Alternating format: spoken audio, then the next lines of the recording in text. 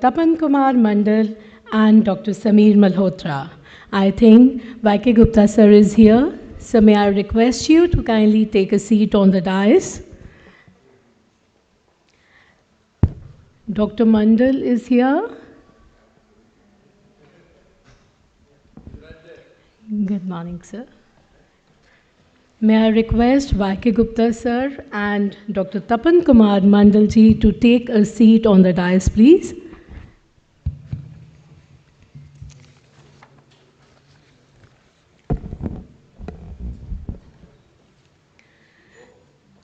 The B.N. Ghosh Oration is a prestigious academic distinction established to honor the memory and contribution of Dr. B.N. Ghosh, one of the pioneering figures in Indian pharmacology. Known for his influential work in experimental pharmacology and education, he's played a key role in shaping the discipline in its formative years. The oration recognizes eminent researchers and academicians who have made significant contribution to pharmacology, therapeutics, and drug research. Awarded during major scientific conferences, the B.N. Ghosh Oration provides a platform for distinguished scientists to present impactful research or visionary insight that advance the field. Let me now introduce the chairpersons to all of you.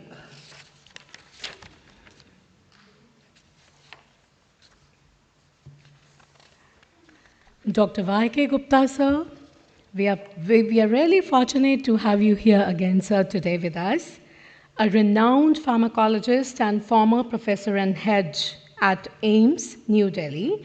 Sir is a distinguished academic leader and he had served AIIMS and later as president of AIIMS Jammu. He had contributed extensively to neuropharmacology, toxicology, drug safety, and played a key role in establishing India's pharmacovigilance framework. So we welcome you here for this session. Dr. Tapan Kumar Mandal is a professor of veterinary pharmacology and toxicology at Bidhan Chandra Krishi Vishwavidyalaya, West Bengal.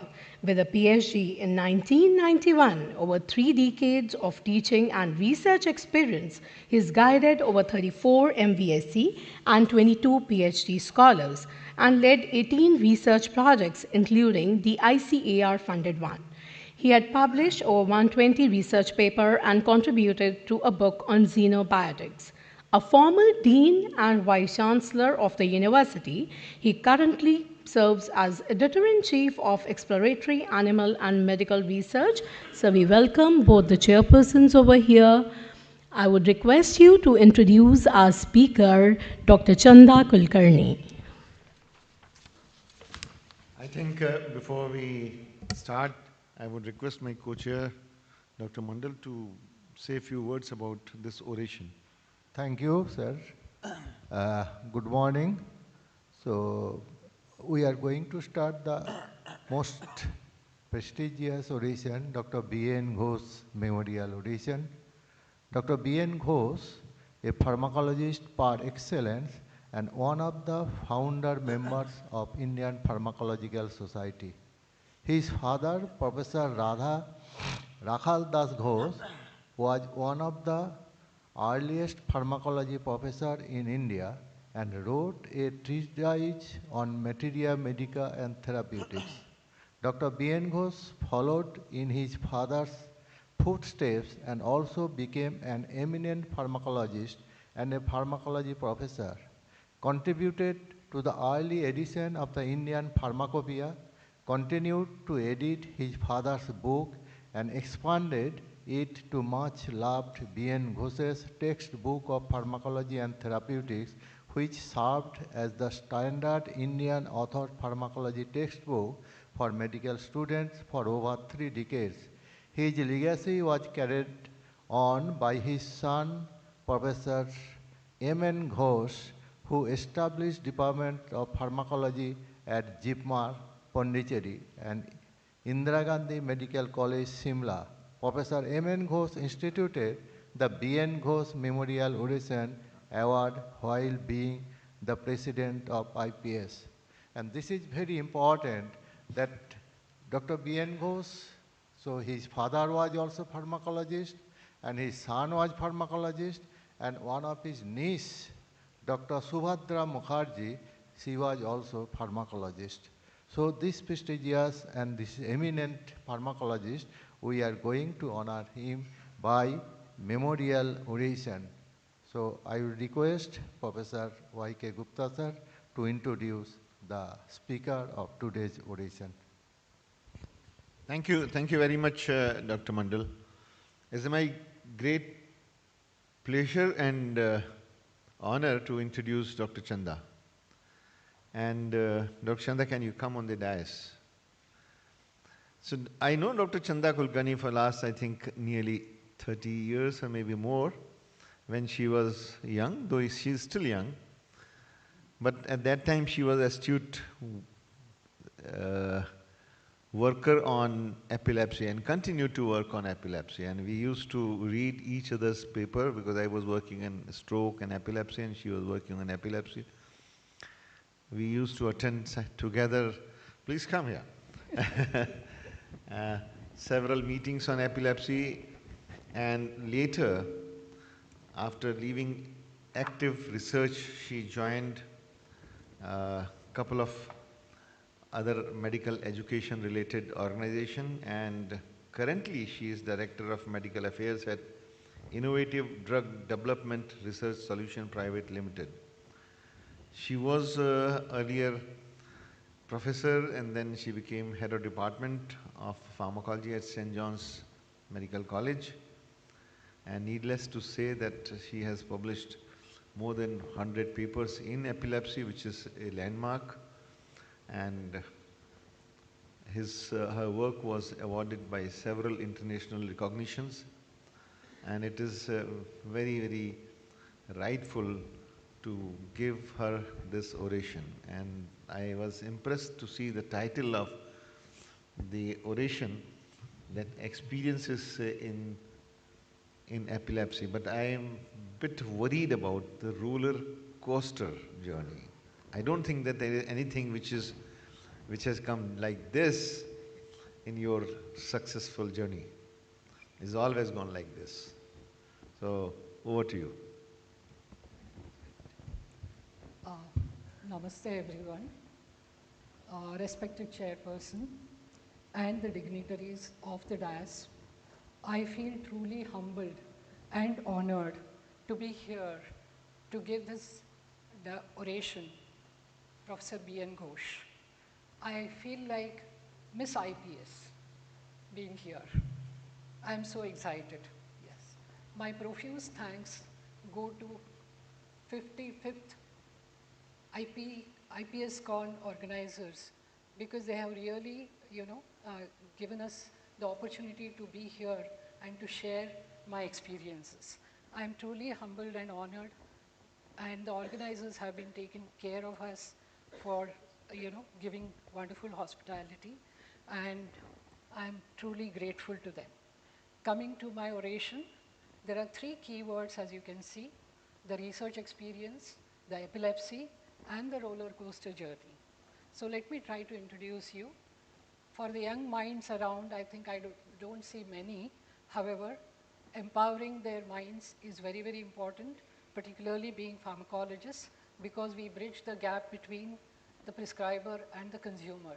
So we play a very major role and a very crucial role, and we have got a wonderful scope to help in patient care or the health care in general. So please remember that we are in the world of diseases. I'm sure you will all agree.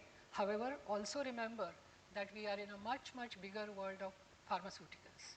So we have to choose our medications appropriately and rationally to help in bringing the healthcare back to normal. Now, the second keyword, as I told, epilepsy. Why did I choose epilepsy? As a child, I'm born, by the way, in a village. I'm from rural India. As a child, I used to always, as you can see me here at the far end of the picture, and this is my mother. Okay, she had bought me a doll, and I used to always complain, saying that why my baby doll doesn't cry, doesn't talk to me, doesn't walk. So she always used to say, "Adike tale illa." That means in Kannada, it has no brain. your baby doll has no brain. So that inculcated curiosity. And then fortunately, I happened to do my medicine in Bangalore Medical College, and subsequently, I did my MD also from Bangalore Medical College, and also did 1 year of residency, senior residency at psychiatry at NIMHANS, that is National Institute of Neurosciences. So right from the beginning, I was very much interested in neurosciences, and I took up my journey in this. So after joining St. John's around 80s and 89 in between, I decided why not pursue PhD in neurosciences. So my topic I took up was epilepsy, and when I read about it, the literature part of it, I came to know that there are three neurotransmitter systems that are involved: GABAergic, which is an inhibitory; excitatory, which is a stimulant; and purinergic systems, which was just newly identified and was said to have a major role in epilepsy. So therefore, and incidentally, it so happened that the adeno card, which contains adenosine, was released for cardiac arrhythmia. So I thought the arrhythmia in the heart and arrhythmia in the brain may share similar mechanisms. So I took up further, literature search, and I found that there are several antagonists to adenosine receptor sites, and these are nothing but methylxanthines that we consume in our day-to-day life, as caffeine and theophylline, and also several medications which contain theophylline and aminophylline for bronchial asthma as well as for migraine treatment. So my interest, I took it forward, and also cola drinks also contain some amount of xanthines, and the chocolates, which we really enjoy and relish. So my subsequent, literature showed me that it was Dury and St. Georgi more than a century ago had identified the depressant effects of CNS on the CNS and on the cardiovascular system, and it is because of the release of adenosine that a major seizure that we normally witness as a fit, it comes to, it is self-limiting and comes to a halt because of the huge amount of adenosine that is released during the seizure episode, and therefore they called it as a natural anticonvulsant or a neuromodulator or a neuroprotective agent. Subsequently, it was Astrid Nehle who had published a lot of literature on it, which attracted my attention. I also happened to go to her lab to make a presentation on the various experiments that I had already conducted. So now my journey started with Dr. Joy David entering into our department. Dr. Joy David had already put in some 20 years of service, the research work in monkey models of epilepsy. And she was working at Hindustan Seva Gaigi in Mumbai. Of course, she worked most of her career in, she was attached to Switzerland. And there she did a lot of her work in monkey models of epilepsy, and she entered our department as a research consultant. So that came in very handy for me, and I further took my challenge to do the PhD. Now, as the name itself suggests, Joy David, she was highly joyous, very, very entertaining, and I really enjoyed working with her. Subsequently, of course, a lot of adenosine receptors have been identified, A1, A2, A3, A4, and A1 receptors are said to be implicated primarily in epileptogenesis. Other than that, I also found an interesting article in Neurologic Clinic, and there it said that there are many seizurogenic groups of agents which can precipitate seizures if they are given in large doses. This included the list of methylxanthines as well. So I took it further to identify the role as a hypothesis. I wanted to see the role of adenosine involved in epilepsy. And my first question was, are the methylxanthines that we consume, are they seizurogenic? Do we then need to restrict the intake of methylxanthines in a person who is already suffering from epilepsy? And also, many of the anti-seizure medications that we use in the treatment of epilepsy, do they act through purinergic mechanisms, so that, or adenosinergic mechanism?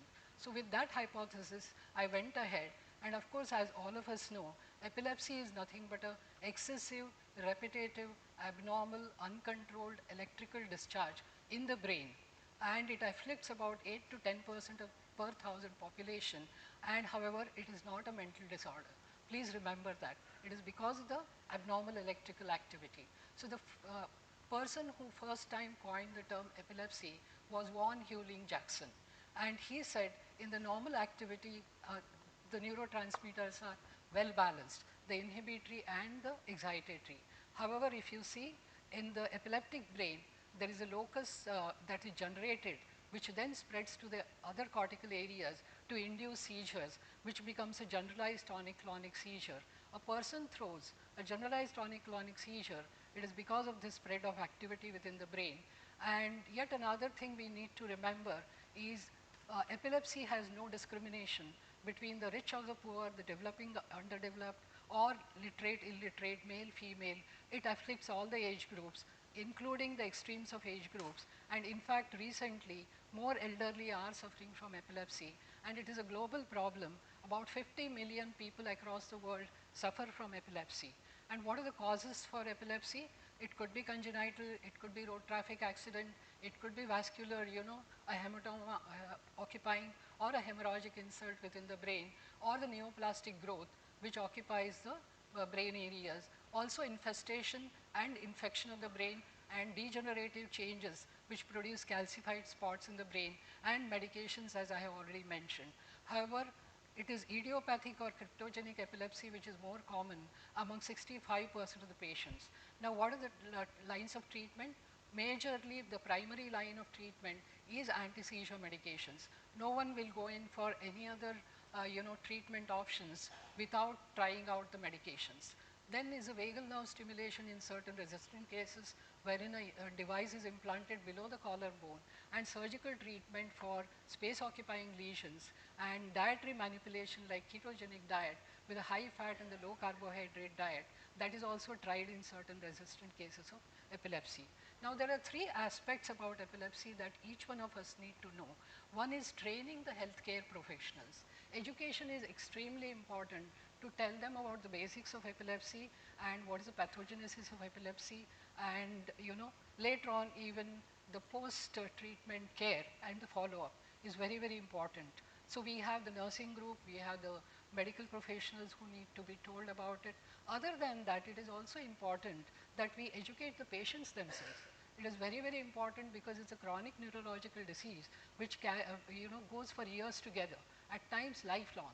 So they need to take their medications properly, and that is the reason why we need to educate and counsel the patient right in the beginning, and also the community around them as well as the caretakers of epilepsy.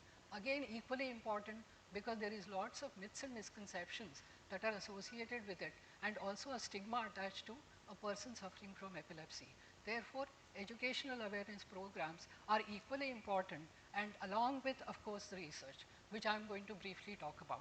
So my next couple of minutes would be the scientific research, wherein I have done some project work, and I would like to share my results for it. Now, coming to pharmacology, the most interesting part is that we have got a wide scope to do research, because we touch upon pharmacodynamics, the pharmacokinetics, pharmacogenomics, pharmacoeconomics, pharmacoepidemiology, and pharmacovigilance, which Dr. Y.K. Gupta, I'm sure that all of you will be knowing that he's into it. So now coming to the outline of my PhD study, I divided my work into three parts: pharmacodynamic studies during ictal and post-ictal phase, and pharmacokinetic study in the normal subjects and among the patients suffering from epilepsy, and lastly, of course, the hospital-based studies, which are more observational studies, like at the level of pharmacy, neurology, OPD, IPD, and the emergency medical ward. So in 1990, my journey began. Okay, now coming to the part one of my pharmacodynamic studies, I studied the interaction between the xanthines, that is theophylline and caffeine, with the seizure protective agents, which were most commonly used those days, that is phenytoin, phenobarbital, carbamazepine, diazepam, and valproate, and challenging doses of the methyl xanthines were given. And I studied in two models of epilepsy which are well established, the gold standard, that is maximal electroshock seizure model and pentylene tetrazole seizure model. And we found very interesting results, and this particular paper was already published in IJPP. And subsequently, I submitted my paper for the IUFAR, that is International Union of basic and clinical pharmacology, wherein my poster got accepted. Now this is very, I mean, I feel very proud about this poster. That is because, you know, it was a hand-drawn poster. And the bar charts were with the insulation tape. Those days we used to get colored insulation tapes, the blue, green, black, etc. Nowadays, of course, you have, with a click of a button, you know, on the computer you can do it.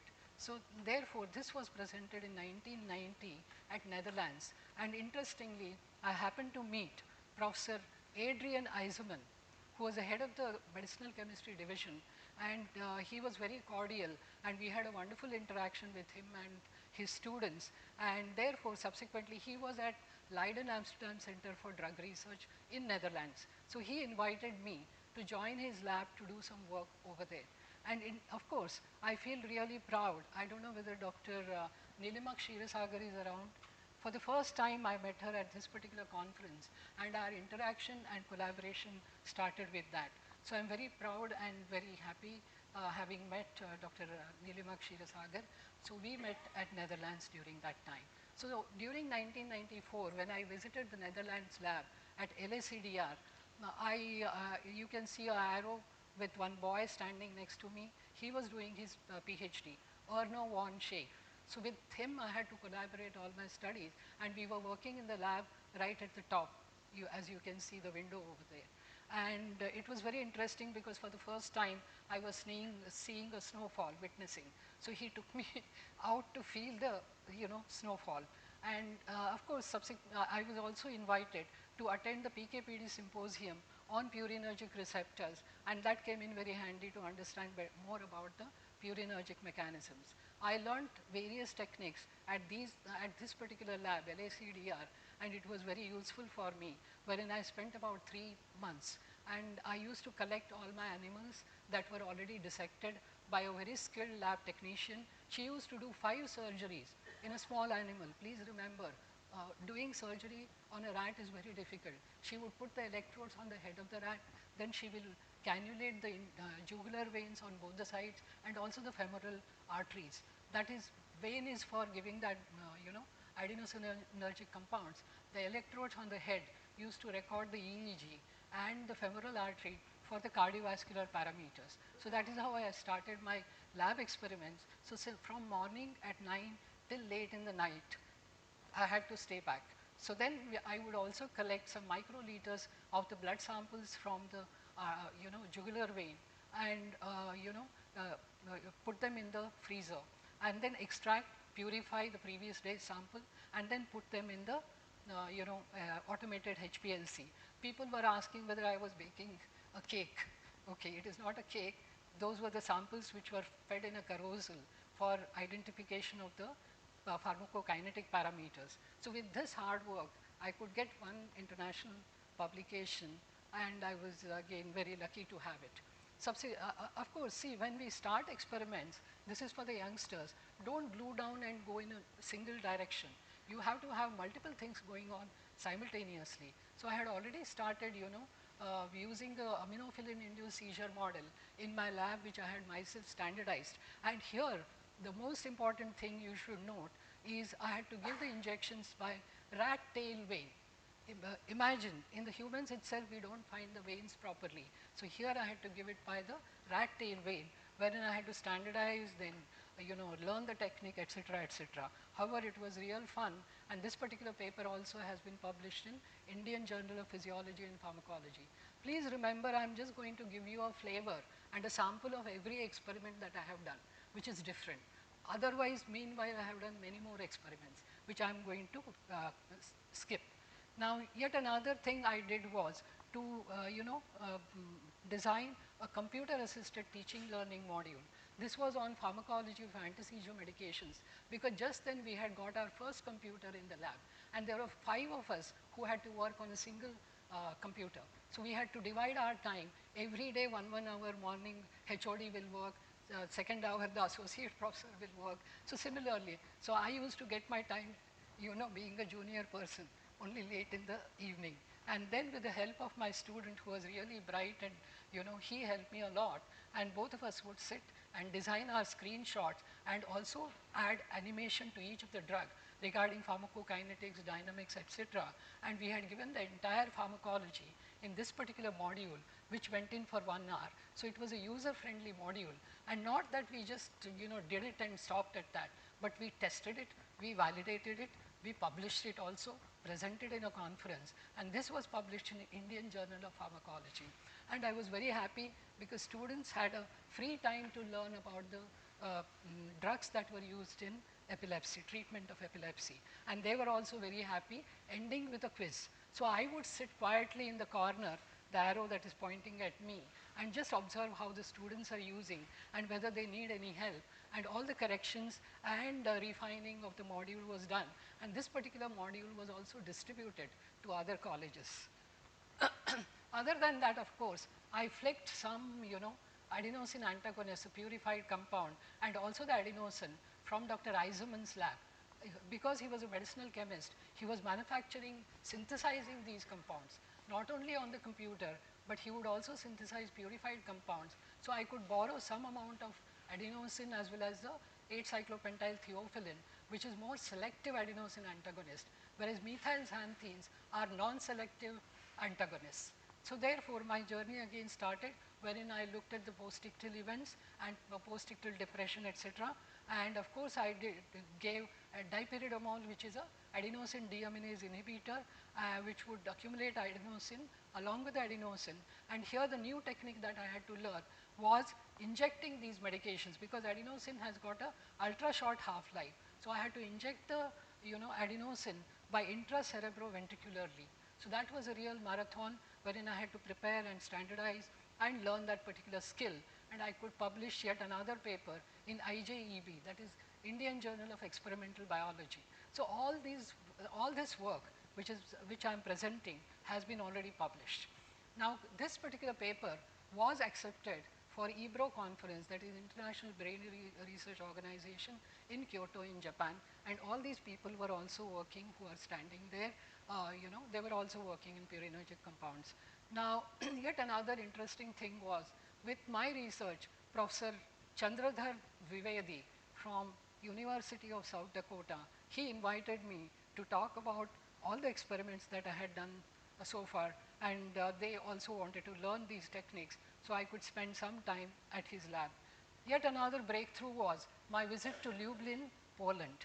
It was in 1997, wherein I was reading all the papers of Stanislaw Zuzwar. Stanislaw Zuzwar is a Polish man with a yellow arrow, which I have shown there, and he was working on adenosine, and his entire team over there. This is an entire team of pharmacologists in that particular department who are working on various animal models of seizure. And I was very fortunate to meet Zuzwar, who called me again. I spent about 2 months in his lab and learned a new technique, that is pilocarpine-induced seizure model.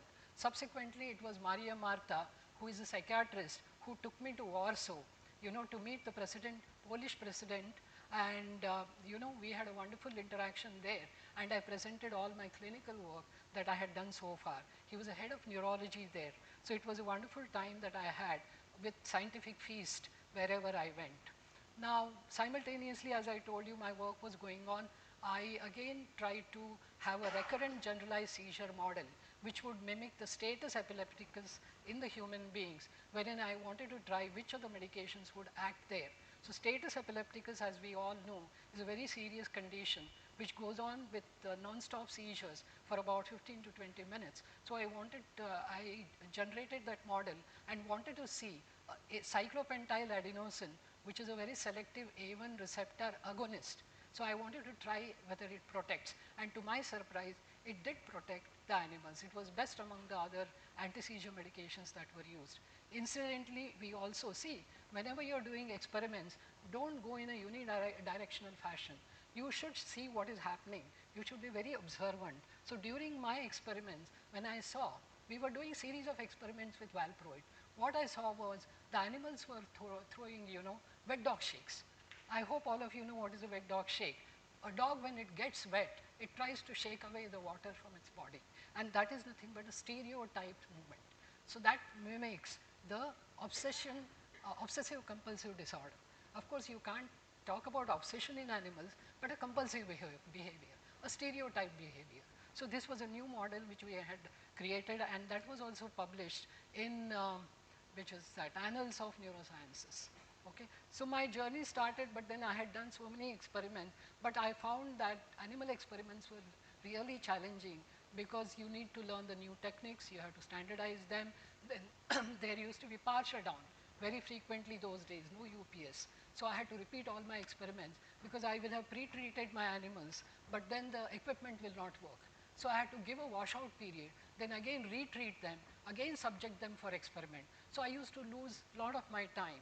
And also, you know, there was a ban on animal experiments because QPI came into existence that time, and they did not want us to continue with animal experiments. That was also challenging. So, and the time was ticking, and my professor was after me saying that you have already finished 2 years and you have been going to all conferences, and when are you going to finish? So then, and we had a routine teaching load also, like, you know, being an examiner, being a paper setter, being an evaluator, all that had to go simultaneously.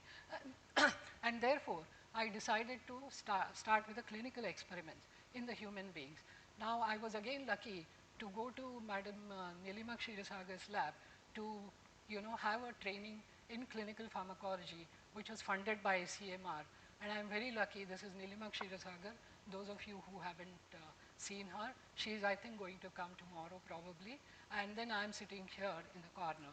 So that was again a very fruitful experience for me. Simultaneously, I did my fellowship in advanced medicine, that is, advanced medical studies, and also a platform course, that is an online course, a virtual online course in epileptology, which was more towards a clinical epilepsy.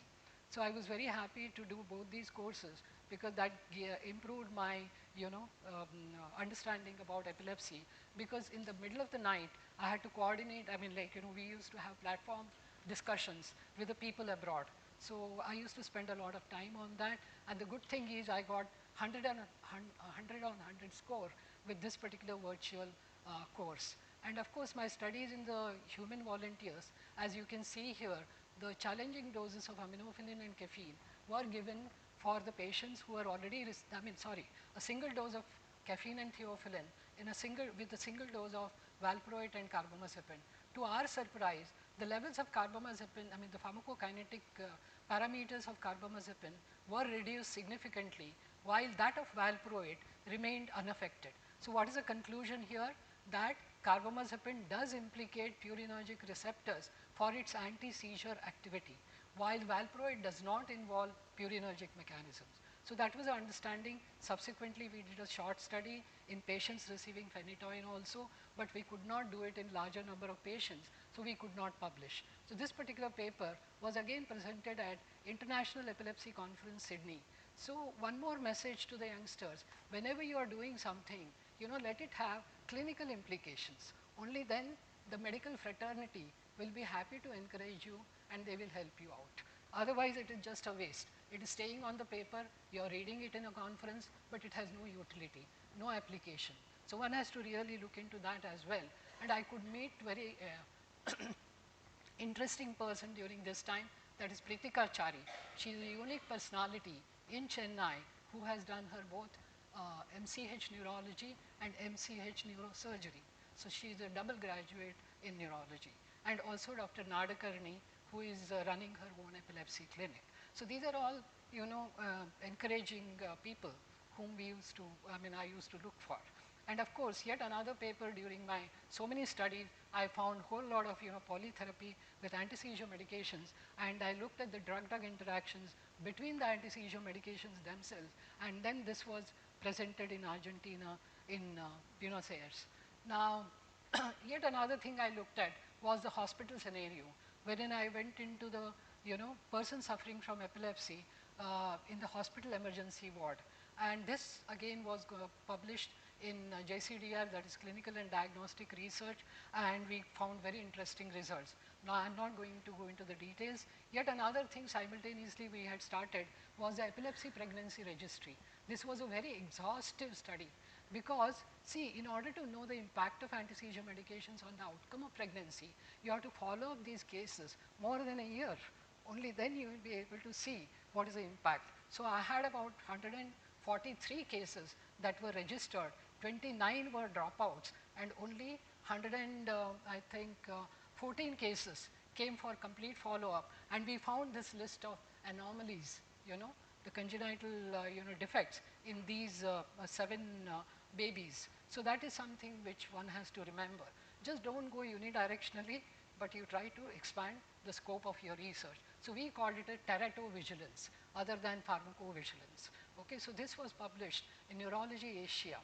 And yet another thing, interesting thing that happened was the use of anti-seizure medications for non-seizure non-seizure effects. So we had newer anti-seizure medications like gabapentin, pregabalin. They were compared with duloxetine. Not that this was an interventional study by me. The patients were already receiving. They used to come for the follow-up to the hospital, and this was an 8-week study. So follow-up studies are extremely difficult. Please remember, you have to chase them, you have to back up, and you have to have many people to collect the data without failure. So this was on diabetic peripheral neuropathy, wherein we compared duloxetine with pregabalin and gabapentin. We found very interesting results, and we had about 4 parameters for the pain assessment. And again, I'm not going to go into the detail. This was published in, again, Indian Journal of Pharmacology in 2012. Yet another thing was about my PhD students. They also have done exhaustive studies, and one of my students, Dr. Ranjana, she had picked up the pharmacoeconomics. Just then the pharmacoeconomics had started gaining importance. So she did cost-effective analysis, wherein again this was a follow-up study, wherein we found topiramate, a new drug along with clobazam, was most cost-effective in the population that we studied. Please remember, the population is not 80 or 100. It was hundreds, 300s, 400s, like that. So please remember, these are all time-consuming observational studies. Although you're not intervening with the drug, you have to do them very carefully, and your protocol has to be very robust and very, strong enough to collect all the information. For this, we had to use a newly introduced software for the economic study. It is called as a triage program. So again, we had to learn that particular program in order to analyze the data that we had collected. Subsequently, of course, these were again observational studies wherein we have looked at the quality of life. Please remember, often quality of life is missed out in your clinical trials. One has to pay real importance to them. Although parameters may show normal, but the patients may not be normal, So therefore, you have to do quality of life studies which should go along with it, and also you have to compare monotherapy versus polytherapy. So that was about that. Also, we have done quality of life in 2 setups, and I'm not going to go into the details. Yet another interesting intervention study was not an intervention. In fact, we used to collect the blood samples from the patients who are already receiving 2 of the newer drugs, that is levetiracetam and topiramate.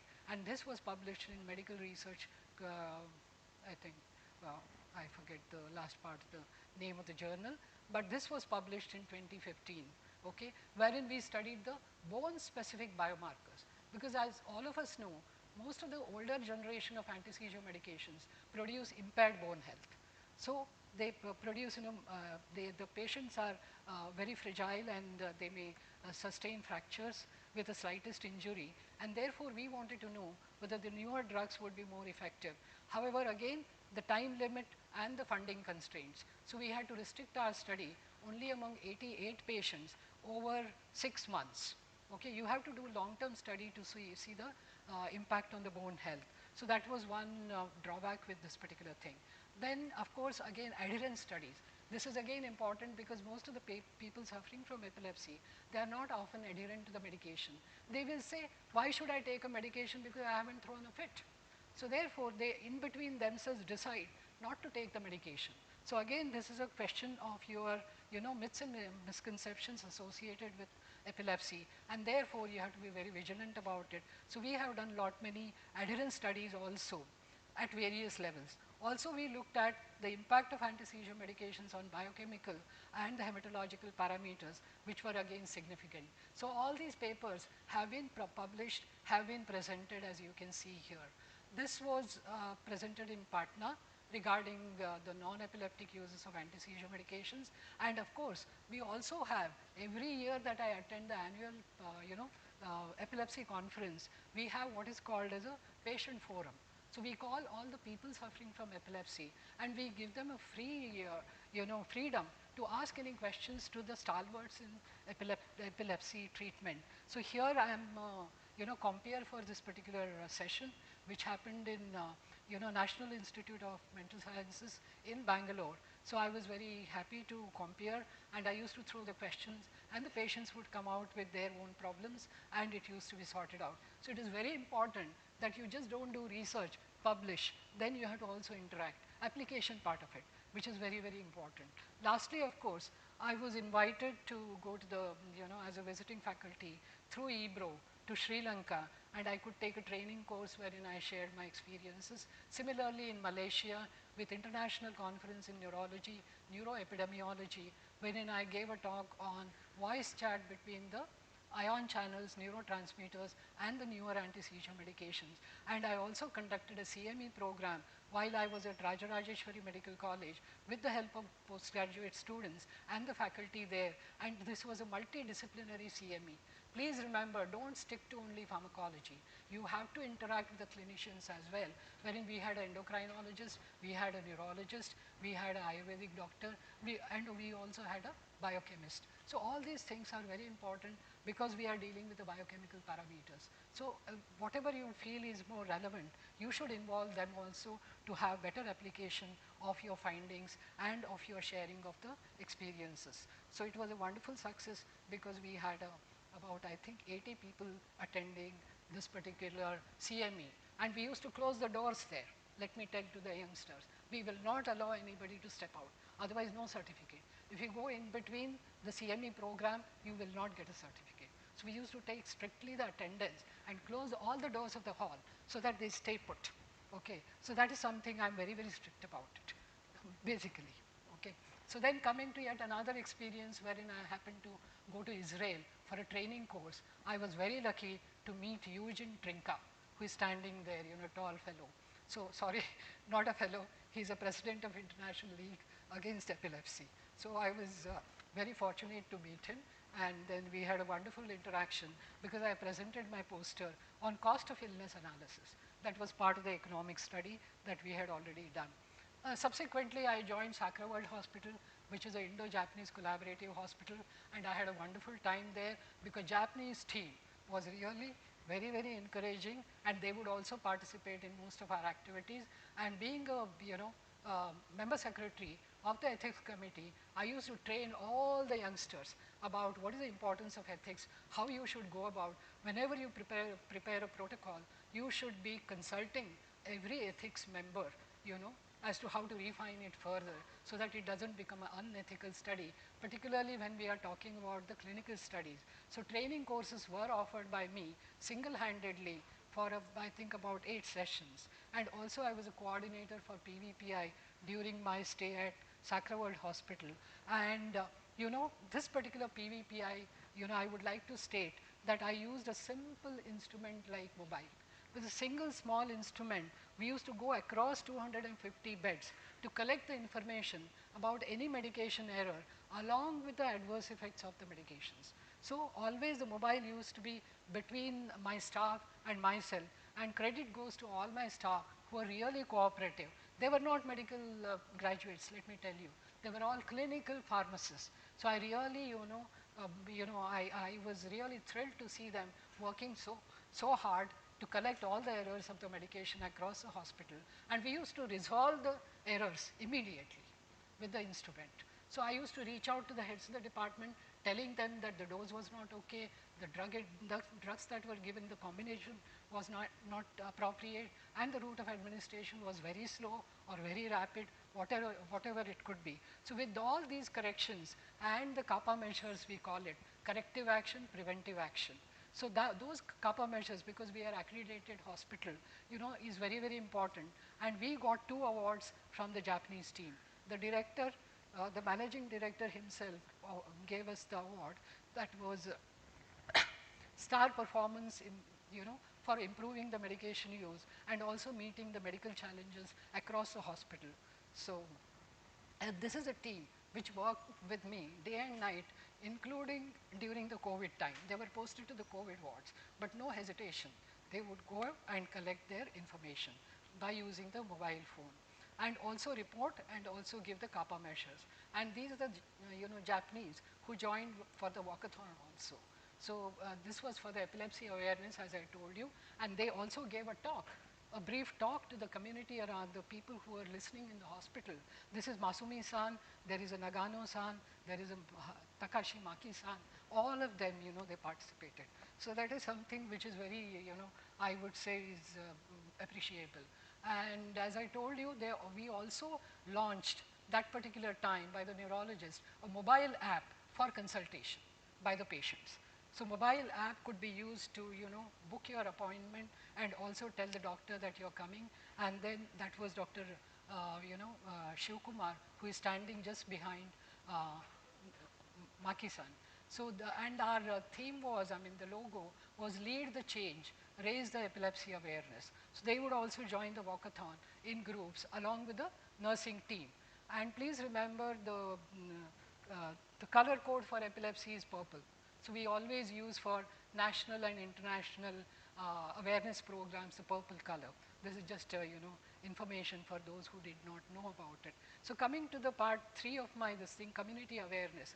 All my students during my stay at St. John's for 33 and a half years, they would always participate and cooperate, and they put up a skit or a song or some program which would improve the educational awareness of the patients among in the hospital setup. And also we had a logo for this which was sent by the WHO saying that we should bring epilepsy out of the shadows. So in order to bring epilepsy out of the shadows, it was these students who were just in the 3rd year would join with me to have the educational programs along with the walkathon. And they composed a song called as Cope with Epilepsy. So all that I need to do is just tell them, and they would participate happily, and they would themselves were so innovative, so bright, and so interested. It was a group of only 60 students, but they would spend a lot of time in participating in national and international epilepsy day programs. This particular girl, which I'm pointing out with a white arrow, she's Pratibha Jose. So she is the one who got really impressed. And so further down, during her internship, she was posted to a village, which is a compulsory posting for 3 months. And she did a door-to-door survey in that particular village to collect the information with a small questionnaire, which would identify a person suffering from suspect epilepsy, convulsive disorder. And then we would screen them. So she screened, she went for door-to-door about, I think she covered about 300 and odd households in that particular village. And to our surprise, suspect cases were about 33. Out of that, about 3 were truly epileptic with a final diagnosis. So we had to treat them. So that is how you identify. That is how you educate. And subsequently, we had an educational awareness program in that particular village also, with the panchayat who came for our help. So, and this was published in our Acta Epileptologia in 2000. So coming to these educational programs, I just didn't give up. All these educational programs compiled together, I made a poster on epilepsy education at the grassroots level using simple tools. A prototype model was epilepsy, the Indian perspective. And this poster was presented in Australia at the Asian Oceanian Conference in Melbourne. Subsequently, as I'm talking so much about education, why is it important? You may ask me, why is she talking about education? That is because, as you can see from this particular panel, a bus driver who suffered from seizures, he's a bus driver, please remember, he rammed into several vehicles around because of the seizure. And so many people got killed. This is a recent thing which has happened near Cricket Stadium in Bangalore, just about a couple of weeks back. So this is a fresh news, and therefore education of the patient to be compliant with the medication, to go for regular follow-up, and to see his seizures are well controlled, and not to depend on myths and misconceptions wherein they go for the evil spirit and mantras and all that thing, magic. So therefore, don't depend on that. And some of the people also make the patient who is throwing a fit to smell the old chapel or an onion or give a key in his hand or put an iron rod in the mouth or whatever it is. So these are the myths and misconceptions. Therefore, education, education, education. You need to certainly remember about it. And subsequently, I have also given a talk on which is available on the Facebook. A link is there wherein I gave a talk to persons suffering from epilepsy in Mumbai. This was a Zoom talk which is already available on the Facebook. Also, we had a, as a Golden Jubilee celebration of our Epilepsy Association, we had organized a webinar which was for women suffering from epilepsy who are already pregnant. So we had a lot of educational material from them, for them, which we shared. Now, I'm really sincere. I wish to extend my sincere gratitude and acknowledgements to Indian Epilepsy Association.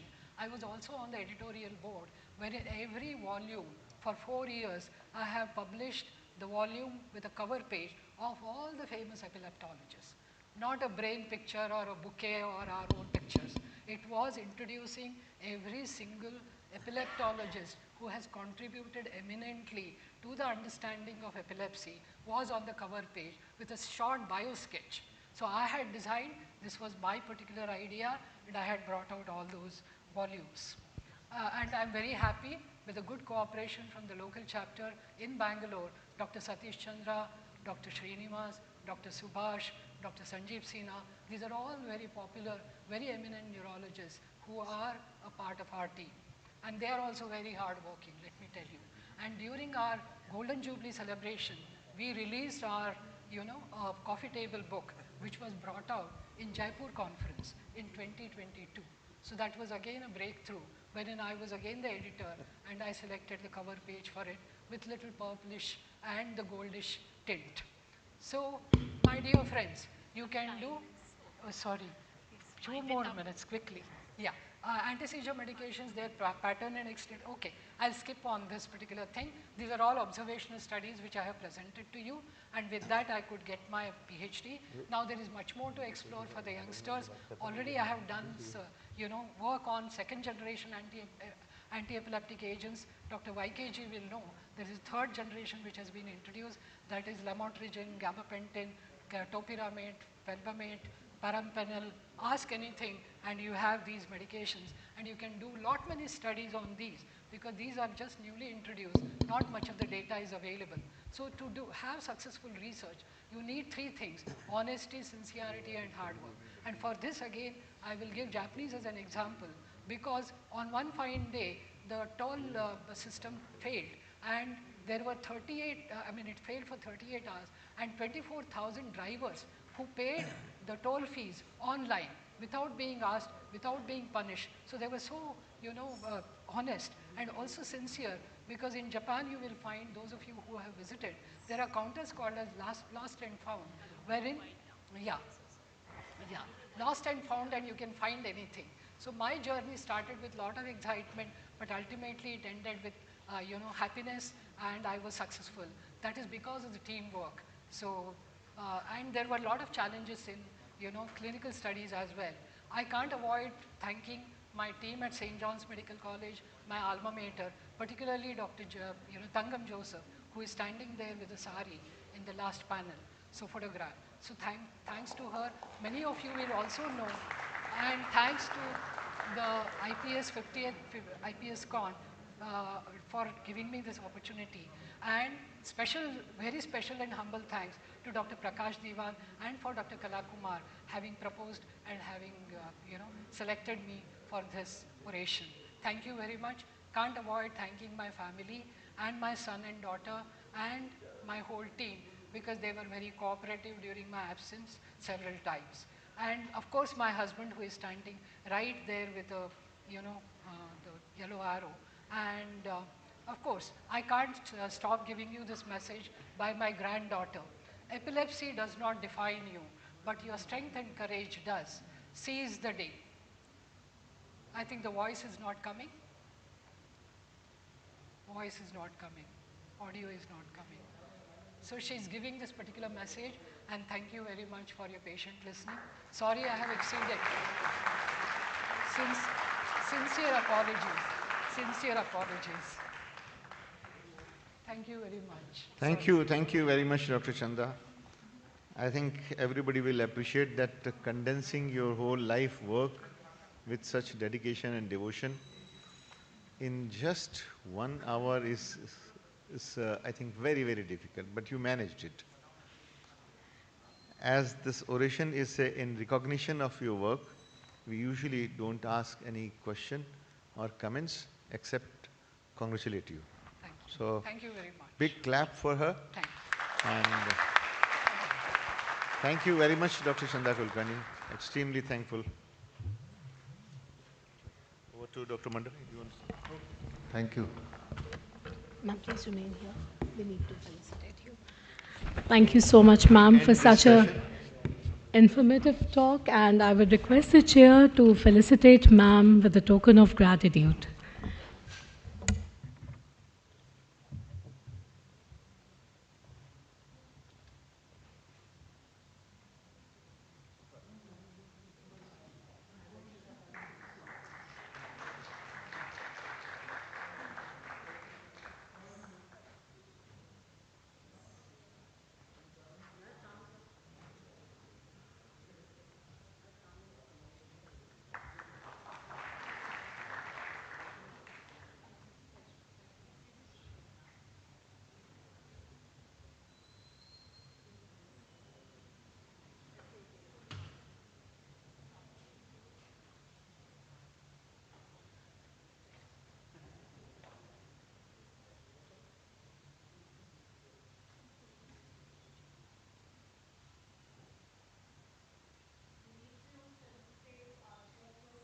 Well, as YK Gupta sir will be remaining here for the second oration as well, I will request him to kindly honor our chairperson, Dr. Mandal.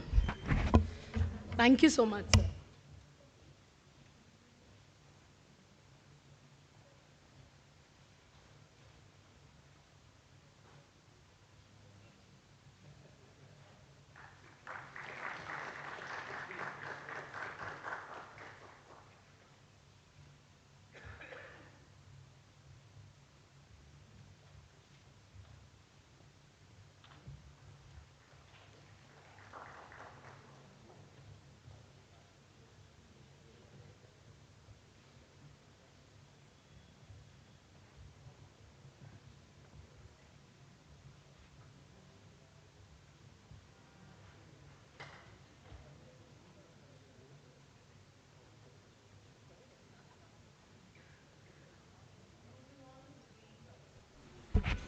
Moving on with the proceedings of the conference, we have Oration 5, Dr. N.S. Dhalla Oration, and Sir is here with us.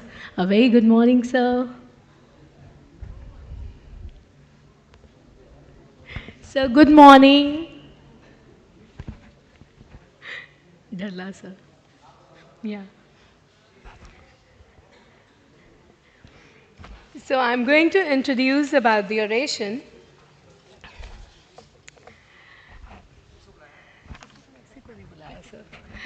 Dr. N.S. Dhalla Oration is a prestigious honor established to celebrate the remarkable contribution of Dr. Narendra S. Dhalla, an internationally renowned cardiovascular pharmacologist and pioneer in cardiac function, pathophysiology, and therapeutics.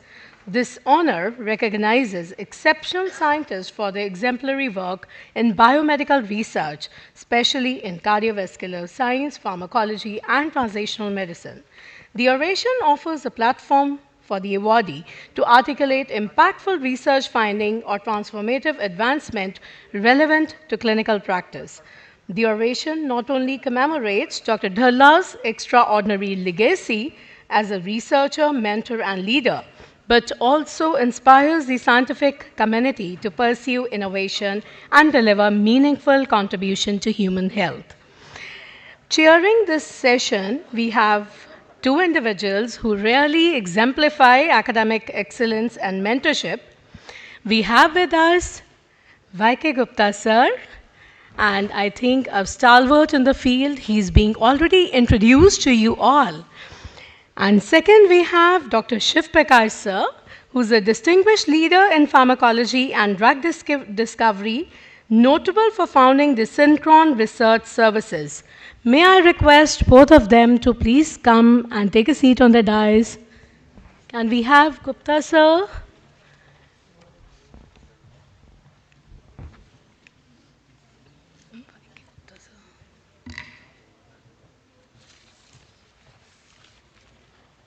I think he'll be joining soon. Yeah. So, may I request you to introduce the speaker? Good morning. Good morning to all of you. This is one of the most prestigious oration, and it makes it more special.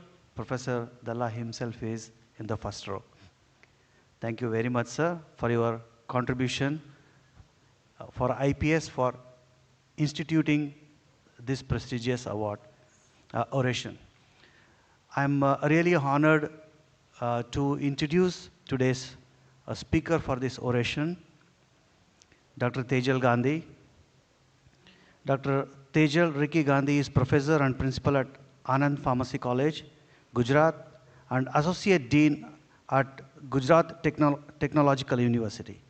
With over 33 years of academic and research experience, she has guided 150 plus postgraduates and 13 PhD scholars, published over 200 research papers, and holds 20 patents, a fellow of IACS and IPA.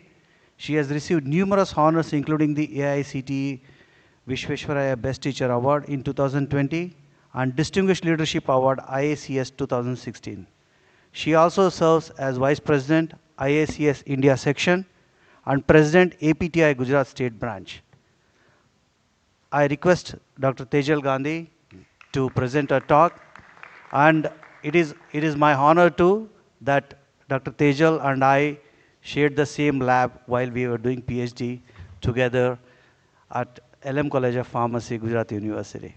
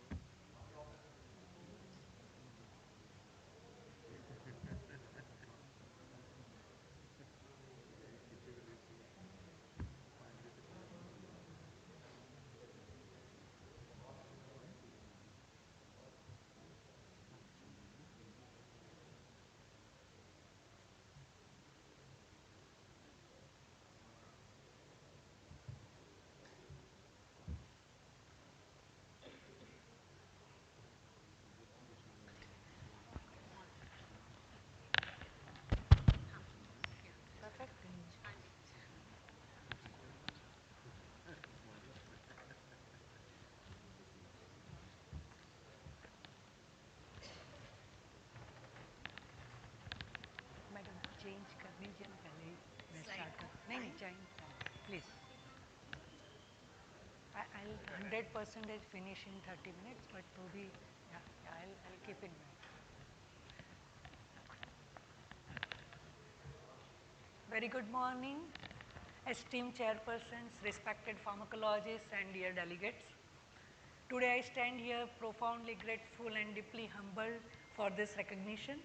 First of all, thanks to this jury members for nominating and considering my nomination for this prestigious award that is named after my revered mentor, Professor Naranjan Dalla, who continuously inspires and empowers countless scientists across the world. And special thanks to Dr. Prakash Diwan, because he nominated me for this oration and jury members also for the same. I am really happy that this 1.5 day, this organizers, they took lot of care and the scientific sessions are also wonderful. So thanks to organizer and special thanks to Anil Kumar for this wonderful organization of this 55th IPSCON. So before going for this journey of this Batulin, I'll just give brief about this. In 1990, I went into this, we can say, lab of Professor R.K. Goel and Dr. D.D. Santani. We were doing this M.Pharm. I did my M.Pharm, and at that time, I just worked on this working heart preparation at that time, and I was so lucky that this during M.Pharm only I kept this in a poster presentation in Indian Pharmacological Society annual conference, and I got my life's first best poster award from IPS only. Followed by that this Kofik prize, and I continued my research and PhD also on this the compound that are acting this newer compound that was developed in LM College of Pharmacy, and we worked on this rabbit and dog, and that finally that compound this Cadila Pharma was very much interested for formulation development. So we have worked for this couple of years under the guidance of this Dr. Goel, and we published, and I got this S.C. Verma Memorial Prize also in this IPS Gujarat chapter. So this my journey continued, and then in 2002 we can say that the first time I thought that why we cannot give this evidence to this natural product, and I got this grant from Gujarat government, and I tried for this cabbage juice, and we got this very good results for that. This followed by, I can say this, by this slides I'll talk about that also, but today I'll focus more on this my last 3 years, this that's the one compound we are working on that. So this the topic of this my oration, that is decoding the cardioprotective symphony of Batulin from transcriptomic signature to therapeutic this promise. So this topic will have this we can say intersection or embodies this computational biology as well as the experimental biology, and which will be really helping us to find out this how this natural compound having a promise to become a cardioprotective this compound. As we all know that this various reports and everyone knows that in news also this people are suddenly the death, cardiac death in young people are increased, as well as we can say not only that, but the children young as 8 also collapsed due to this sudden cardiac death. And people may speculate that this is post-COVID, but ICMR study had proven that there is no link, and if we will really go into the depth of this epidemiology, this tragic death is increasing significantly since so many years. So let's have a look very quick at this epidemiology of the last decade. What happened this in last decade, that so many countries, European and that countries, this significant decrease in this CVD death were observed, but however in India we can see this the 15% rise in this cardiac death were observed, and particularly this, as we all know that in male it was higher as compared to this female. Interestingly, you can see this out of this death, this 50% approximately death is due to this ischemic heart disease, and the most this modifiable 4 risk factors remain the unchanged the 10 years back and till today. So this really we can say that this next is, as everyone knows, that 17.9 million deaths were reported by this WHO every year due to the CVD diseases. And in India, this recently we can say in 2024 one study said that this 31% total death is due to the cardiovascular disease in India also. And one study, this 2-3 years big study that that report this indicated that in India approximately 90 million Indians are living with cardiovascular conditions. But the most alarming thing is that the cardiovascular death rate of 272 per 1 lakh population in India is much higher than the global average 235. And particularly in that study they have mentioned this, particularly the rise in this West Bengal and Punjab is quite high. Not only that, this in my state, or we can say this in Gujarat also, in 2023 this rise in this emergency call of cardiac death 2108 is significantly increased. You can see that from 31% to 42% approximately. So, this is really alarming, and that really needs this, we can say that the awareness as well as the further research. So, if we will go into this very quickly, this in this decrease, or we can say this ischemia that lead to this oxidative stress, ROS and inflammation, reactive oxygen species formation, hypoxia and inflammation, that may lead to this. Ultimately there are cascade of events happen, but we can say this decrease this availability of oxygen at mitochondria that lead to this disruption of ATP production, and finally this pro-apoptic BAX and caspases are upregulated. To maintain this thing, that we can say this various this cardiac cell, they will try to cope up this situation, and this beta receptor activation, they will try to this cope up with the contractile dysfunctions, and this angiotensin receptors are trying to maintain the blood pressure. But the overactivation of this may lead to this ROS and PI3-AKT pathway stimulation or activation, and angiotensin that may lead to this MAP kinase and ARC pathway. This inflammation that leads to this toll-like receptors, and that ultimately we can say this further complicating this heart response to this type of stress. And as we know this, there are various stages and that are interconnected, that different pathological stages are there, and they all are regulated by different signal molecular pathways. This when we are talking about this any time for the cardio protection and functional restoration, this multi-targeted approach is really that helping us to modulating the cell signaling. And here you can see that in different pathological state, that hypertrophy, fibrosis, inflammation, various pathways are involved.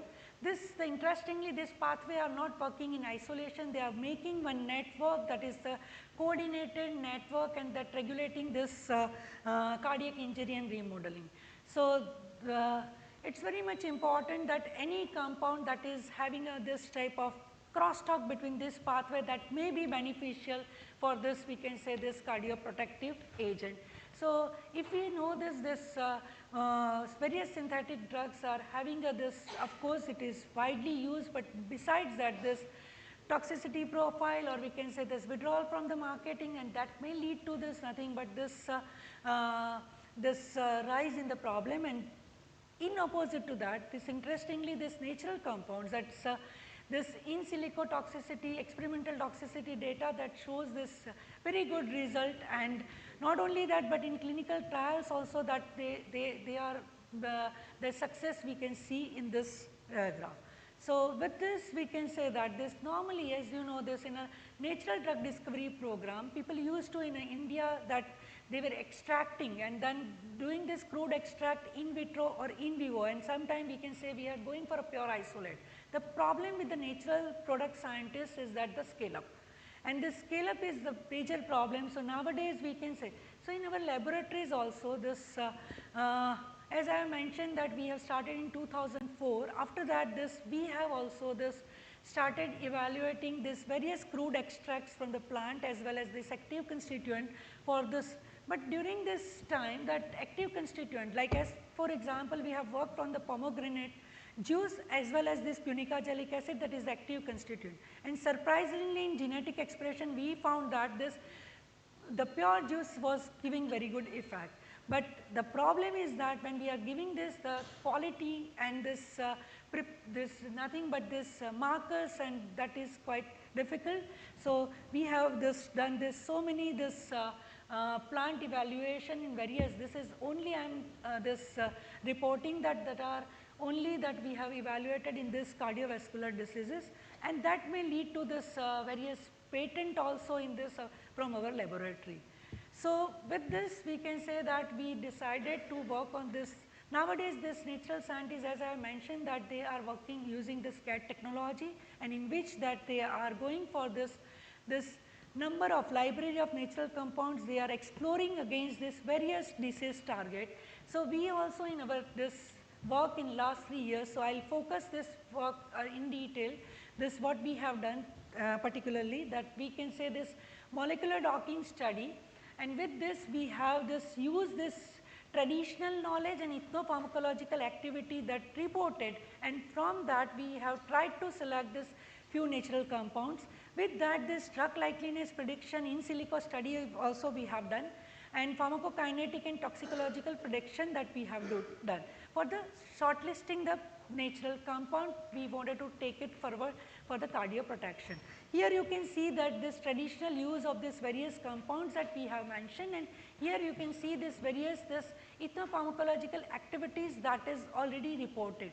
So, from this literature work we have shortlisted 5 compounds: betulin, betulinic acid, quercetin, lupeol and lycopene for our further study. So, after that, and this while we have done this, the in-depth these all compounds are acting on a different this molecular pathway, and this that multi-targeted this potential will be beneficial for this, particularly this after oxidative stress, this cascade of events are happening that it may be beneficial. So, with this objective we have started this. So, now first for this any compound that we wanted to take it further for oral administration, this Lipinski rule is very much important this for the prediction, and any compound having a more than one this violation of this Lipinski rule.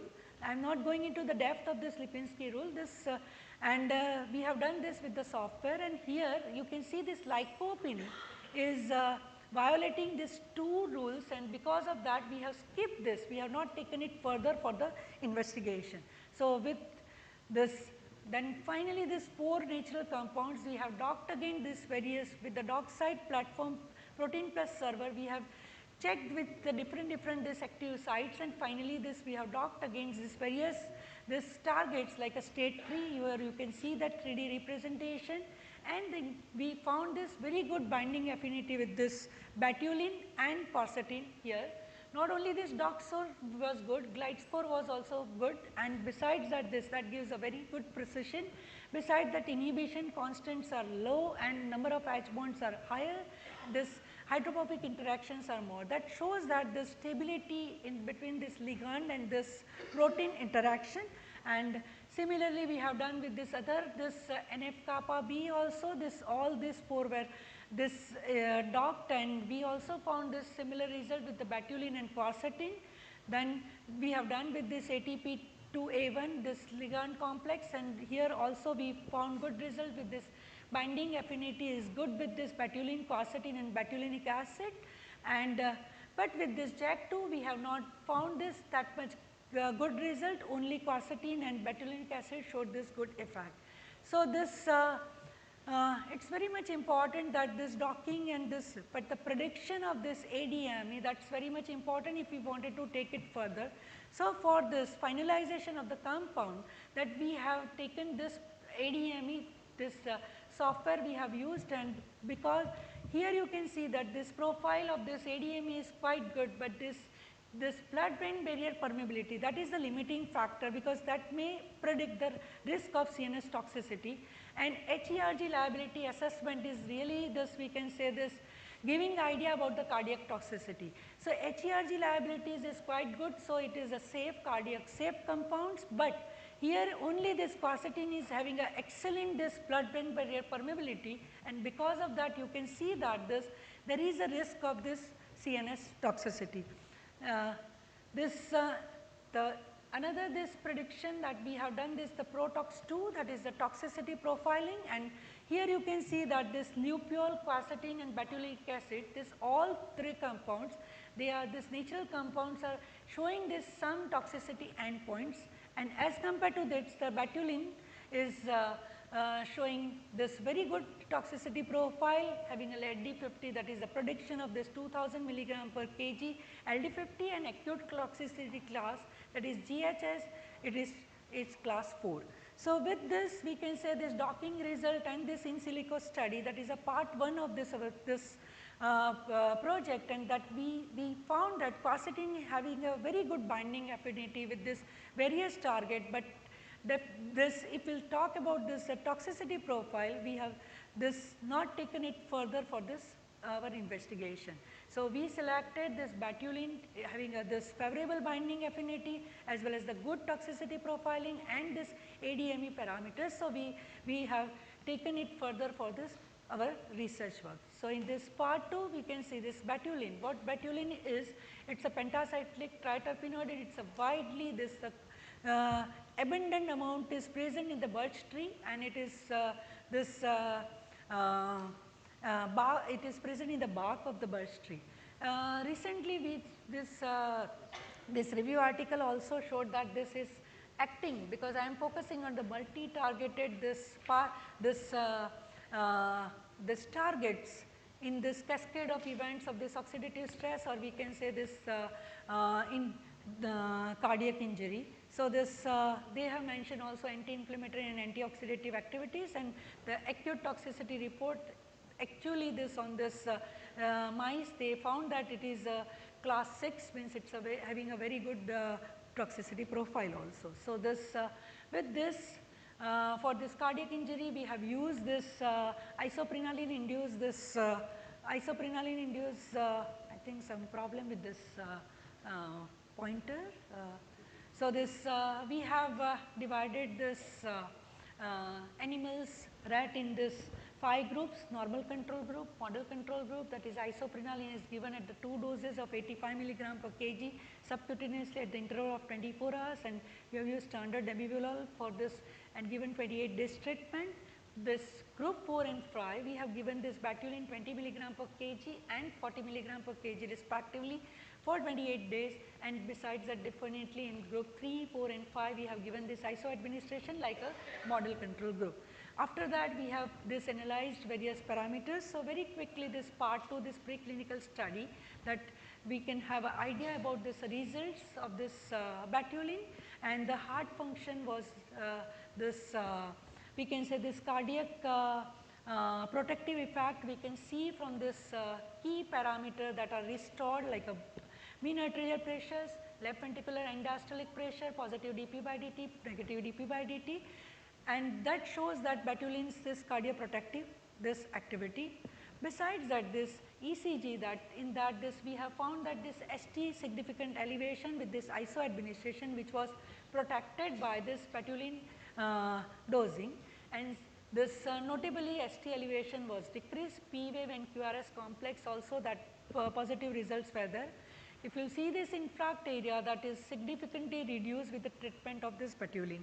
So, we have again this cardioprotective this activity that we have evaluated this by this cardiac markers, and then you can see that this batulin is also this decreasing this significantly decrease the CKMB, LDH, troponin levels as well as the calcium.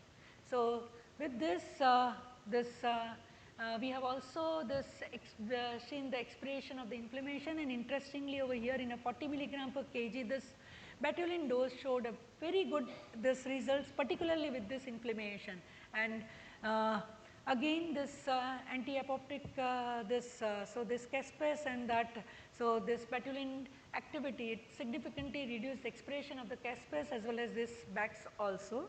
So, this batulin is reported as preventing this oxidative stress, and we also found the similar results.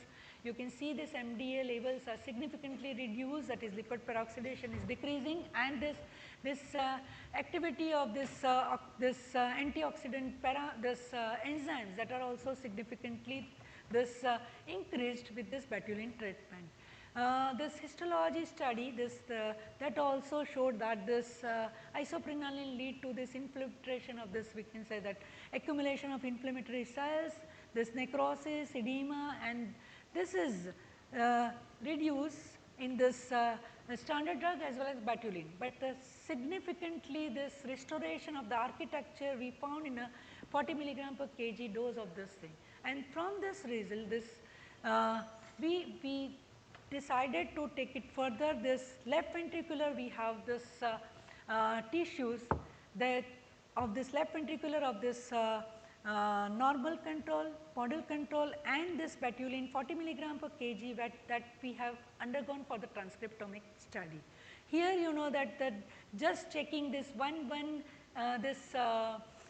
genes on which betulin is working or not, instead of that we have done this transcriptomic analysis that will give idea about this whole transcriptome sequence, what is happening at that level and particularly genome. So, in this we have extracted this RNA, and RNA having a more than 6.5 this ring, we have this taken it further for this library preparation. In library preparation we have used this 2SQ standard total RNA platform, and then we have done this depletion, fragmentation, ligation, and finally that we can say we went for this sequencing on the this Illumina Novasec 6000 platform. We generated this FASTQ files, and reads were mapped against the red genome using the STAR software, and we have done the quantification of this differential expressed gene by this feature counts, and the important thing, this analysis of this differentially expressed gene were done using the DESQ2.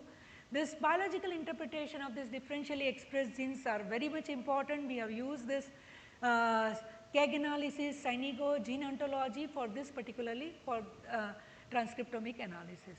The first we will talk about this isoprenaline. What happened with this isoprenaline administration in this particularly transcriptomic analysis. 1445 genes are differentially expressed in the left ventricular heart because of the iso administration. And if we will talk about this, the geoontology. This geoanalysis is nothing but it is a post-genomic tool, and that gives this biological meaning to each gene, and that is very much important. Here you can see that this various terms that are enriched. Here you can see that this are enriched, and here you can see this is nothing but this p values and this FTR. So, this from this we can hypothesize that this, yes, in isoprenaline this geo terms in a we are clubbing and we are interpreting, we have interpreted that this isoprenaline insult may lead to this nothing but this metabolic over this metabolic drive, as well as we can say this hypoxia, oxidative stress, apoptic cardiomyocyte death, as well as nothing but this cytokine surge was also there, this, and next is that is we can talk about this the remodeling also, proliferation and fibrosis. So, this gene ontology can help us to this. I am not going into the depth of this, that data I am not presenting, but we have done for the cellular components analysis, we have done the biological process analysis, we have done the molecular function analysis, and all this will give us idea about this how this isoprenaline is actually doing this at the gene level changes or differential expression of genes. So, the next after geoontology, it is very much important that 1445 genes are differentially expressed. Out of that, this definitely this some are this we can say this significantly expressed. So, what happened is these genes we had given this biological meaning, but what happened at this we can say this at pathway level. As we know that in the pathophysiology of this cardiac injury various pathways are involved. So, we have done this KEGG analysis, and KEGG analysis gives the idea about that this different pathways that are enriched because of this isoprenaline administration. And here you can see this MAP kinase signaling pathway, cytokine receptor pathway, PI3-AKT pathway, and this node-like receptor pathways that are enriched, and number of genes are this. So, if I will keep into the tabular form, in KEGG analysis you can see that these are the signaling pathways that are this p values you can see that significantly enriched, and the number of genes in each this pathway because of isoprenaline administration, how many genes are affected. I am not going into the list of that, but this many number of genes are. But if I will just give you a pictorial this thing presentation, this different pathways you can see this red color that are differentially expressed genes.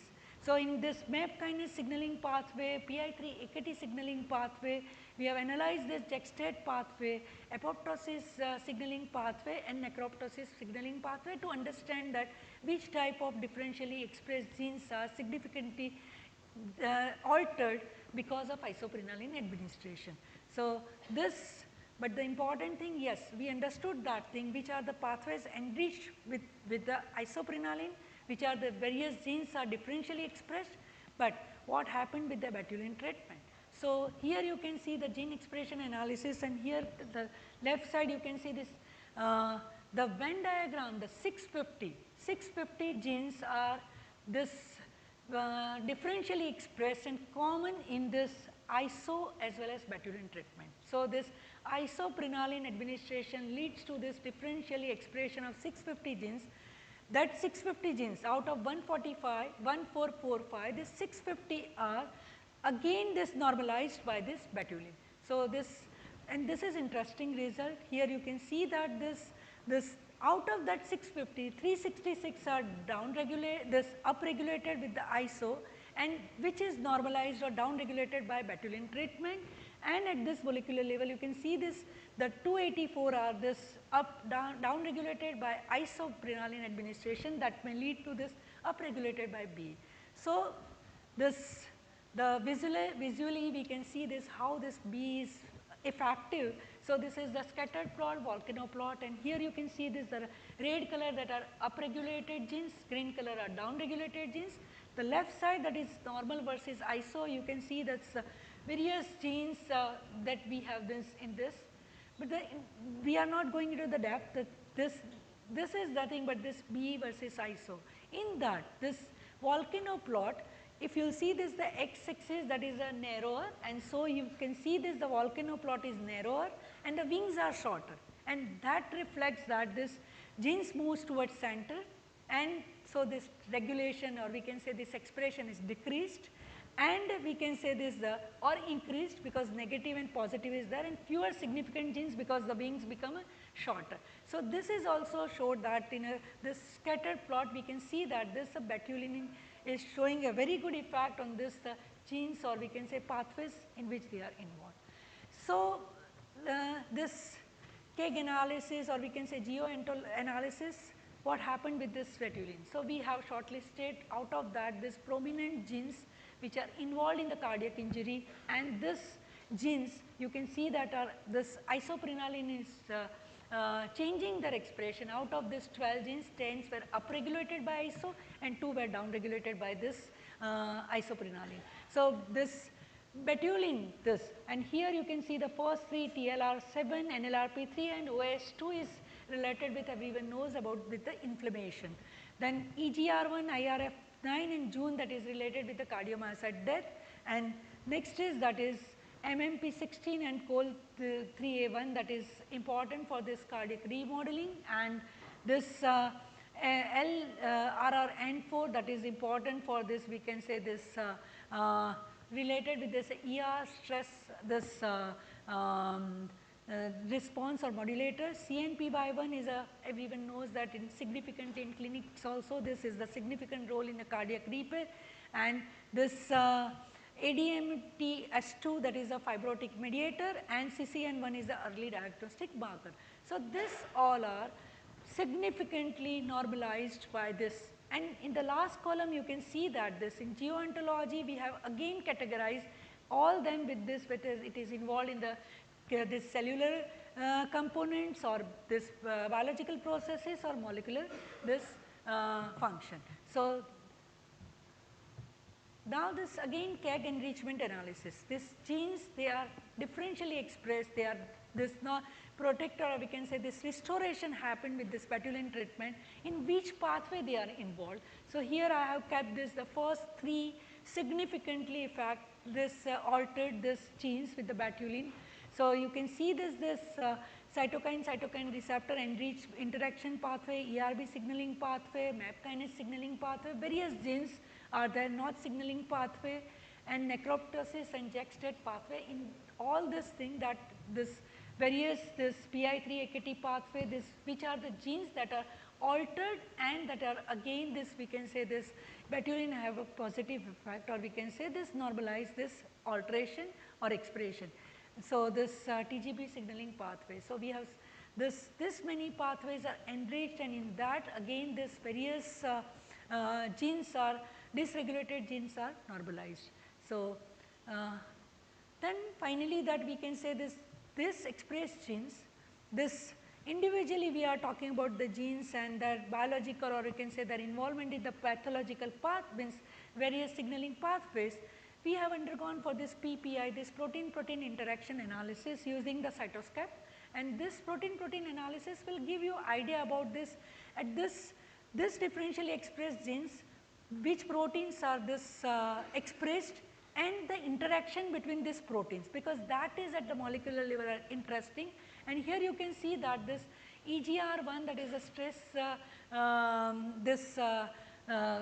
we can say this stress related this EGR1 protein, as well as this another is that is June also, as I have said that this correlated with this cardiomyocyte death.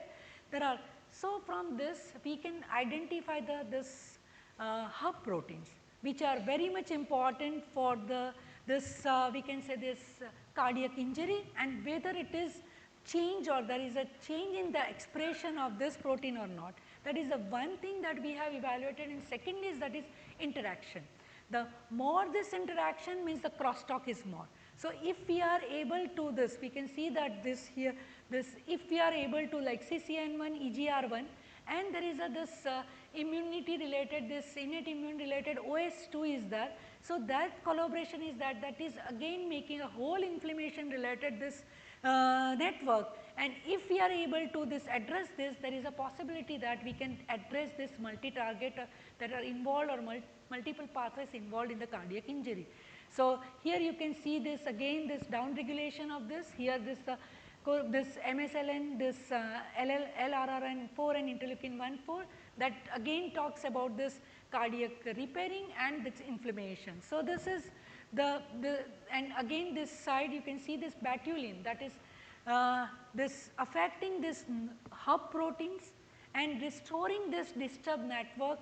And so, again from this result also we can say that this batulin is showing this cardioprotective effect. The interesting thing is that it is at the lab level. There should be a correlation with this what is happening at the clinical level. So, what we have done that we have analyzed that this myocardial infarction patients, what are the genes that are altered. So, these are the list of this genes that are altered in the myocardial infarct patients tissue, that, and these are the reported. And interestingly, out of this many genes that I have talked about, these are the genes that are again quite similar, that with the ISO we can see that this administration that may lead to this dysregulation. And interestingly, that we found that this very good correlation, that this all genes are again this normalized with the batulin treatment. So, this is really proving that this possibility of this we can say this translation of our this research from preclinical to computational to this we can say go for this clinical studies also. So, in summary I can say that this yeah, in this sorry, but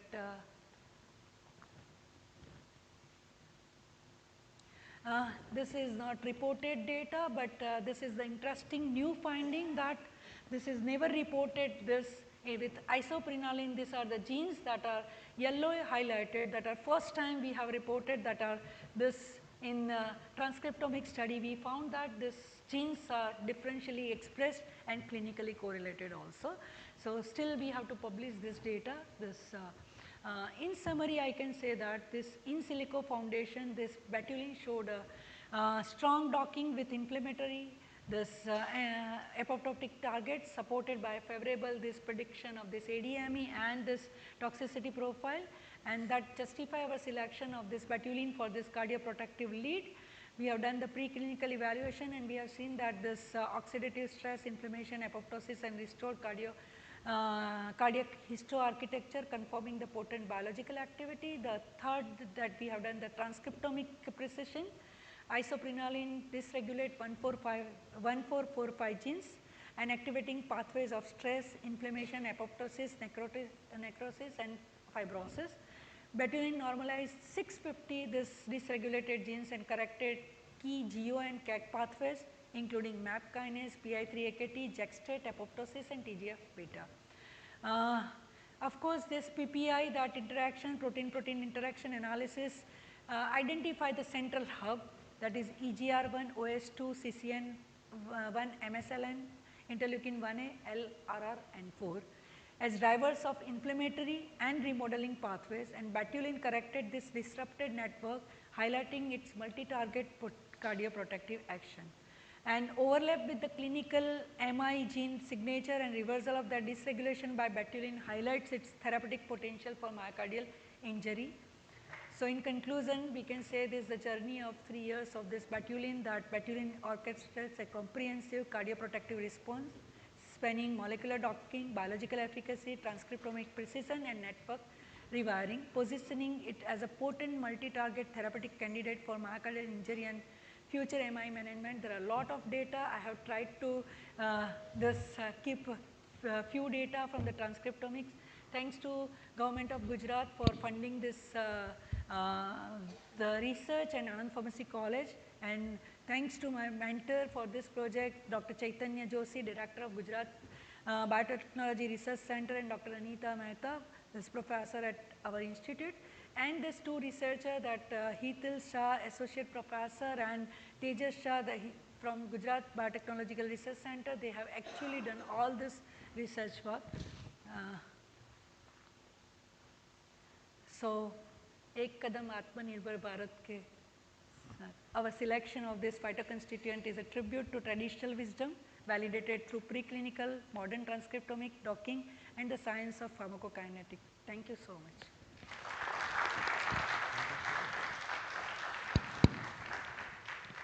Thank you, Tejas.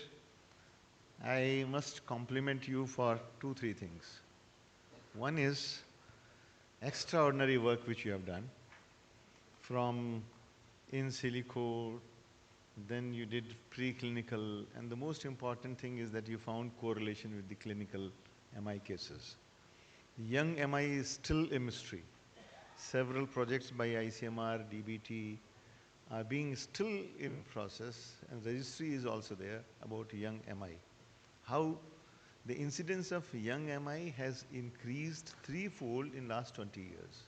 3-fold, rather 3.2-fold, which is the registry says. And still the exact cause is not known, multifactorial. But what you have found is the correlation with the gene and possibly a protective agent also, which will be a real. So that is first compliment to you. The second compliment is you finished much before your allotted time. So 3 minutes, I think you saved 3 minutes for us. So big hand for that. I promised them I'll finish. Great. So many leaders, they promise but they don't deliver. You promised and then you delivered. And the third biggest compliment is that you have delivered this oration in front of a person who made this oration, Dr. Dhalla. I think it's a very rare occasion that an orator gives an oration in front of a person who dedicated his life, his entire love to Indian Pharmacological Society, Dr. Dhalla. I think those young generation who are not fully aware of Dr. Dhalla's contribution to Indian pharmacology, rather I would say the cardiology in the globe is indebted to Dr. Dhalla, because he started the experimental pharmacology and correlation with the experimental pharmacology and clinical correlates in the globe. He is the first Indian to reach such heights in not only cardiovascular but entire experimental and cardiovascular. I visited his city as his guest, and it was such an honor feeling for an Indian to see Dr. Dhalla's bust in one of the most prestigious park, where there are busts of 10 or 11 people who have been given Order of Canada award. And I think at this age, sir, you are so passionate about Indian Pharmacology Society that at this age, coming from Canada, staying here, and I saw him yesterday also full day attending, and today also I was just talking to Shiv, that I think heads off to you. So big salute to him. I think we gave a standing ovation to Dr. Dhalla as well as Tejas to you I think that's a great, sir. So, and I wish, Dr. Dhalla, you come again and again. I was told by Shiv that perhaps you showed reluctance that may not be able to come next year, but I am sure that you will come. So, thank you very much. And as a, as a, because this is an appreciation of your hard work, so we don't ask questions, but we only clap for you. Thank you. Over to Shiv. Thank you. Now we should conclude this quickly because we are running out of time. Please. Thank you so much, ma'am, for such an informative session, and thank you to the chairs. Now is the time to felicitate our speaker and the chairpersons. I request the chairperson to kindly honor our speaker with a token of gratitude.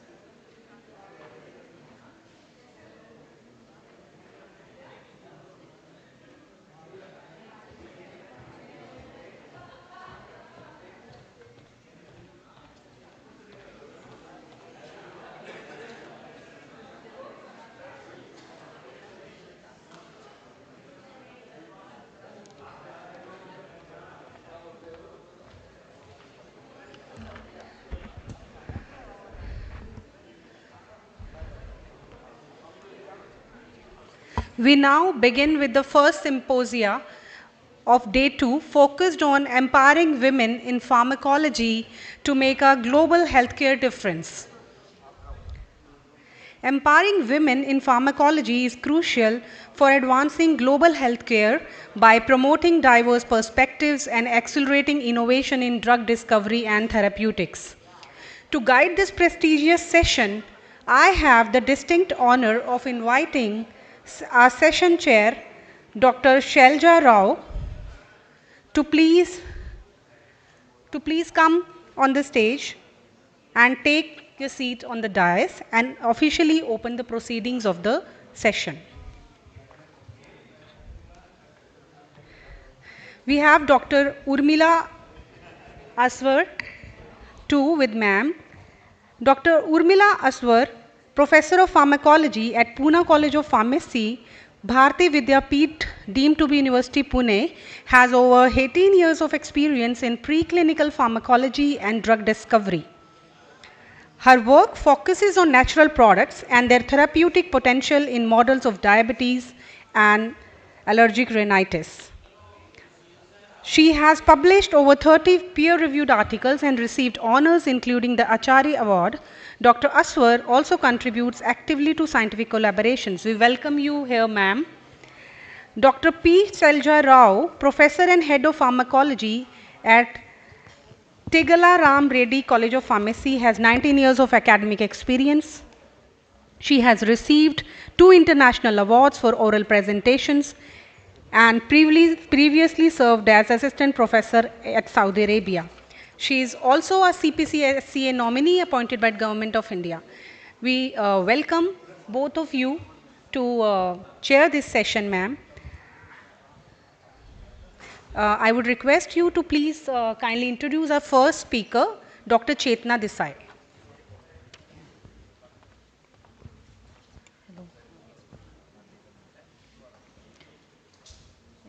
So,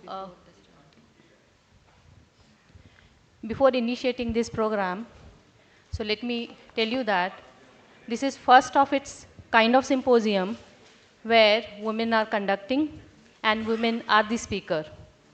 This program is dedicated to the forum Empowering Women in Pharmacology to Make Global Healthcare Difference. Women, as all of us, we know that they are the threads that weaves the family, communities, and societies together. They are pillar of strength, shaping the world with wisdom and compassion. We decided to make this forum starting of this year, and now we have this in IPSCON. The major consideration under this forum were empowerment and support. We want that women pharmacologists should share their experiences, challenges, and success. Career development, training, giving the training to the fellow pharmacologists, mentorship to the young women pharmacologists, networking and collaboration, and the most importantly, we have encouraging the women scientists by giving them Women Pharmacologist of the Year award. So this is first time we are doing it, and right now we have with us the first speaker, Dr. Chetna Desai. Dr. Chetna Desai is Professor and Head, Department of Pharmacology, BJ Medical College, Ahmedabad, a distinguished expert in clinical pharmacology and health profession education. She has been actively involved in teaching, research, and training since 1990. Dr. Desai has served as a resource person for national organizations including CDSCO and Pharmacovigilance Program of India. She has guided several postgraduate and PhD students and contributed to curriculum development at Gujarat University. She is recipient of many awards. Dr. Desai has also delivered prestigious orations such as Dr. S.B. Pandey and Dr. R.G. Kar Memorial Oration. And we all know that she has been the chief editor of Indian Journal of Pharmacology for a long time. So may I request Chetna ma'am to join us?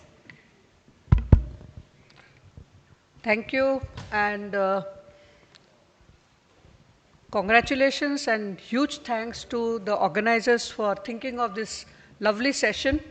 I was just wondering that how come I fit into this session where the topics are so diverse, but then I saw one common phrase, that is women and women empowerment. And I'm proud to say that in a country like ours, I too have experienced women empowerment, and no better way to organize this particular session by having two lovely ladies as our chairs. And Today I'm going to talk about challenges and facilitators for adverse drug reactions and MDA reporting. Part of these I have also delivered at my SB Pandey, Professor SB Pandey oration, and you might wonder that why do I keep repeating. The reason is very simple. All through my 3 decades of pharmacology, I have been working on pharmacovigilance and health professions education. So anybody who knows me would know that this is what really I am passionate about. So this is not going to be merely a textbook lecture. Rather, I am going to share some of the experiences that we have gathered over these 3 decades, plus some literature search that we have carried out. And it's going to be more like, sort of do's and don'ts, or what we could do and what we cannot do for to face the challenges, and how we can tap on the facilitators for ADR and the recently developed MDA, that is Medical Devices Adverse Events Monitoring. So I come from BJ Medical College, Ahmedabad, a very old, one of the older medical colleges in the country, and our journey in pharmacovigilance has been much before PVPI came up, as well as the National Pharmacovigilance Program. And I see one very senior mentor who is here, who has been associated with both the programs, Professor Gupta. And we began I started my first case report in 1990 as a case report of SJ syndrome with sulfadoxine pyrimethamine.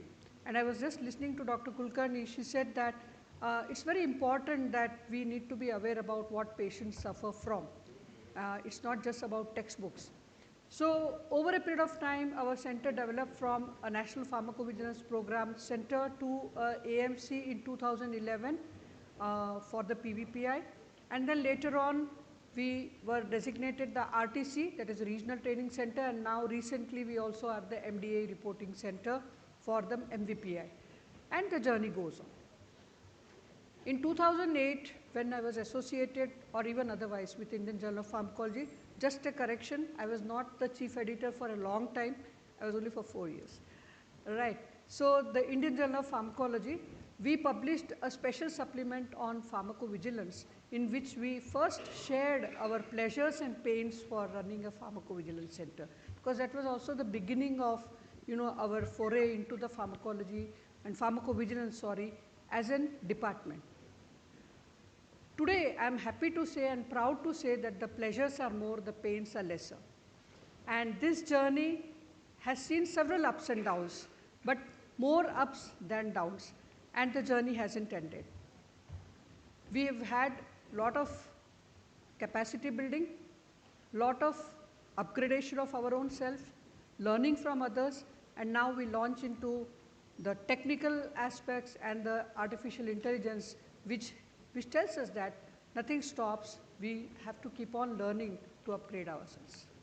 We all know that PVPI is all to do with drugs. Focus is on adverse drug reactions. In India, we use the MEDRA coding for submissions. We report to the PVPI, and timelines are quite mandatory for SAE reporting, especially when they are regulatory in nature. The medical devices adverse events and the MVPI is a relatively recent development. It has been felt that malfunctions, user errors, performance issues, different seriousness criteria, etc., they matter, and hence they need to be reported. We use device terminology in that, and the manufacturers often must also repeat with device specific timelines. So the SOPs for MVPI is also being built up, and now we are having more and more AMCs, I mean the MDA reporting centers coming off in the country. But we know adverse event reporting is critical, but why? Over a period of time, we have realized that the underreporting is still an issue. And this is not something to do only with India, it's a global phenomenon. The percentages are not changing.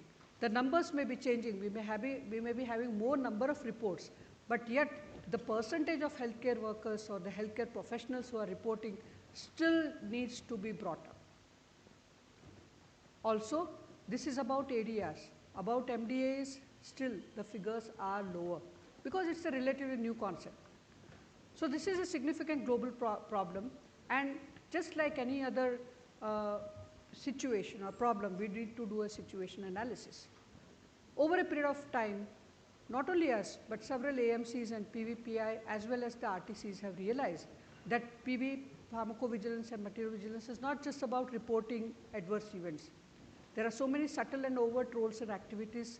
We need to identify and recognize barriers which are very unique to your own center as well as to the entire country. We need to plan interventions to overcome, and hence it's an ongoing process where the changing the attitudes, researching and moving from an activity to objectionable information and data. So these are the broad barriers and challenges that I have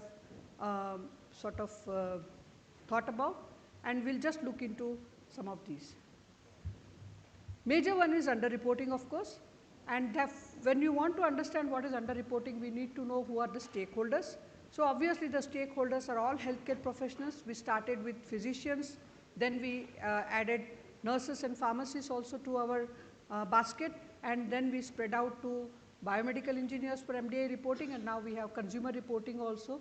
Of course, in clinical trials, we have the manufacturers and the marketing authorization holders, and patients and caregivers. These are the newer stakeholders for reporting. And each of these have different roles to play, but eventually what matters is how is the reporting done at the programs, and what are the regulatory actions we take because of the ADRs and the MDAs that we see. This is just an illustrative data, but it tells us that these are the various types of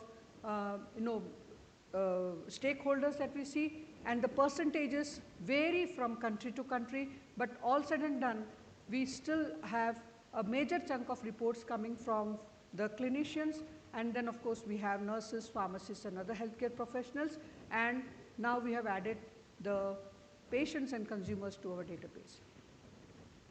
We actually started a situation analysis in 2011. We did a situation analysis by carrying out a CAP study, and this CAP study, we also shared the questionnaire when we published this CAP study, and it has been adapted by several people all over the world. And this has been used, I'm not saying this is the only CAP study that was done, but somehow we saw that this has been cited at several publications. But what did our situation analysis tell us? It told us about several factors that may discourage prescribers from reporting ADRs. And believe me, 2011 to 2025 today, these factors still remain relevant. To what extent? That may vary, but they still remain relevant. We'll come back to this later. Then we focused on nurses, nursing professionals.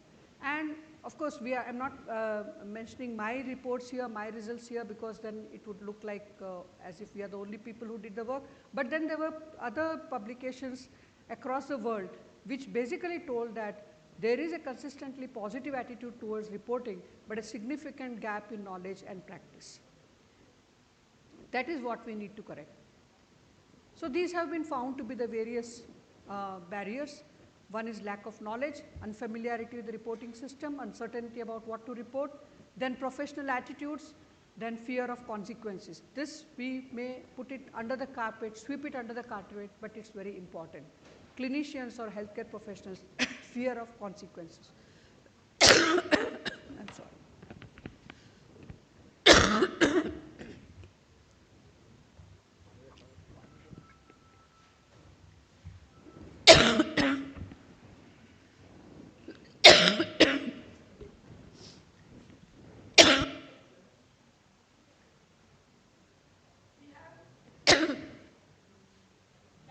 Etc. is okay, but we are also focusing now on inadequate IT system and lack of feedback.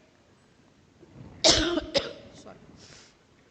So we have done certain educational interventions on ADR reporting, and what we have found is this. I would just request you all to go through it so that I can take some rest.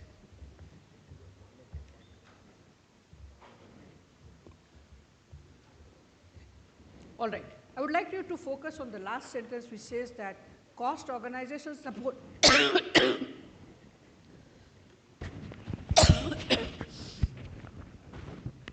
and feasibility should be taken into account while implementing these interventions on a long-term basis.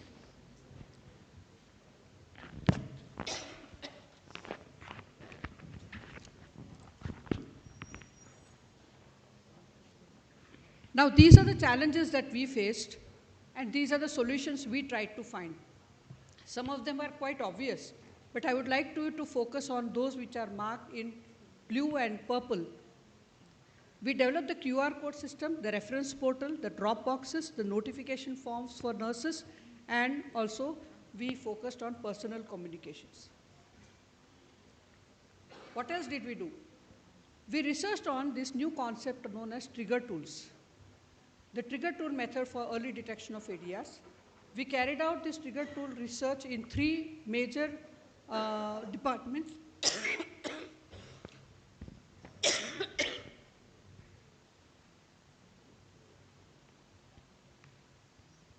If I'm permitted, can I take it a little later?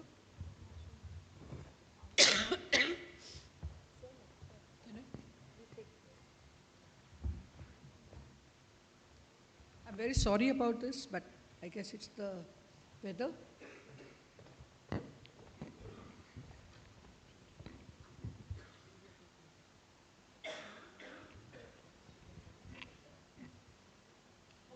Let me try to finish, don't worry. No, it's okay. So what we saw is that we have these preliminary trigger tools, and we observed these preliminary trigger tools in our own setup. We narrowed down the trigger tools to some few ones which matter in our system, and we distributed this knowledge about trigger tools to the reporters. Trigger tools basically help you in early detection of adverse reactions. We adopted this, although this is not a very good, well-explored method in India.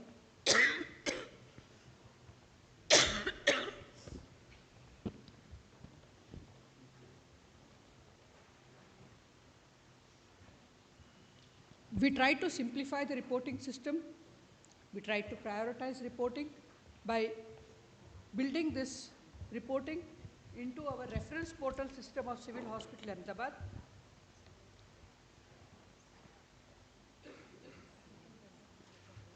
So all the clinicians who came across an adverse drug reaction they reported this adverse drug reaction into this reference portal. It was only a notification. You can see the fields here. And this would come to our department, and then we would go and, look at the details of the report. So this really helped. For example, we have reported about 90 reports since 2021, since it was introduced. Another thing that we did was giving thank you notes at every National Pharmacovigilance Week, which is sort of feedback, as well as bi-monthly feedback to all the reporters regarding the ADRs that they have reported. Something that we learned from marketing people, give reminders. So during the National Pharmacovigilance Week, we introduced these reporting reminders. 1 year we gave them the mugs, later the pens. But what does this contain? They contain the scanned QR codes. What the reporters are required to do, just scan the code. It takes them directly to the notification form, and they can just fill in the details. And then we follow it up at the back end and visit the wards and take the reports from the patients and as well as the reporters. So that way the reporters did not have to look into the ADR reporting forms or search for the ADR reporting forms. This really has worked well. We installed ADR reporting boxes at various places. And also we were concerned about this culture of safety, how to build a culture of safety, which is actually quite important. And what we saw that when there is no gain, there is no pain. The reporters and the clinicians need to know that by reporting, it will help them. There is no legal liability and concerns, and all this we could manage by education and training and giving a supportive organizational structure. We went out to the OPDs. We also educated the consumers, and we also had good media support. What we need to do further is overcome some technical barriers, and this will address some of the challenges that we face, like incompleteness of reports, coding challenges that we have, and uncertainty of the causality. And also, in our setup, the electronic health systems or records are not very siloed. They are in silos. We need to integrate them with the reporting culture, reporting system, and we have several diverse sources of data which need to be streamlined. So we need to see that how we are able to aggregate all of them. So we need to use the digital enablers for faster and more complete ADR and MD reporting. And AI can be used for case processing and signal detection. We need to integrate the EHR and auto-populate them. And these are the few actionable strategies to improve the ADR and MDA reporting and reduce the reporting burden, be it the private hospital, private medical colleges, or the general hospitals, or even the private hospitals. Please remember that low reporting is observed in these setups. When it comes to marketing authorization holders, low reporting is not so much of an issue. So we need to integrate into the curricula, have hands-on workshop. We need to redesign the processes and also start using technology to implement EHR integration, start using mobile apps, which has been started with by the PVPI, and AI triage to reduce the burden. So these are some of the practical tools that could be used: reporter checklist, notification forms, standard templates, decision support in case of when they are not very sure about the causality, serious adverse event reporting, whether to make out whether it's really a serious adverse event or not, rapid feedback, especially when they are not sure or when the fields are incomplete, scaling the reporting into routine clinical practices, and shared reporting pathways where single submission route is there to notify hospital safety team and MAH regulators. So these are the various interventions that I've talked about. And then how do we measure what we do? So there are some key performance indicators, like what is the volume of reports, the completeness of the report, the timeliness of the report, the follow-up rate, and we need to monitor these KPIs monthly and escalate whenever any metric drops down below the targets. So these are the few indices that we need to use. When we began, we used to just look at the first index. How many reports have we received? But now it's time to go to the remaining indices as well. Thank you very much, and very sorry about this intermittent disruption that I had. Thank you.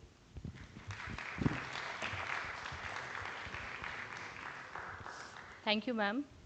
And it is the never go attitude of the women. And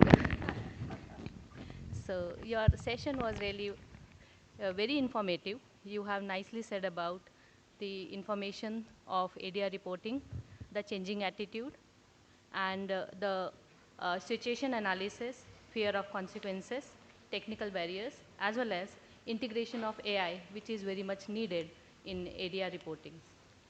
Now, any questions if anyone has? I'll be able to answer them, don't worry. Yeah. I have a question, ma'am. Yes, please. Which Here, side? ma'am. Oh, yeah, I'm sorry. Why the ADR is not being reported in India? Not reported in India? No. Why it is not open up? They don't open up. They take so many multiple medications, but... You mean the consumers or the physician or the clinicians? Patients. Patients? Yes. Oh, patients still not aware. A country where self-medication is so common, OTCs are so common, do you think they will report ADRs? And plus consumer reporting has been introduced only a few years ago. So it will take time to develop. Do you know how many consumer awareness programs have we carried out for ADR reporting? Not many so far. But I'm sure that once we increase it, we might get them to report. So since the past 3 years that I know, the Pharmacovigilance Awareness Week, it has been focusing on consumer reporting. So eventually it will develop. But I agree with you, but right now it's low. It's very low. Okay. Thank you. Partly illiteracy, partly lack of awareness, ignorance, so many things. Yeah? Lack of awareness. Yeah, thank you. Okay, thank you.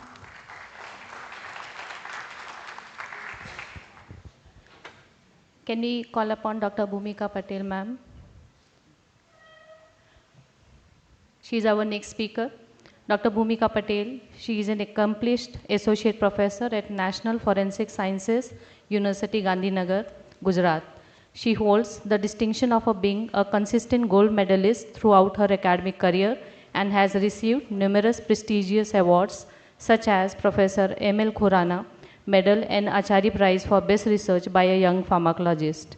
With over 80 research publications and more than 30 awards, Dr. Patel is recognized internationally and listed among the world's top 2% scientists by Stanford University. Her research interests include metabolic abnormalities in cancer, cachexia, and cardiovascular diseases. She actively contributes to editorial boards of reputed journals and is a specialist in pharmacology with substantial involvement in scientific collaboration, research grants, and academic guidance.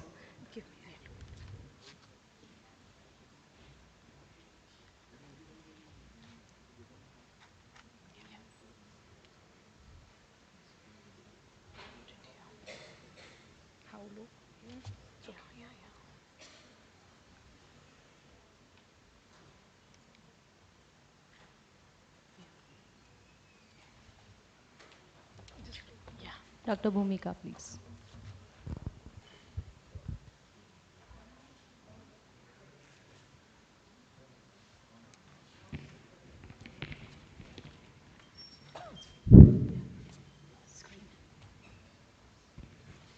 So good morning, everyone.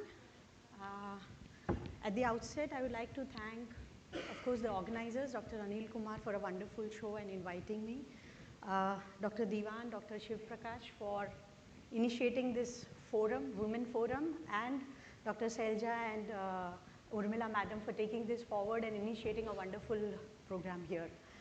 So today I'm going to talk about pharmacology meets forensics from cancer treatment to forensic identification. I'm sure everybody must have grown watching CID. Kuch to gadbad hai daya, right? And believe me, the forensics, what we have seen in that screen and the web series these days what we watch as a crime thriller web series what we watch, forensics is way, way beyond that.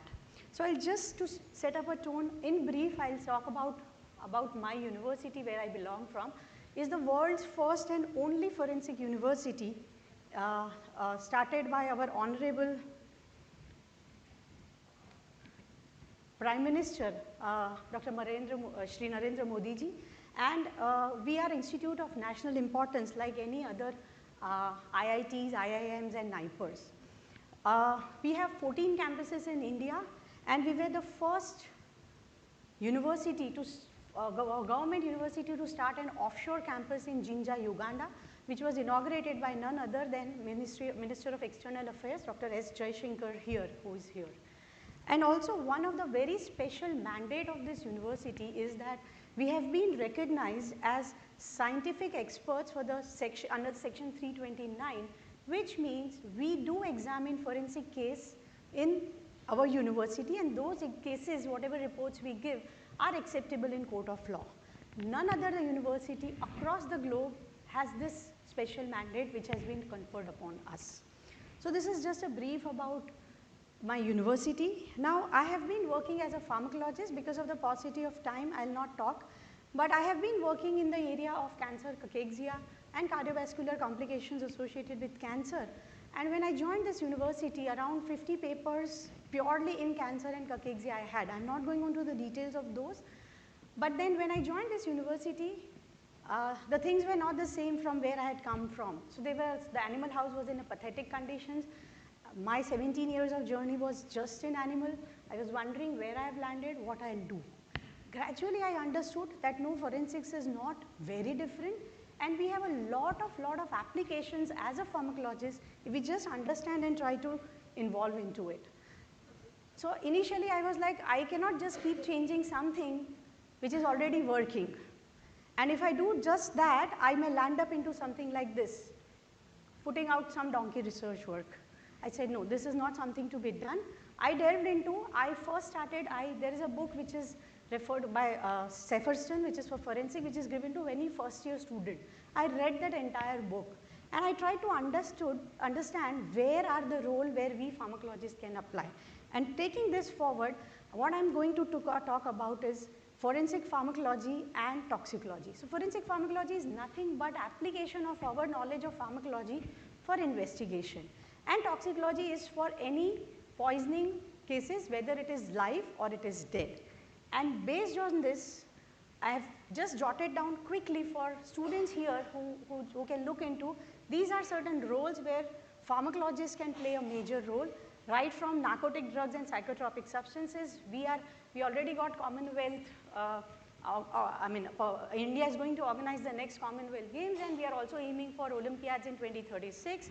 So a lot of sports medicine, poisoning, forensic pharmacovigilance. We will also off-label drug usage, wherein specifically for insurance claims, environmental forensics, and adulteration. These are multiple domains where a pharmacologist's knowledge can be applied.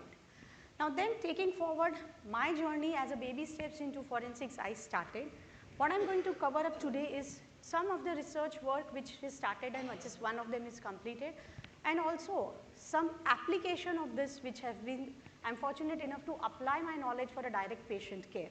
So to begin with, in terms of research, so because working in a cancer, I had a knowledge of cancer, and that I'm applying for DNA profiling, which will be the first part.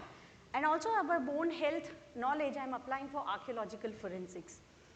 Now coming to this, so just to put up or give you a little background, you must have heard of paternity testing, DNA fingerprinting. So basically that involves STR profiling. So short tandem repeats are 2 to 6 base pair units which have Mendelic inheritance.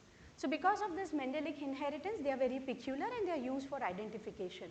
In June, when there was an Air India plane crash in Ahmedabad itself, and all the passengers' eyes bearing one, so all of those cases, half of them, we at Forensic University, we help in identification of those patients, those individuals based on the STR profiling. And it has multiple applications for personal identification, burnt bodies, lineages in case of false insurance claims and all.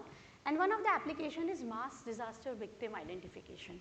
So when I say mass disasters, it could be a natural disaster like earthquake or tsunami, or it could be a stampede, a plane crash, which I just gave an example, or recent bomb blast. So these are all examples of mass disaster.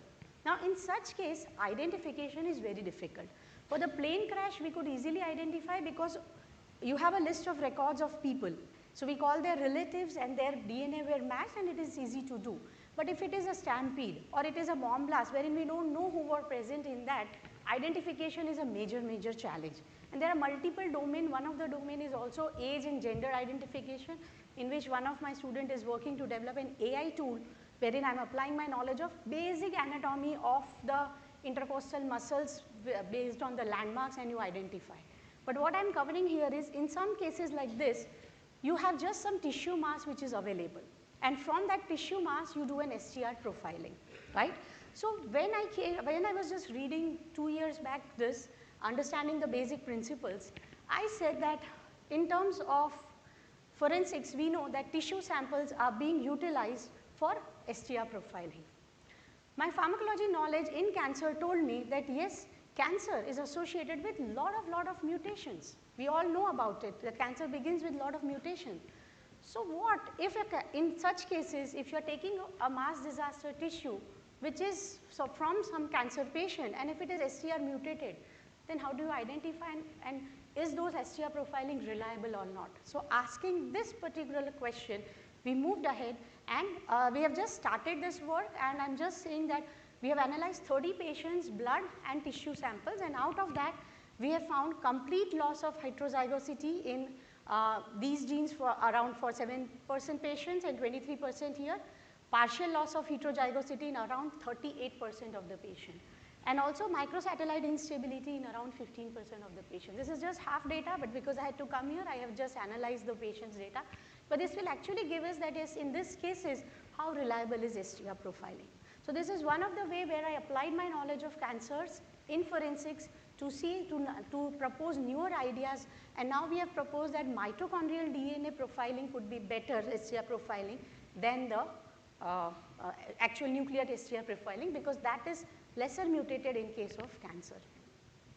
The second part of the work is related to the bone health. So NFSU, we have signed a project with US Defense Army. In World War II, there was an air crash in certain regions of India. And so US Defense Academy has signed an MOU with us, and we are trying to help them identify the region, the finding out of the soldier's body and identifying those soldiers. So this person, Gargi Jani, she's working with me as a PhD. She is a project lead for that. So they carried out a last two years back in Northeast, this mission was started, and they went and they identified some bones, and this process was further. That's a different story. But she came up back with 24 set of non-human remains. They were of no use to them. They just brought it to me and she said, "Ki ma'am, ye mila hai. I've just brought it so that you can just have a look." Now those 24, this was the site where the excavation was carried out. It was a rice paddy fish pond where the excavation was carried out. So I said, let's do something with these 24 bones. So what we did is we first identified those 24 bones. We could only identify 19 because they were all mostly fragmented bones, and with the help of a certified anthropologist, Dr. William Belcher, we identified these bones. And then of course as a pharmacologist I said, why not study the health of the bones, and we carried out certain analysis. So I looked into the radiographic analysis and found out that the calcium to phosphorus ratio were really low in multiple bones. We had some aves and mammals bones, it was relatively low, multiple heavy metal analysis. Also just to point out, aluminum, arsenic, lead, mercury, those levels were also very, very high. We also carried out taphonomic, stereomicroscopic and all multiple studies out of it. And ultimately, what was the outcome or importance under this is that we proposed that an altered elemental composition and heavy metal contamination in the bone. This gave me my 100th publication, but first paper in forensic research domain, which gave me a different pleasure. And coincidentally, 100th paper became my first paper in the Journal of Forensic Science, which is a very prestigious journal of these. More important outcome of this is now, because of this work, DPA from USA, they have incorporated, so in the paper we have at the end given some occupational hazards and how to mitigate them, and they have incorporated that particular thing in their manual. So in addition to this publication, this is another outcome which is then applied, that they are going to include that section into it. So this is just a small tool research. There are multiple domains now where I am working into it. Coming next is the application part. So as a pharmacologist, we always dream to do something directly for the patients, right? Drug discovery, we all know, from independence we have just as of now one drug from Zydus, but so as a pharmacologist we say if some drug will come into market, we will be able to directly save the patients. But this has given me an opportunity where I am directly saving the patients by means that is now I am working on the toxicology in poisons. I will not go into the statistics, but this is a WHO data of unintentional poisoning, and then there are certain lot of poisoning cases in India across our sector. In terms of poison information centers in India, we have very limited poison information center and only one in the western region, which is in ICMR, and we also visited that. It has a limited facility. And there are multiple challenges in terms of time taken for analysis, fear of medico-legal and all. So keeping those in mind, we have now started a center for emergency toxicology. And what we do here, we have three verticals of a poison detection, information dissemination and research. I'll just quickly go through because of the paucity of the time. In the poison detection laboratory, we have around 60 poisons which we analyze. And this is purely clinical, nothing for post-mortem or viscera. We analyze these in patients who have been suspected of any poisoning, who come to any hospital's emergency department, and from there they are referred to us. So it is purely clinical poisoning, and these are the list of tests from pesticides to heavy metals. We use ICP base, which is the most sensitive for heavy metals. These are the lists, some even gas geysers poisoning, because these days in a household setting of a closed environment, gas geyser carbon monoxide poisoning is common. Even nitrites and dyes including that. So we have a oximeter for that, we do that. And we have a special patented technology from Rendax, which is a multi-array chip, wherein we analyze a list of drugs, simple paracetamol to benzodiazepines to cocaine and amphetamine. All of these we all analyze at our own center here. And lastly, I'll just like to put up two cases from our own center, wherein first case was a 1-year-old girl who had been admitted with the history of pleural, with the immediate symptom of pleural effusion and vomiting and drowsiness, and they suspected aluminum phosphide poisoning. Now, aluminum phosphide is very difficult because it converts into phosphine gas, and because it converts into phosphine gas, it does not give us time to analyze. But then while discussing with the doctor when the inquiries came, they said we have found some powder on the floor. I said, can you just send us the powder? And within 2 hours, we took that powder and we did certain tests and EDXRF, and we reported aluminum phosphide poisoning, confirmed. And very happily to say that she was discharged after 5 days. We kept a track as this thing, and she was discharged after 5 days. Now here again I thought, as a pharmacologist, phosphide poisoning, it is very difficult to save. You go into a ventilator and you are dead after that. This girl was saved, luckily. So again I looked into the literature, how come this is there? So whenever there is an aluminum phosphide poisoning, it majorly affects your liver. And I found out some papers which talked about liver regenerative potential and in children, and that is how they recover fast. So I try to integrate that, and now we have designed some information dissemination program in which we are trying to put up that in case of suspected poisoning, we are trying to talk to clinician what should be our first round of approach for the treatment. And the last case is a chronic mercury poisoning case, a 60-year-old man with some tremors and stiffness symptoms, and they wanted to understand the mercury profile. We received hair, blood and nails, and we found a very high level, 150 microgram per liter, more than that. 50 milligram per microgram per liter is more than, is considered to be a toxic.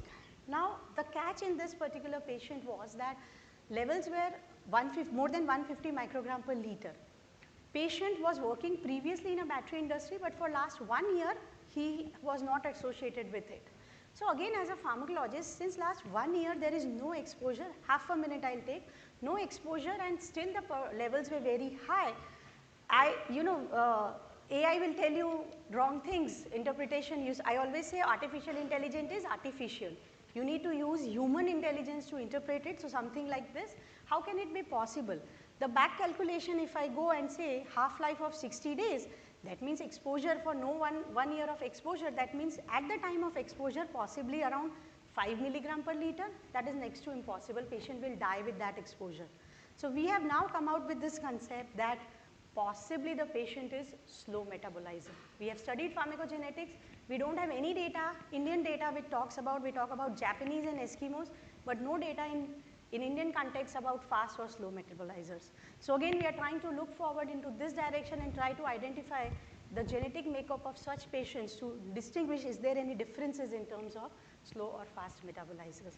I'm sorry for exceeding this time, and we are also hosting this conference where we are integrating pharmacists and forensic scientists on 5th and 6th of February. You are all pleased to welcome. You can visit our centers, our university. Thank you all for your patient listening.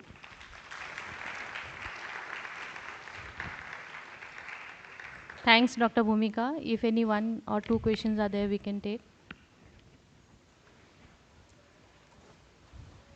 Either everybody has understood everything or nothing. I hope it's the first one. People have understood everything. Either understood or not understood. Thank you so much.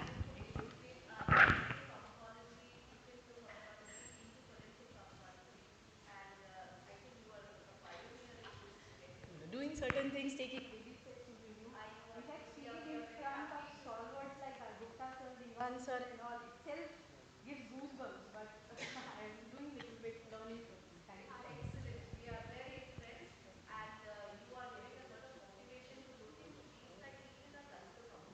Yes, yes, yes. A lot of things are there. Now I'm seeing that maybe I was just a frog in a narrow well, and now I'm seeing how big the world is and a lot of applications of pharmacology in every domain, every domain. Congratulations and Thank you. I just have one question. Yes, ma'am. Have you looked into microplastics and the toxicity of it? Many people are today talking about it. Yes, yes. One of my master student is working into microplastics, and yeah, a lot of things are known in that. And environmental microplastics, what we have found we are doing in a river, Sabarmati river study, is really alarming to see. So Yes, yes, yes, yes. Even a BPA-free bottle, when it says it does contain micro and now nanoplastics as well, ma'am. A huge domain to study upon. Yes. So would you have a test like we have test cholesterol, something like For that? microplastics? No, not for microplastics. No, no, not for microplastic. We have done those areas of laboratories, ADC specific ADC project where nobody is taking the coastal top water, ocean water, and which samples we have measured the microplastics. Microplastics. So there we've used FTIR, but government is looking towards It gives it. So those characterization are there. So same FTIR. So those we are doing, but not directly as a test. We don't have a particular test for the body, but we are doing in inhalation also. So in yeah. So, thank you. Thank you, Dr. Bhumika.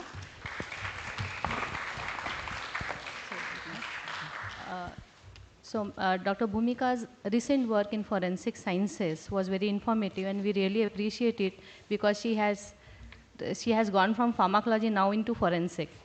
So, Madam, you have actually said that we are going through many challenges currently, like air crash, stampede, terrorist attack, and that shows the significance of forensic science. You have mentioned about mitochondrial profiling, bone health, radiography analysis, heavy metal contamination, and you also have shared your experience regarding opening of poison detection laboratory. So, best of luck and thanks a lot. Now we have the next speaker in the Women's Symposium, Dr. Swati Putta. So I welcome her. She's MPharm in Pharmacology, PhD, CSIR, SRF, PDF in the UGC. She's the director and founder of Yogvahi Industries, managing director of Hervita Private Limited, and working as professor in the Raghu College of Pharmacy, Visakhapatnam, Andhra Pradesh. Then she has so many awards. She has received so many awards. Best oral presentation. Then PP Surya Kumari in the IPS conference 2017. Then Best Researcher Award, Young Researcher Award. Then International Distinguished Young Researcher Award. Her areas of interest is in the diabetes, then cancer, CKD, ulcers, and pharmaceutical designs about the advanced drug delivery systems of herbal bioactives. I wish her all the best, and you can proceed further. Am I audible? Not. Let's check it once.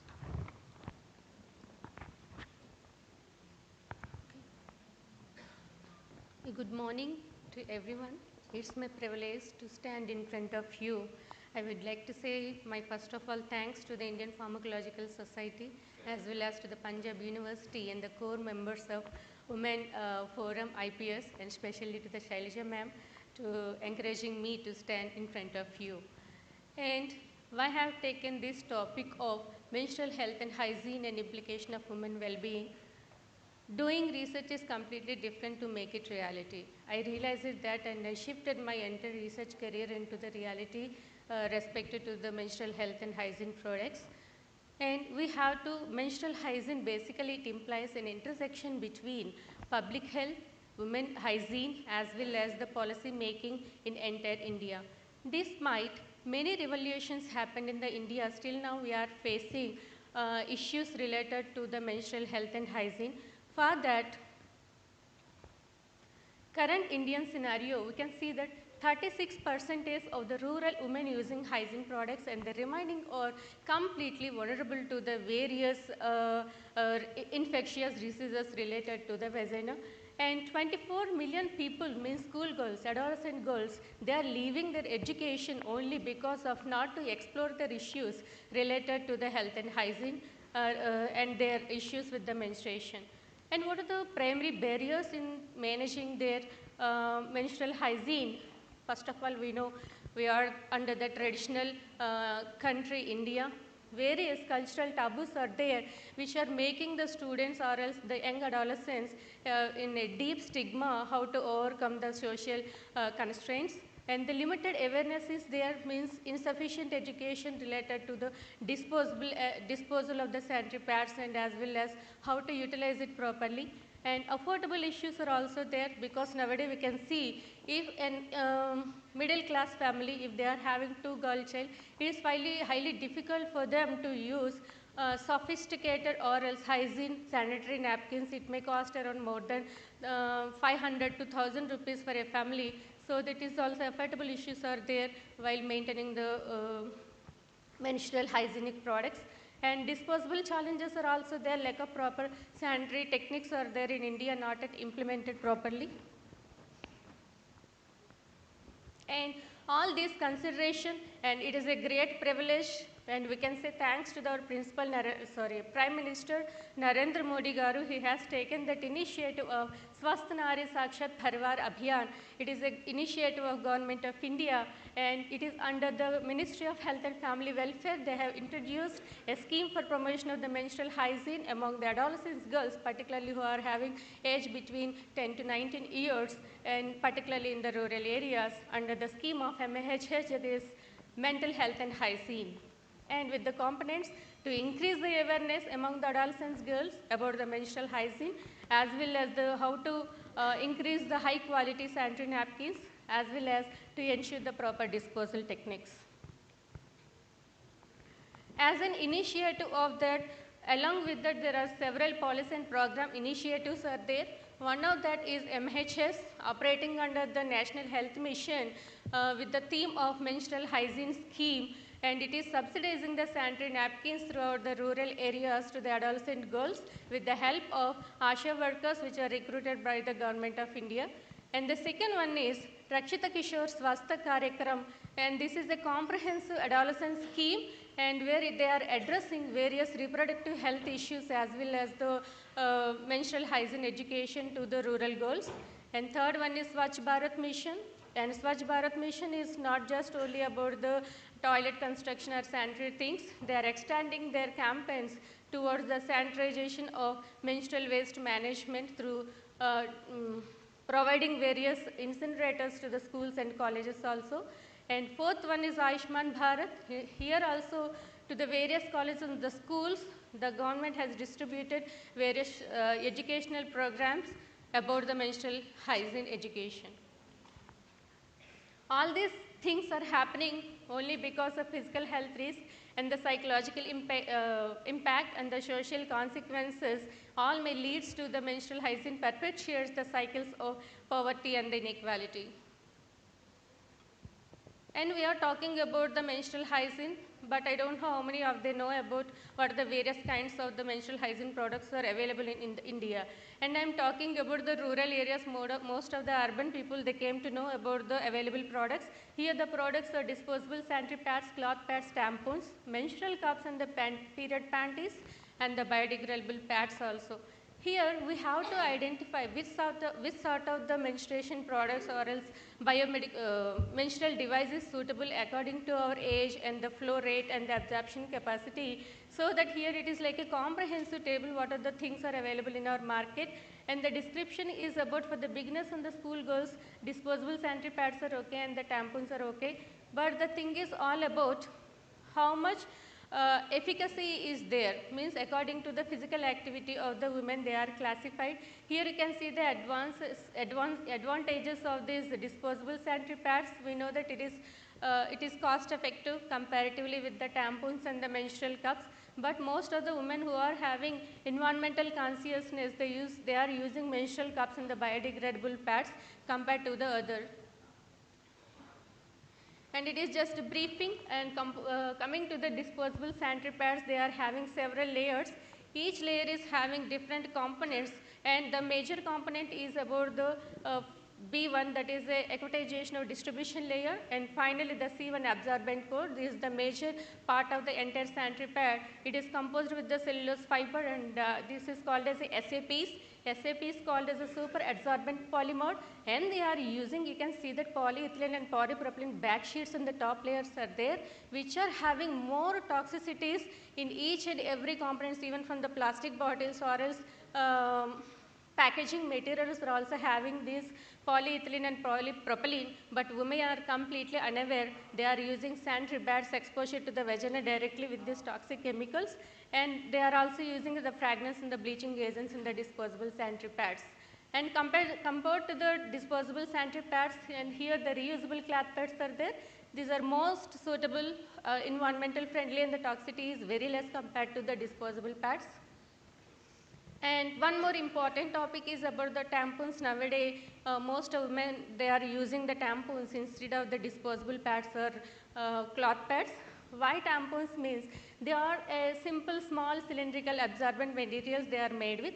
Particularly, they are using cotton or else the rayon as per the company portfolio or else cost effectiveness. If they are made with the cotton, several factors are there. Even the cotton, it is like a organic cotton also. Several toxicants are there in the tampon material. I will explain in the later slide. Here you can see absorbance levels are varies from the light to the non-applicator. In generally the components of the tampon with that cylindrical structure along with the applicator, and here W-shaped longitudinal expansion, it provides the better absorbency of period blood, and woven cord provides the adding layer to leak the protection when heavy leakage is there from the vagina. Here you can see several varieties are there under the tampon as per the health condition of the woman.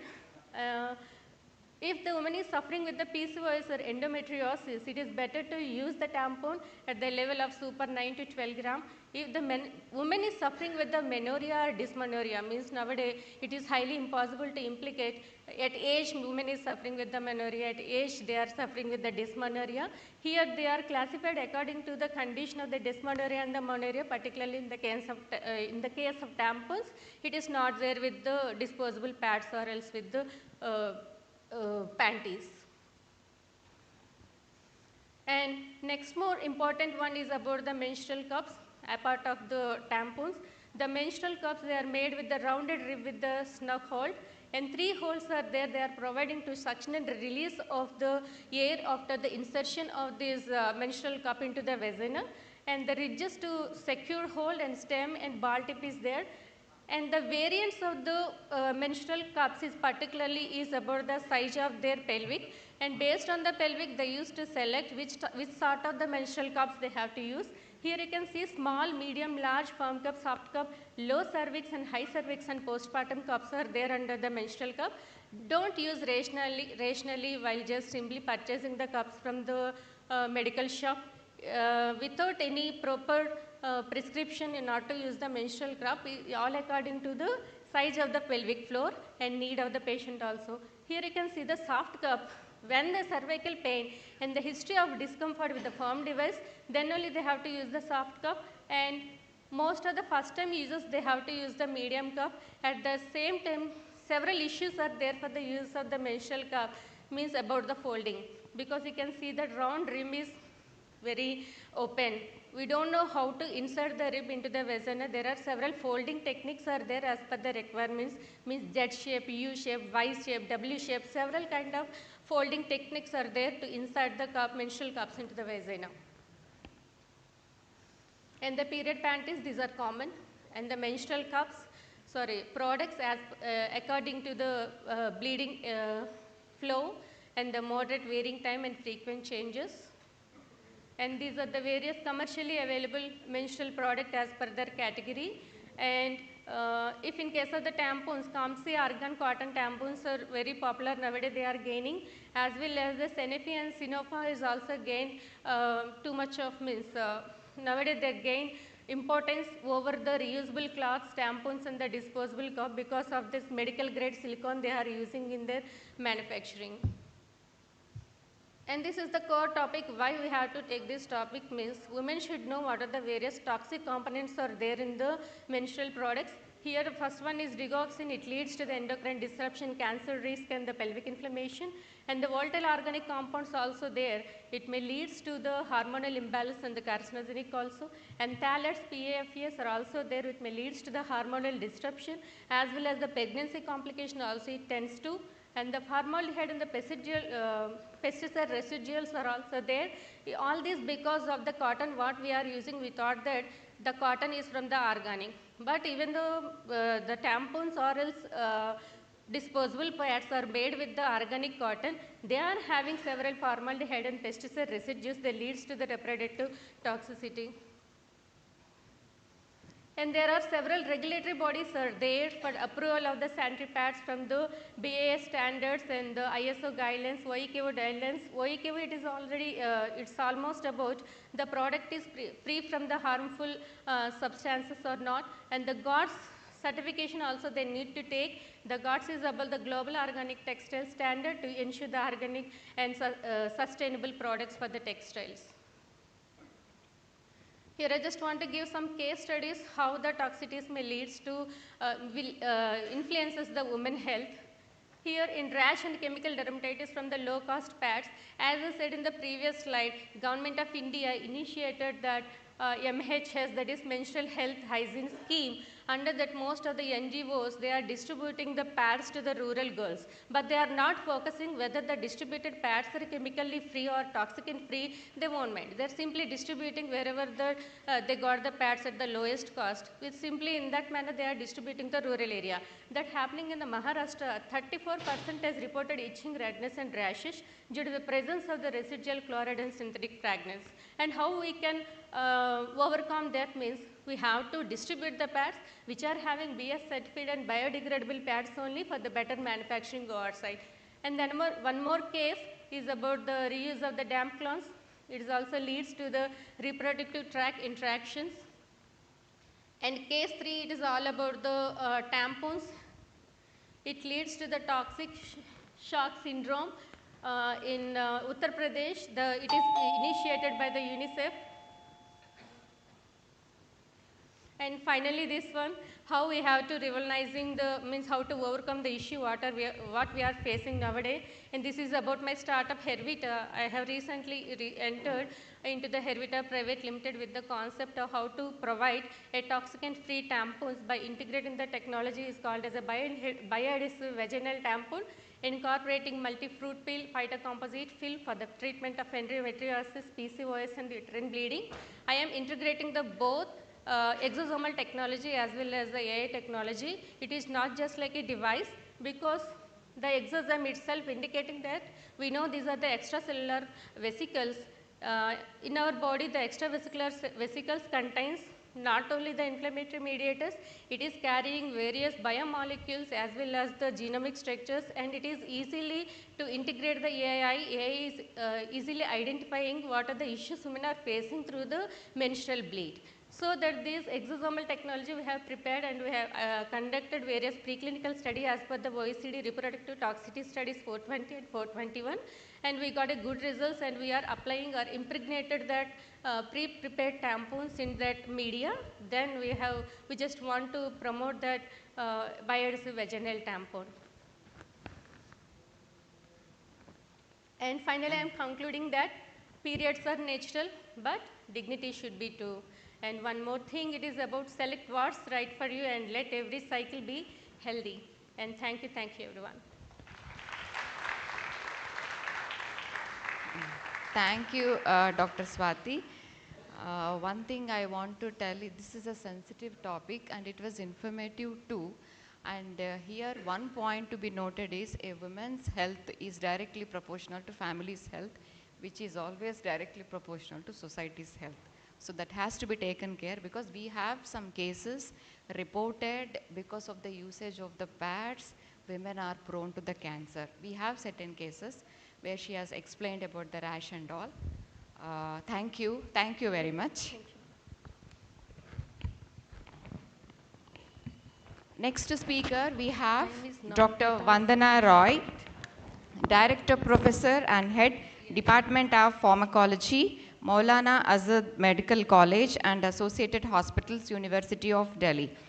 She is qualified with MBBS, MD, PhD in the drug policy, MBA in the healthcare administration, Fellow National Academy of Medical Sciences.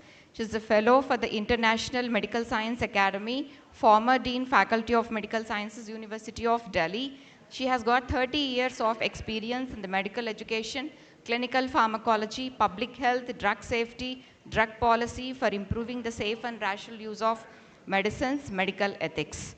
She has got 100 published papers in the national and international journals, followed by book chapters. She's also a member signal review committee, pharmacovigilance program of India, then member secretary committee for the preparation of essential medicine list in the New Delhi. She's the recipient of many awards like Distinguished Service, Distinguished Teacher, then Appreciation Award for the contribution to the National PVPI and research projects, then President's Girl Guide. Thank you, ma'am. With this, I welcome you to the platform of Women's Symposium. You can start the talk.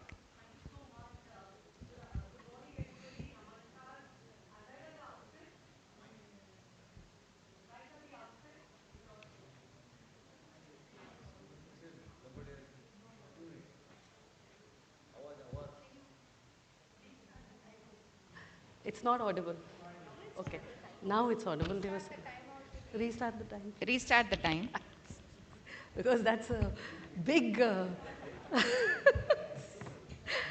Okay. Good morning and a big and a namaskar. I want to thank Dr. Anil Kumar and the organizing committee for giving me this opportunity to be here in front of you. And a big congratulations to IPS for having a woman-centric session, this symposia. It's a good step in the right direction. So congratulations, IPS. Now I'm going to be speaking on a topic of public health relevance related to pharmacology. In pharmacology conferences, this is something which is not touched upon. And it's an area I've been working in, so I just would like to sensitize. Now, medicines save life. So the topic is essential medicine concept in public health, and the query is how essential are they? Now, medicines save lives, they improve health outcomes, disease outcomes. But having said that, they account for nearly 60% of healthcare spending per capita. And in some countries, they account for 90% of out-of-pocket expenditure. People get into debt, they get into abject poverty, they sell their homes while paying for their treatments. So, with this background, I start forth. What is the role of drugs, medicines in public health? Health is a fundamental right, and provision of and access to essential medicines is a prerequisite for fulfilling this right.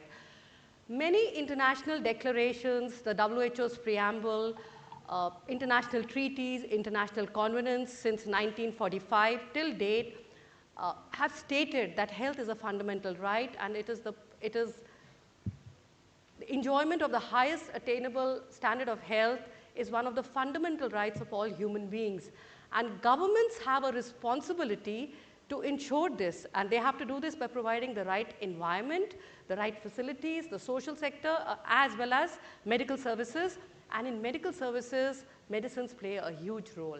So this is the preamble to the WHO 1946, the Universal Declaration of Human Rights 1948, the International Covenant on Economic, Social and Cultural Rights 1966, all voicing the same thought. So I'm not reading it out. Declaration of Alma Ata 1978, those of you who are associated with public health, this was a landmark declaration wherein the countries said that we have to provide accepted level of health for all, using the principle of primary health care, and provision of essential medicines is one of the components of providing primary health care. So access to essential medicines is a human rights issue. And many countries have incorporated essential medicines, the right to health in their national constitutions. And through right to health, access to essential medicines becomes a government responsibility. So let's just quickly go through what are essential medicines, how did this concept originate, and what is the role it can play or it is playing in public health. Essential medicines in 1975, when the whole concept was evolving, are those which satisfy the healthcare needs of majority of the population. They should therefore be available at all times in adequate amounts in appropriate dosage forms. This was 1975. And how did this concept originated? Now, we'll have to go back to the 1960s. You know, we've been hearing a lot of progressive talks, future talks, present and future, but we have a lot of lessons to learn from the past. And those who don't learn from the past you know, it's known they are going to suffer. So we'll just take you backwards. How did this concept originate? This was a time when many medicines were being discovered. Actually, it had just begun, discoveries of medicine. There were wide variations in morbidity and mortalities all across the world. But the situation, the world medicine situation regarding medicines in the 70s and 80s was not good. There were imbalances in production, manufacturing, distribution, use, and immense irrationalities of use. So let's just quickly see what was happening. Consumption patterns. 1976, 75% of the world's medicine use was by 27% of the people, and mostly those in developed countries. By 1999, this had worsened. 91% of the medicines being produced in the world were being used by only 15% of the people, primarily in the developed countries. And what was the population growth rate? Developing countries 2.1%, developed only 0.8%. Production of medicines primarily was focused in 7 countries, developed countries, USA, Japan, Germany, France, UK, Italy, Switzerland. 1980, they were producing 90% of the world's medicines. By 1999, it had increased to 92.9. Just 7 countries. Very, very few countries producing medicines. Trade, many trade imbalances. 94% of the medicines being produced were being exported. 94% of the medicine exports came from developed countries, and 64% of the imports were into the developed countries. So huge imbalances in trade. Generic medicines. Medicines started getting off patent, and the world of generic medicine started opening. But the use was opposed by huge lobbies led by the pharmaceutical sector and even people, because they could not understand. There were issues related to quality of generic medicines. So cheaper medicines started coming into the market, but a huge amount of opposition to their use. Research and development of new medicines. Again, 7 developed countries were doing maximum research, and their research priorities were dependent upon the market demand and profitability of the medicines. Only less than 4% of the budget was being used for diseases of the tropics, the diseases of the developing world. Now, marketing of the medicines. Many medicines that had been withdrawn, restricted in the countries where they were being manufactured and researched, were being sold with dubious indications into the developing countries. Just to give you a few examples, cyproheptadine was pushed into the developing world as an appetite stimulant. Dipyron was banned by Hext in 1987. It was available even in India till quite some later date.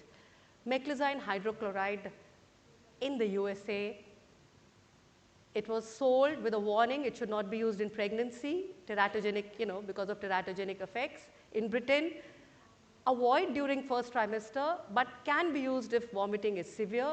And in Africa and Asia, promoted primarily for treatment of nausea and vomiting during pregnancy. So one drug, we're talking about what was happening. So how did all these lead to the rise of the essential medicine concept? Disproportionate consumption, restricted production, trade imbalances, research priorities, market-oriented, profit-oriented only, patent policies leading to high prices, dubious drugs available, and ADRs we started picking up, thalidomide tragedy, chloramphenicol, gray baby syndrome and all started happening at that time. Countries were struggling to make medicine, to meet the medicine requirement. Governments were struggling to meet the medicine requirement for their populations. Rising medicine costs made it difficult for them. So what did they decide to do? A few countries in the 50s to the 70s, which included India, began the limited list of medicine concept. They said, we will get the few medicines which will take care of majority healthcare needs of our people first, and then we'll take it on from there. And that's how the concept originated. And it has evolved from 1975 to 2002 now. The definition of EML has, essential medicine list has changed. Essential medicines are those that satisfy the priority healthcare needs of the population. They are selected with due regard to public health relevance, evidence on efficacy and safety, and comparative cost effectiveness. Essential medicines are intended to be available at all times in adequate amounts in the appropriate dosage forms with assured quality and adequate information and at a price the individual and the community can afford. It's a very heavily loaded definition with each word having a lot of meaning. First essential list came in WHO's list in 1977 with only 250 medicines. It's been updated every year. Pediatric EML was started in 2007, also updated. Currently, we have the 24th edition of the adult EML and the 10th edition of the pediatric EML, WHO's. So the list has been evolving. It's a very dynamic list. The number of medicines in the WHO EML has increased from 250 to nearly 520. It's included in national health programs, and actually the EML can be divided into 3 different eras. From 1970 to 1990, the worldwide essential medicine concept was getting established and accepted. The second era from 1990 to 2010, when essential medicine lists started getting incorporated in national health programs covering communicable diseases, primarily TB, malaria, HIV, AIDS, etc. And post 2010, essential medicine lists are there to fulfill the Millennium Development Goals, Sustainable Development Goals, and provide universal health coverage. So it's evolving. What has been the impact of this global essential medicine concept? Access to essential medicines, which was, has improved. It was lesser than 50%, more than 50% had no access in 1975. In 1987, 37% of the global population have no access. 99, it has decreased to 30%, which is still a huge number. Nearly 2 billion people have no access to essential medicines.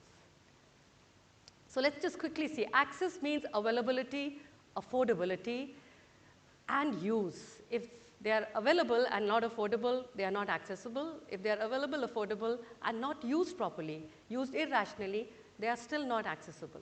I'll just share some global data of current studies. These are all this data involving numerous countries in all the WHO world regions. So in this study, they saw this covered about 25 countries. Essential medicine availability was only 61.5%, and in the public sector only 40%. Private sector had more. By income level, essential medicines availability was inversely related to income in public sector. So if your income was more, the number of essential medicines decreased even in the public sector.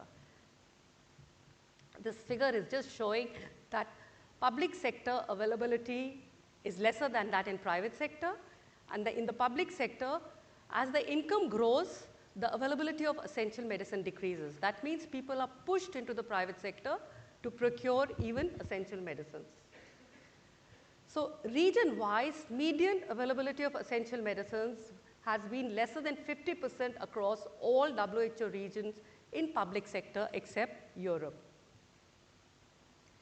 This is just showing median availability of medicines in different pharmacological groups. This shows actually that availability of medicines for communicable diseases was okay, but medicines for non-communicable diseases are lacking.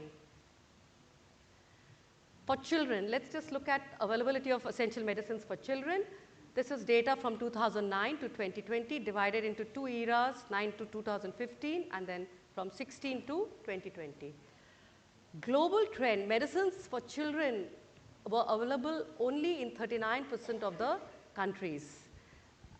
Later on, it increased to about 43%, but it is still a very low availability, 39, 43%. And initially, the low middle income countries, availability was a little better, but in the second half, the availability in the high income countries has increased. But poor availability of children's medicines. This graph is also showing the same, that In LIC, low-income countries, availability was better. Blue shows better in the first half from 2009 to 15, while in high-income countries, it has peaked suddenly towards 2020. But in private, public, primary hospitals, original, generic, across board, availability was lesser than 50%. Actually, nearly lesser than 40%. Availability rates of essential medicines for children varied. Sri Lanka topped in the first half and Mongolia now. So very variable rates of availability. Affordability, wide variability of generic medicines. 2 minutes. 2.6 times the price of the reference product in Southeast Asia, 9.5 times in the America. Original products, private sector prices 10 times higher than the international reference price in all the regions. Okay, so wide variation in prices, very high prices, and one way of measuring prices is by seeing the minimum days of minimum wage required. And huge variability is seen that in low-income countries, people may have to work for 40 days to get a course of paclitaxel. So huge variation in prices. Access to essential medicines, 2 billion people involving 1/3 of the global population lacks access to essential medicines. In low-income countries, it may be lesser than 50%. Use worldwide, over half of all the medicines are prescribed, dispensed, or sold inappropriately. Half of all patients fail to take their medicines as prescribed. In developing and transitional countries, in primary care, lesser than 40% of patients in the public sector and 30% of patients in the private sector are treated in accordance with standard treatment guidelines. So the link of access to essential medicines and the Millennium Development Goals and Sustainable Development Goals. MDG from 2000 to 2015, there are 8 Millennium Development Goals, 4 of them were related to essential medicines, MDG 4, 5, 6, and 8. In 2015, this changed to Sustainable Development Goals, which are 17, and Sustainable Development Goal 3 is good, healthy lives and promote well-being for all at all ages. Now, SDG 3 is related to all the other Sustainable Development Goals. Universal health coverage can only be achieved when there is lack of time. Finishing. This is the second last slide only. Affordable access to safe, effective, and quality medicines and health products. I'd just like to conclude by saying that availability, affordability, and rational use of essential medicines are the building blocks on which health systems are built. Their essentiality cannot be overemphasized. Thank you. Thank you, ma'am, for the informative talk. Any questions? Because since long we are studying about the essential medicine. Students? Okay. Thank you very much, ma'am. Now, I have important things to share with you all. So, the Women Pharmacologist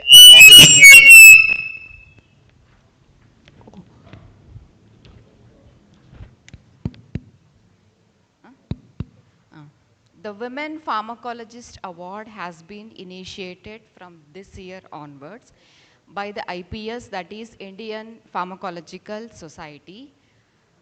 So the things behind that, a little story behind that is the Women's Forum, which has been initiated, formed for the first time in the IPSCON with the Women's Symposium and along with the support from the Indian Pharmacological Society. The forum is comprising of 10 members, women from the different regions, that is South, North, East, and West, where we have included even the young pharmacologists in that. We have clinicians in that, both from the, clinical platform and the preclinical platform.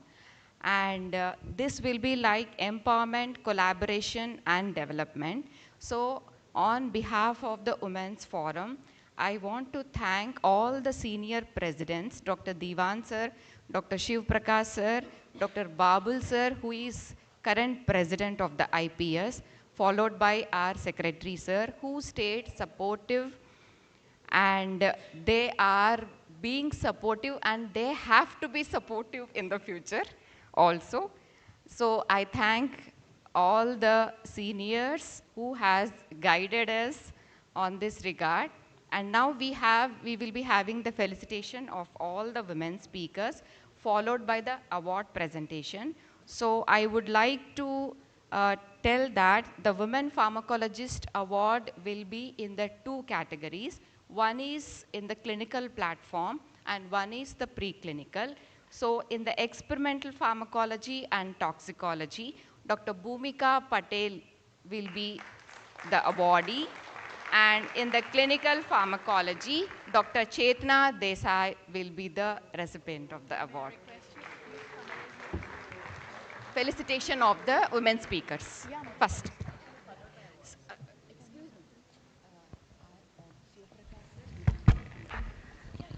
We would be now felicitating Gupta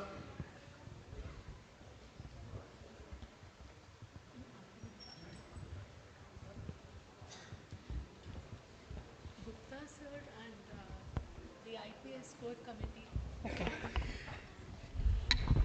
I would like to request Professor Y.K. Gupta, Professor Divan, and Professor Shiv Prakash to kindly come on the stage and join our chairpersons of the session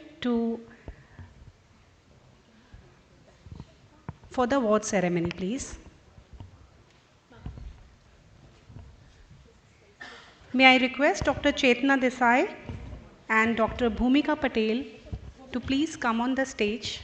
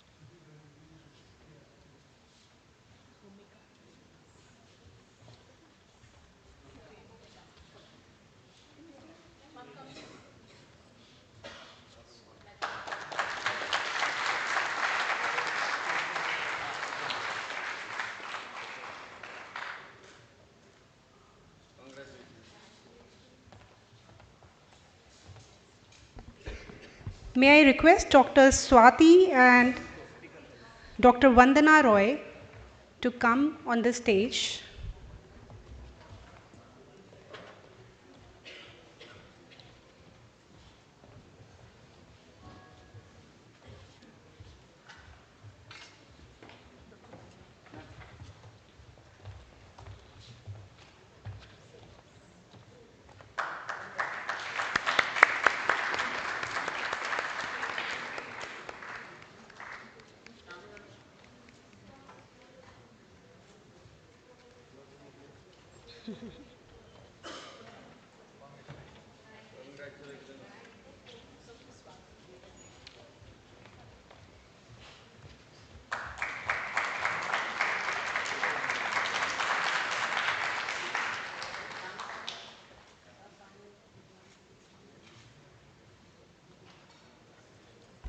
With heartfelt gratitude, we would like to present a token of gratitude to our chairpersons for seamless conduct of the session.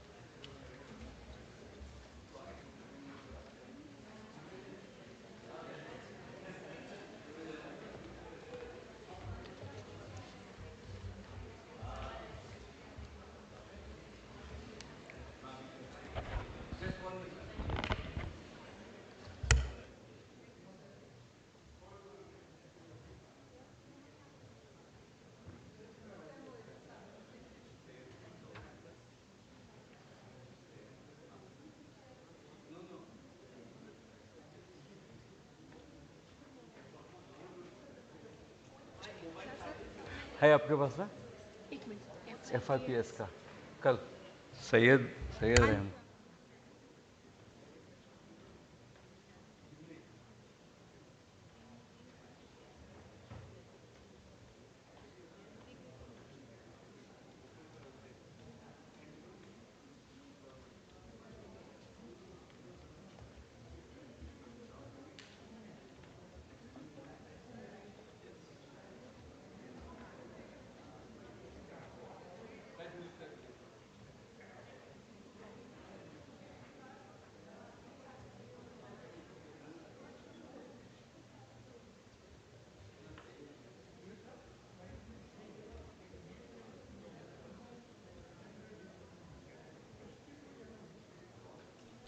Hello. Good morning to all of you. Another pleasant thing. Hello. Hey, Gautam Palit. There is some good announcement. Please sit down. Good morning to everybody once again. And the happy moment for the Indian Pharmacological Society. And yesterday, I think Dr. Syed Rahman was little busy. He could not come. He has been awarded Fellow of Indian Pharmacological Society. I request him to come on the stage and request Dr. Shiv Prakash to honor. Is YK there? Please come, sir. Huh? Dr. YK, be visible. Please come on the stage.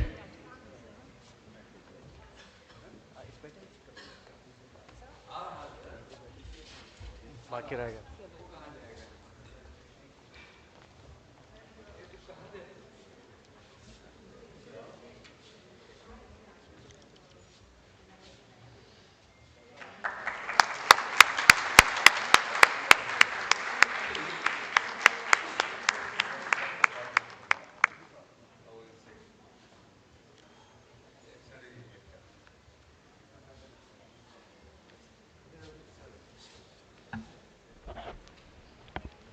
Congratulations, sir, and thank you so much, all of you.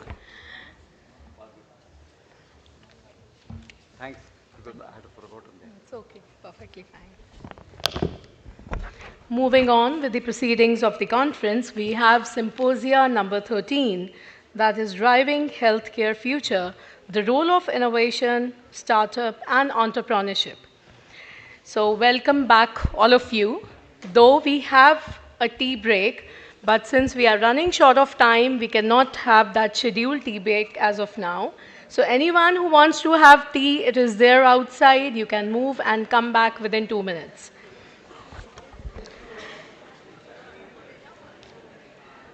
So to guide this session, I have distinct honor of inviting the session chairs, Professor Saeed Ziaur Rahman and Dr. Kasif Hanif. All of you are requested to please remain here. I request all of you, please remain here for the scientific session.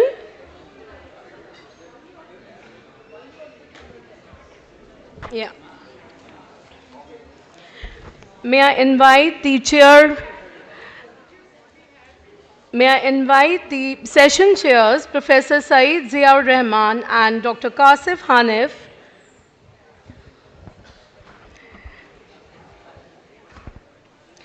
To acknowledge their stature, I'll take a brief moment to highlight the accomplishment of each of our chairperson. Professor Saeed Ziaur Rahman has over 28 years of experience in pharmacology and currently serves as chairperson of the department at JN Medical College, AMU Aligarh. He has pioneered initiatives such as Alig's Academic Enrichment Program, a PhD program in pharmacology, and a lab for alternatives to animal experimentation. He also coordinates AMC PVPI and MGMC MVPI at JNMC, with the latter recently upgraded to a regional training center. We welcome you, sir. Dr. Kashif Hanif, a senior principal scientist at CSIR CDRI Lucknow, specializes in the pathophysiology of pulmonary hypertension, focuses on DNA repair enzyme, fatty acid synthesis, and metabolic remodeling in vascular and right ventricular dysfunction. He has developed in vitro and in vivo model to study molecular targets.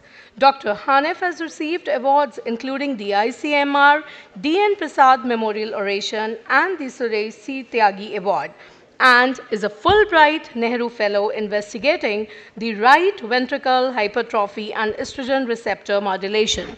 I welcome you, sir. We are delighted to present a very engaging session featuring 4 distinguished speakers and experts. May I request, sir, to introduce our first plenary talk speaker, Professor Y.K. Gupta, to the audience. Over to you, sir. Thank you so much. So on behalf of the organizing committee, I welcome all the delegates and especially the guest speakers. And you just have heard that in this particular session, we have very renowned speakers, including Professor Y.K. Gupta, Dr. Shiv Prakash, the former chairperson of this IPS conference, and Dr. Bobby George. So first, I would like to welcome Professor Y.K. Gupta. And you all are familiar with his work, but just for the sake of the newcomers and the new generation of pharmacologists, Professor Y. Gupta is a very senior pharmacologist. In fact, I feel like we're humbled that he's here, and I've been in touch with him for the last many years. He worked as a professor and head department of pharmacology at the All Institute of Medical Science, New Delhi. A distinguished academic leader, he served as Dean AIMS and later as president of the All India Institute of Medical Sciences, Jammu. Dr. Gupta has contributed extensively to the field in the field of neuropharmacology, toxicology, and drug safety, and played a key role in establishing India's pharmacovigilance framework. There's no doubt that he played a significant role in the development of the National Pharmacovigilance Program as well as the Material Vigilance Program of India. He has authored over 400 scientific papers, served as on multiple national regulatory committees, and received several prestigious awards, including Dr. B.C. Roy Award of the National Medical Commission for his outstanding contributions to medical education and research. So with this brief introduction, I welcome Professor Y.K. Gupta, sir, to please deliver your invited lecture.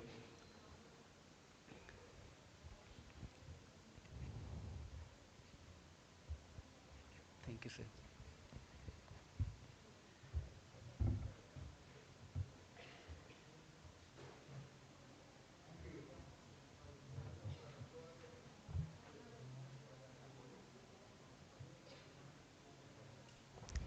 Is this working now? Yeah. Thank you very much. Namaskar to everybody. And it's my pleasure to talk here. What I thought that instead of giving my entire 35 years or 37 years research publications brief,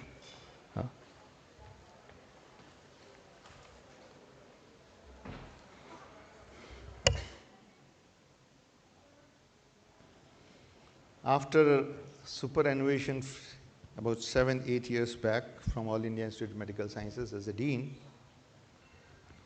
I assumed charge of healthcare professional, policymaker working with Niti Aayog, Ministry of Health, Ministry of Environment, drug regulator, and then I realized, and also Department of Pharma, and currently I chair, those who do not know, the committee which is converting Pharmacy Council into Pharmacy Commission and reorienting the entire syllabus and the education framework for the India.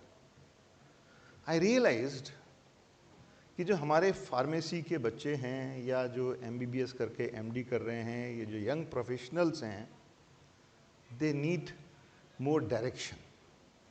Direction for how to succeed in life and how to be relevant and how to remain contemporary.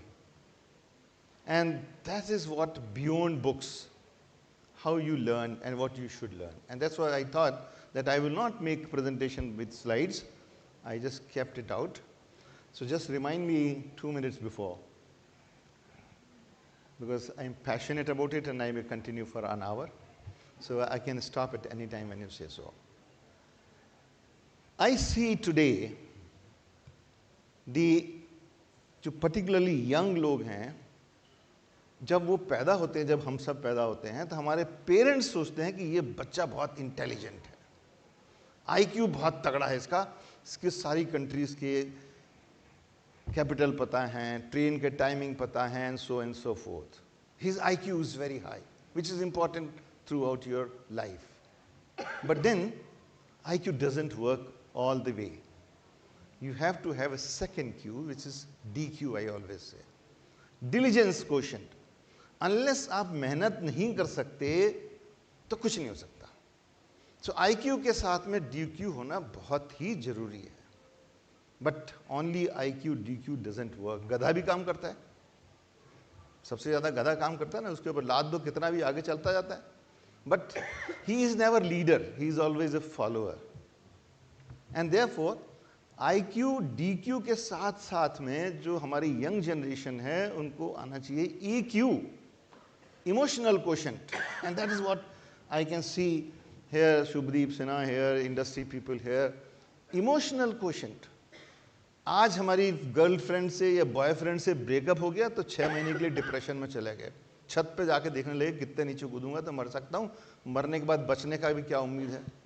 एक बार आप fail हो गए, एक बार आपकी startup company successful नहीं हुई, then you gone into से एक बार पेपर रिजेक्ट हो गया तो आप सारे सिस्टम को गलत कहने लग गए. That is emotional instability. So you have to have an emotional quotient.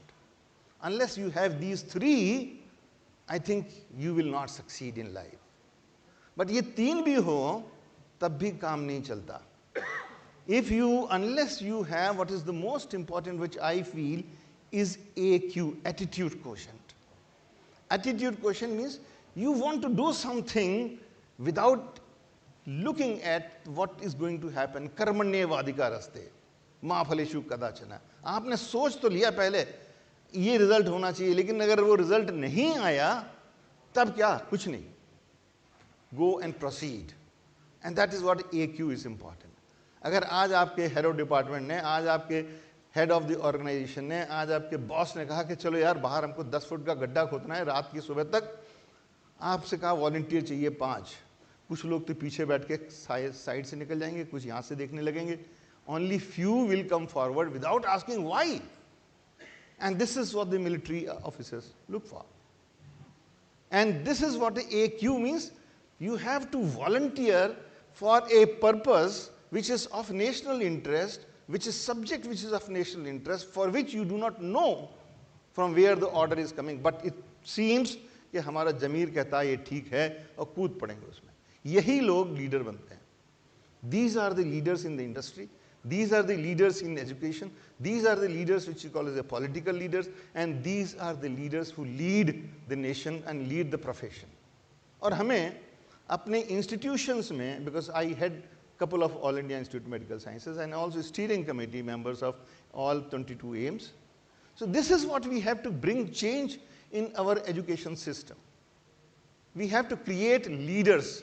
Not only the followers कि हमने गुडमैन गिलमैन से या इससे किताब करके वाइवा पूछना शुरू किया. You have lost the critical thinking ability of this student. हमें पूछना है इस स्टूडेंट में critical thinking क्या है, how to find out the most important critical matter from this jugglery of what you say of the nomenclature या उसका. That is something which is very important. So I always say beyond books, learning is important, and this beyond book learning can come from your peers. And I was disappointed yesterday when such an important topic was there and people were just murmuring. This is something, the second important thing in life, particularly all those, is the communication skill. You must know knowledge is important, but transmission of knowledge, communication is not only publication, communication, that is important, but how you communicate with the public, how effectively you transmit your ideas to your boss, so that he thinks कि यार इसने कोई बात तो कह के चला गया, इस बात में तो दम थी, now let us do it. That is what a communication skill is. And second thing is your body language. And those who have seen, अगर आपने देखा हो the Three Idiots, the body language and the communication skill, the confidence which he said, कि अच्छा भैया लेकर नौकरी ले जाओ. उसने कहा ये तुम्हारी नौकरी है तो ले जाओ, तुम हम नहीं करेंगे. उसने कहा बाद में ultimately he said अच्छा नौकरी भैया तुम्हारी पक्की, तुम ले जाओ. That is the communication skill, and that is what in industry people look for. That is something which is important. Skills जो हमारे पास जरूरी होनी चाहिए इंडस्ट्री में जाने से पहले या उससे पहले भी एकेडमिया में भी is what you are looking for. अगर हम कहें हम सारे पब्लिकेशन देखते हैं कितना साइटेशन है, कितना इम्पैक्ट फैक्टर है. In fact I have been in charge of top level award committee, and then we used to look for impact factor. अरे यार impact factor is important, but more than impact factor is the reproducibility factor, which is challenged in India and a couple of countries. Reproducibility factor, अगर आपका data reproducible नहीं हुआ आज के 10 साल बाद भी, and it has been converted into a fraud, it has been considered as not relevant, non-reproducible, the reputation of yours is gone, the reputation of the institution is gone, and reputation of the country goes down. And that challenge we have faced a couple of times.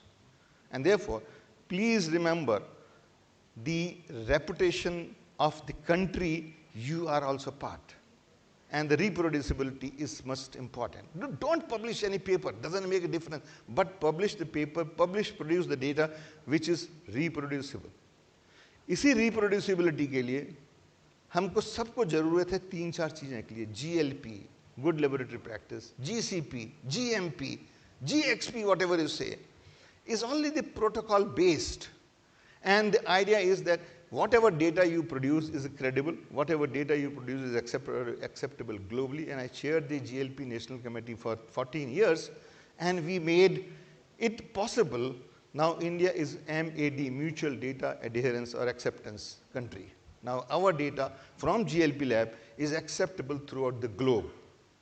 And that is something which is very important. I always say to young people, आप क्या करोगे इसके बाद में? 90% लोग कहेंगे मैं lecturer की पोस्ट देखूंगा, 99% सब कहेंगे मैं लेक्चरर की पोस्ट देखूंगा, मैं इंडस्ट्री में नौकरी देखूंगा. शायद ही कोई ऐसा हो जो कहेगा कि मैं नौकरी दूंगा. So think loud. Don't think that you will be employee. Think that how you can give employment, employer. And that is what Government of India is now investing huge money, giving lot of grant through BIRAC from DBT, from ICMR to startup. Startup kholo, idea lo, startup ke liye liberal funding is available from BIRAC. Up to 50 lakhs is only available for idea which is workable, which is well researched. And that is what you should do. And never fail it about it. Industry will give you support.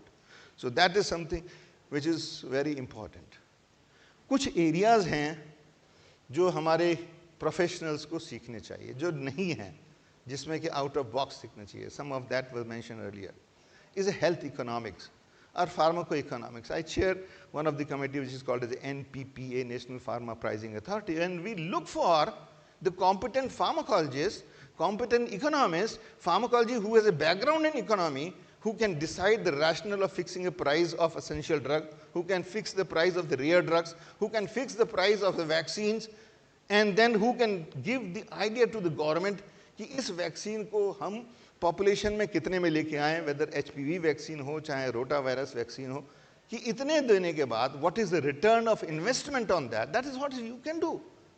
Convert your product into national aggregator. कि ये हमारा total इसके value है, इससे ये हमारा biosimilar आने से इस कॉस्ट में है, इतने लाइफ सेव होंगी, and therefore this much of research investment is needed. And that was the basis, if you remember, public or PIL, this is called as a productivity linked incentive. RIL, research linked incentive, 10,000 crore Government of India, I work with Niti Aayog, was only sanctioned on this idea कि अगर आपके पास research based idea है, उससे linked कोई project है, then there are 10,000 crore and there are only few takers for that. अगर आपको पता होगा, then you can look for that. That is something which is very important. Pharmacoeconomics. हमने बना तो दिया drug, हमने आप काम तो कर रहे हैं ड्रग, लेकिन वो ड्रग कहाँ पोजीशन होगी बाद में, that is your responsibility. How we are going to see market intelligence, क्या होगा, कितने लोग उसमें काम कर रहे हैं. आपने कहा कि ये हमारी ड्रग निकलेगी as good as analgesics steroid, as good as anti-inflammatory drug. How, what? So what? Unless you do the analysis of that. That you should learn. And those who are teachers must teach this. And that's the large opportunities. We advertise more than 100 positions for health technology assessment, that is in Ministry of Health Research, but hardly any pharmacologist has applied in that. And 1-2-3% who are community medicine. तो वो area हमको एक देखना चाहिए. Health technology assessment, अगर हमने कोई device या कोई रिजीम मार्केट में लेके आए, then it is now subjected to health technology assessment before it is accepted by the government of India in national program, whether it is state government और whether it is the central government. So that is what is something important. I also advise to my younger generation, जो particularly the middle level, जो project submit करते हैं ICMR, DST, DBT, पहले तो आपको सब जगह पता होना चाहिए कि कितनी फंडिंग अपॉर्चुनिटीज हैं, और आपको पता होना चाहिए कि क्या क्या उनका थ्रस्ट एरिया है. And then you have to make match of that, and then you can say yes this is the area. I asked 2 questions when I evaluated, and that has become the policy of ICMR. So what? अरे यार तूने project लिखा है, so what? That means your answer must come from you कि इसके बाद में ये हम कंट्री की प्रॉब्लम सॉल्व करेंगे और ये हमारी प्रॉब्लम सॉल्व होगी. And the next question, if you are not able to answer this, no way, project will not be go to the referee also. The next is after so what next. इसके बाद आपने क्या सोचा कि इसके बाद में हम क्या करेंगे. ये थोड़ी कि हमने बता दिया कि यार इसमें एंटी इन्फ्लेमेटरी प्रॉपर्टी है, इसमें एंटी कैंसर प्रॉपर्टी है, हर एक प्लांट में कुछ ना कुछ है. What next?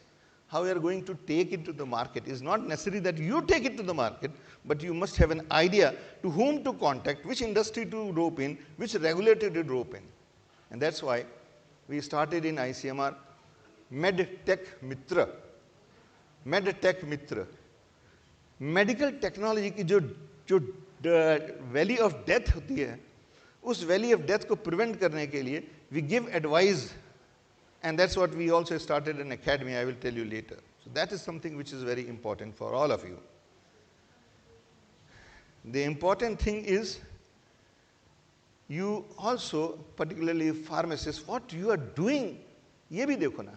हमारी कंट्री की problem, which I realized, my son realized that, कि उसके पास इतने सारे लोग आते थे प्रिस्क्रिप्शन लेके कि पापा ये प्रिस्क्रिप्शन में तो पढ़ाई में नहीं आ रहा, वो पूछ रहा है कि क्या लिखा हुआ है. And the reason was hand writing was bad. डॉक्टरों की ज़्यादातर हैंड राइटिंग बहुत अच्छी नहीं होती है. वो कहते हैं कि हम तो गांधी के फॉलोवर थे. गांधी जी ने अपनी बायोग्राफी में लिखा है कि I always feel sad that मेरी हैंड राइटिंग के टाइम में मेरे टीचर्स ने टोका नहीं. लेकिन उसको डिफेंड करने के लिए लोग कहते हैं कि मेरी हैंड राइटिंग गांधी जैसी है. And then there are several incidents where the people have died, adverse reaction happened, ADR happened because of it is ineligible. People go to the chemist, people go to the doctors again and again कि ये dose में ले लूँ पानी के साथ या दूध के साथ, गर्म ठंडे के साथ में.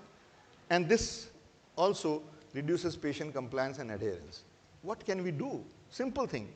So he started, in fact my engineer son, he started a company and this sells Vaidya RX. And this prescription can be converted into digitalized prescription, and the background 20 pharmacists and nearly about 12 retired doctors will read it and convince that give any query to this patient. And that is what only in 10 rupees. And that is of course now a lot of venture capitalists are funding it. So ये चीज़ें जो करने की चीज़ है, ये सोचने की चीज़ है कि हमारे फार्मासिस्ट का रिस्पॉन्सिबिलिटी है कि adverse drug reaction, drug interaction, patient adherence और पेशेंट का जो हमारा कंप्लायंस है, इसको इम्प्रूव करने के लिए क्या करें. What software can develop, and what is important thing is that will also give you the drug utilization pattern, that will also give you antimicrobial resistance pattern, that will also give you what is the misuse of antibiotics in the country, which is now a pandemic. AMR is almost like a pandemic. So that is something which is very important for all of you. Pharmacy, I will just say दो तीन चीजें pharmacy कि हमारी pharmacy education has become a and I think I would say it has not remained contemporary. तो आपको सोचना चाहिए इसको contemporary कैसे बनाएं. अभी just few days back, I was in Tata Hospital and there we thought, where are the onco pharmacists? Where are the pharmacists who can dilute the drug, who can compound the drug for individual patient of cancer? How it can be safeguarded कि इसको यहाँ पे कैसे रखो, कैसे destroy करो, क्या करो, particularly anti-cancer drugs, risky thing. Then an NGO raised this question. ICMR took it up. And now we have started in Tata Memorial a diploma course, not diploma certificate course, because the courses cannot be started with unless the council gives a, or commission gives a permission. Certificate course for onco-pharmacist. Need it. And there are no. ये हमको पढ़ाने की जरूरत है. How many of pharmacists they know? हमारे तो pharmacist को, doctor को अगर हमने कई बार सर्वे करके पूछा ये जो RX लिखते हैं ये क्या है, नहीं पता लोगों को. कोई कहता है डॉक्टर का ऑर्डर है, कोई कहता है कुछ है, कोई कहता है कुछ है. हार्डली लोगों को पता होगा. I am not going to talk on this. And then it is also important to know, to tell public what is the expiry. And you might have seen in recent papers which we have debated in TV also, कि expiry लिखा हुआ है. expiry के बाद 80% of the drugs even after expiry doesn't expire. It is only means that by this time the drug has been tested to be of that quality. Beyond that it is illegal to sell. But you might have seen in COVID, crores of rupees of medicines were expired, but then they were revalidated after good amount of tests. So that is also something which is important.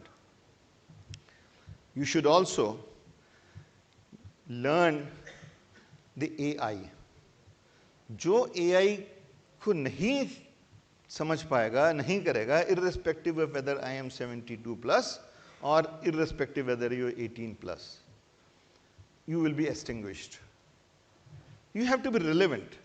And particularly for pharmacologists, for human related things, you have to know how the AI can contribute to drug development process, how it can contribute to the pharmacovigilance process, how it can contribute to identifying the possible use in future patients, how it can identify what is the possible volume of the drug which may require for rare disease, and that is what is AI is required. Gone are the days जब हम अपनी slide आज से 5-6 साल पहले drug development की slide दिखाते थे, कहते थे कि ये 1-2 बिलियन लगता है और 10 साल से 12 साल लगते हैं. अरे यार कोविड में क्या हुआ? All gone because innovative thinking I, innovative solutions आए. और किसने निकाले? हम ही ने निकाले ना. तो वो स्लाइड तो दिखाना बंद कर दीजिए. And therefore you have to think कि हमें क्या इनोवेशन करना है क्लिनिकल रिसर्च में. For example, you have a flexible clinical trial, adaptable clinical trial, decentralized clinical trial, AI use in clinical trial. Now this is what you have to learn and talk about. And this is, finally I would say, because I can see 0 here, you have to penetrate into the public, you have to penetrate into the clinician, you have to penetrate into policy, contribute to the government policy. अगर आपको कोई ऐसा issue लगता है country में है, चाहे वो इम्प्योरिटी का हो, चाहे वो पॉइजन का हो, चाहे कफ सिरप का हो, चाहे वो इनएफिकेसी ऑफ ड्रग का हो, चाहे प्राइसिंग का हो, write an op-ed opinion piece in public, write a paper, send a letter, your voice will be heard.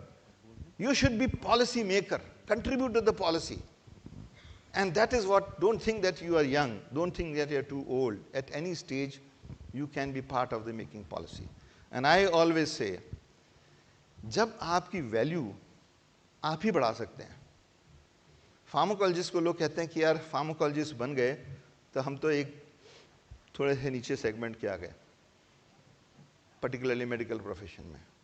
I say, not giving I feel very satisfied. I was an ophthalmologist, then shifted to pharmacology.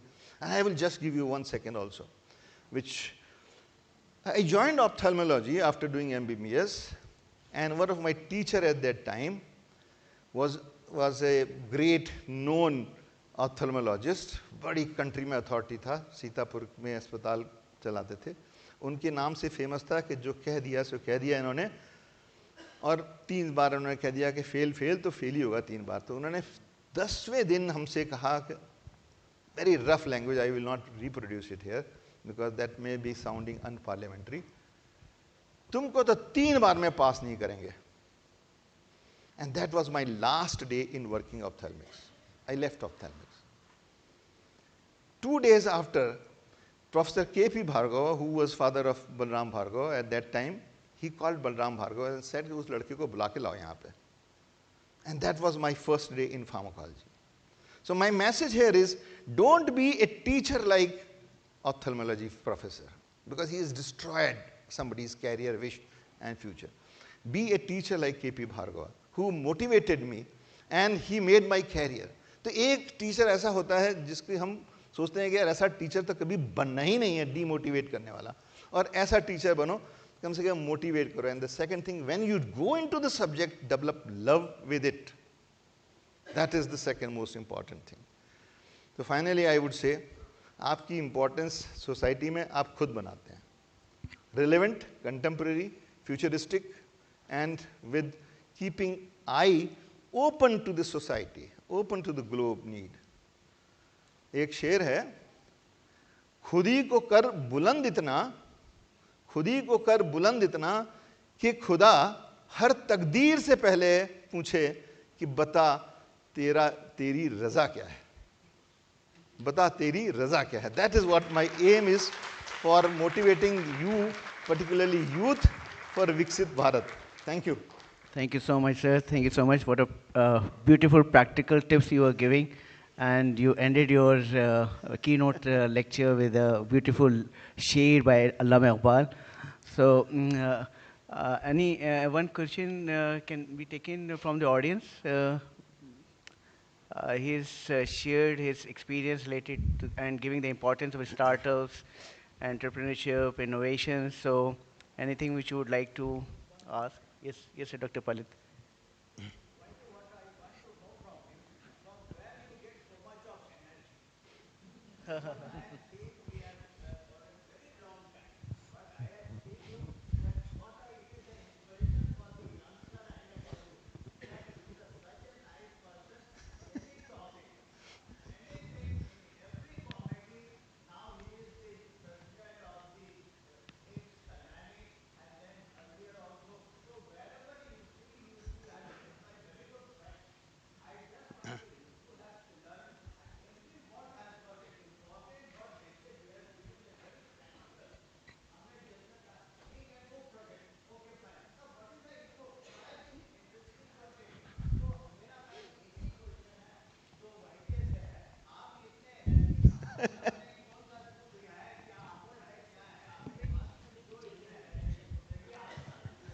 So he is already accepting that he is has a great influence of Professor K.P. Bhargav.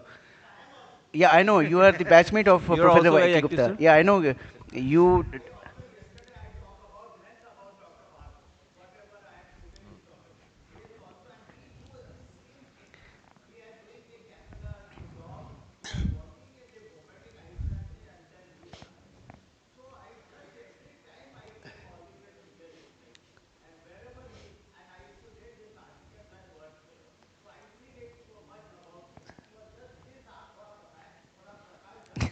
नहीं, मेरे पास इसका जवाब नहीं है, लेकिन मैं एक ही चीज़ कहूँगा जो मैंने अभी कहा भी, that you have to develop love with the subject where you are.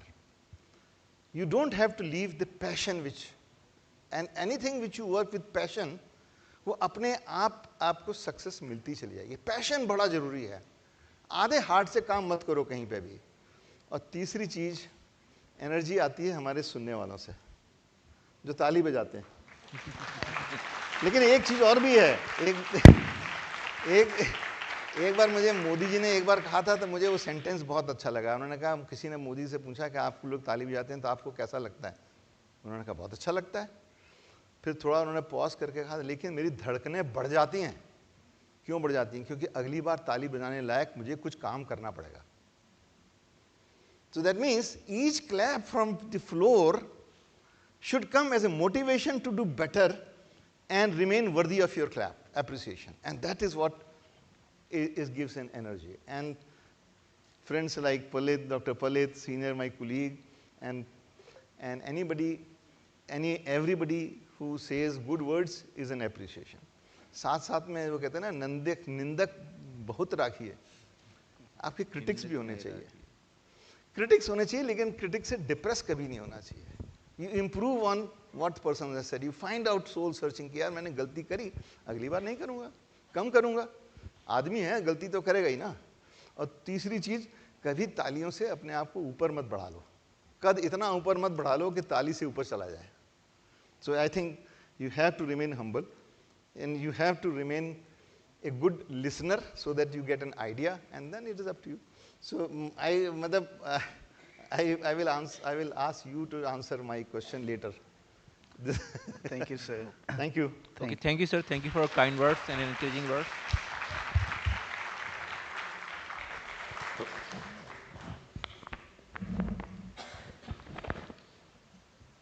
Thank you so much, sir, for the enlightening talk and every word of sir. I think it has really immersed into our heads and into our heart. Thank you so much, sir. Now is the time to felicitate sir. I would request the chairpersons to kindly felicitate sir. Since sir was not here with us yesterday, we have missed his Pharma Ratna Award, and we have the honor of bestowing that award today to sir. So thank you.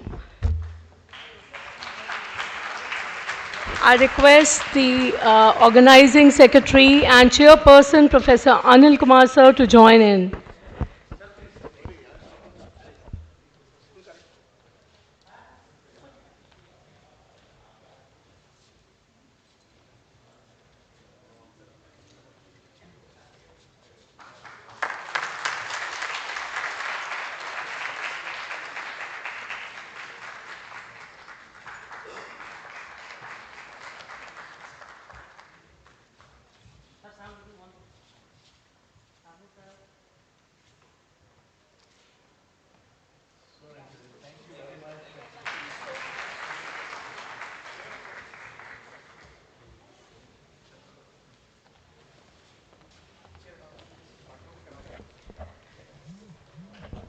Thank you so much, all of you. I request the chair to please introduce our next speaker for the symposia.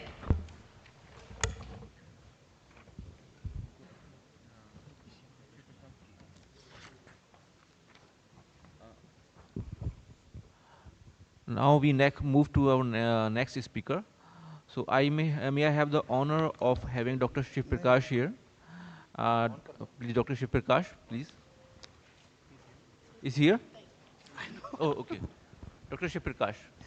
So he's a distinguished leader in pharmacology and drug discovery, and he held various positions in pharmaceutical industry before founding Synchron Research Service Private Limited, India's first private sector CRO.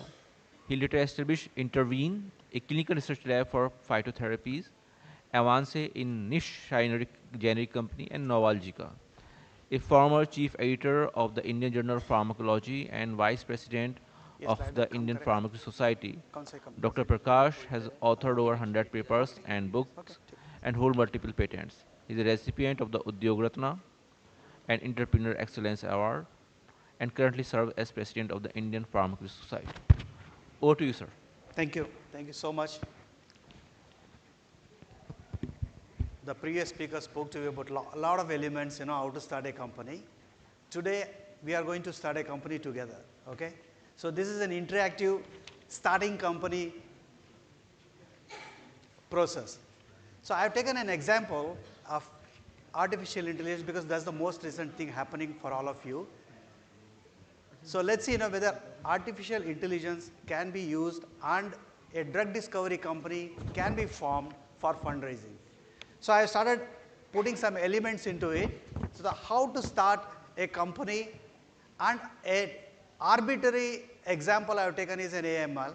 So we are going to start an imaginary company called Epicure, okay? That is, Epicule is just a name, all about chemistry. And we all, I'm the founder, so we all are founders. Okay, we will slowly build this company.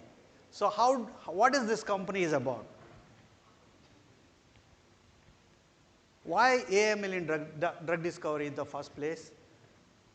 You need to make a case for yourself to start your company. What is that most important thing your company is going to bring it out? So AML is what? It's shorter R&D timelines for drug discovery, okay? And it decreases the cost of drug development, and it can develop candidates 1,200 times faster than the conventional methods. And it can bridge the healthcare gap and improve early disease diagnosis. This is very important. This is the basis of why AML is used for drug discovery, okay? And then there should be a market for us to start a company. And the best thing is about, there are a lot of people who are going to do very beautiful research, but our job is to use that fundamental research to make money. So where is the market? So here is the market. For example, in 2025, it is approximately 6.93 billion. I'm putting the whole world because it is just started coming up. And where it will go by 2034, it will reach about $16 billion. There's a huge money to be made. Hardly any companies in India, one or two. So imagine how many things you can make out as students when you start your own startup. So as of early 2023, there are approximately 800 companies worldwide which are using AML for drug discovery process. So in India, hardly about one or two companies. There is huge market and opportunity for you people to start a company. So what is the projection to 2025 and 2034? It's approximately $16.52 billion. So we need to hear about the opinion makers. For example, Professor YK Gupta tells something, people will listen. So we also need to put some data about what are the opinion leaders, what they are telling about the AIML drug discovery. BCG and Wellcome is one of the most famous consulting firms, tells that about it can accelerate timelines about 50 to 80%. BCG and Wellcome again tells that it reduces the cost 40 to 70%. Phase 1 success rate is 80 to 90%. And economic value is approximately 50 to $28 billion. McKinsey says that. If McKinsey says that, they must have done some research about what is the opportunity of AML. Okay, we all are creating this company together. Remember that. You are with me? Yes. So market potential is approximately $50 billion. So this is about the opinion. And again, Professor YK Gupta was telling, stop telling that old stories about conventional drug discovery programs. What is the problem? We need to create a problem. We need to provide a solution for somebody to invest in your company. So you need to explain the problem. Every slide is made for pitching for your new startup. Remember, every slide of mine is a ready-made pitch for your new company. What is the problem? 7,000 distinct rare diseases in the world. 400 million patients worldwide, 50% are children, and another 95% of the people lack approved treatments. There are a lot many targets which are not druggable. So we can use AML for. So what is the challenge? The existing drug discovery programs takes about 12 to 14 years to develop one molecule. So what is the cost? About $2 to $3 billion. Success rate is just 25%. So here is your company. What does your company do with all these problems? Your company does this. What we do, we focus on solving the crisis of critical unmet needs in rare diseases. Rare diseases are the future of creating new drugs. So how do we do it? We uniquely combine advanced AI with traditional Ayurvedic medicine. I specifically took natural drugs databases for drug discovery because we have a wealth of natural products in the form of Ayurveda. So we are blessed to use that huge database of natural products to create to drug discovery. So what is our goal? Our platform delivers scalable and impactful therapeutics by rapidly identifying nature-inspired candidates. How we do that? So we use natural products chemistry or repurpose natural compounds for rare diseases or new diseases.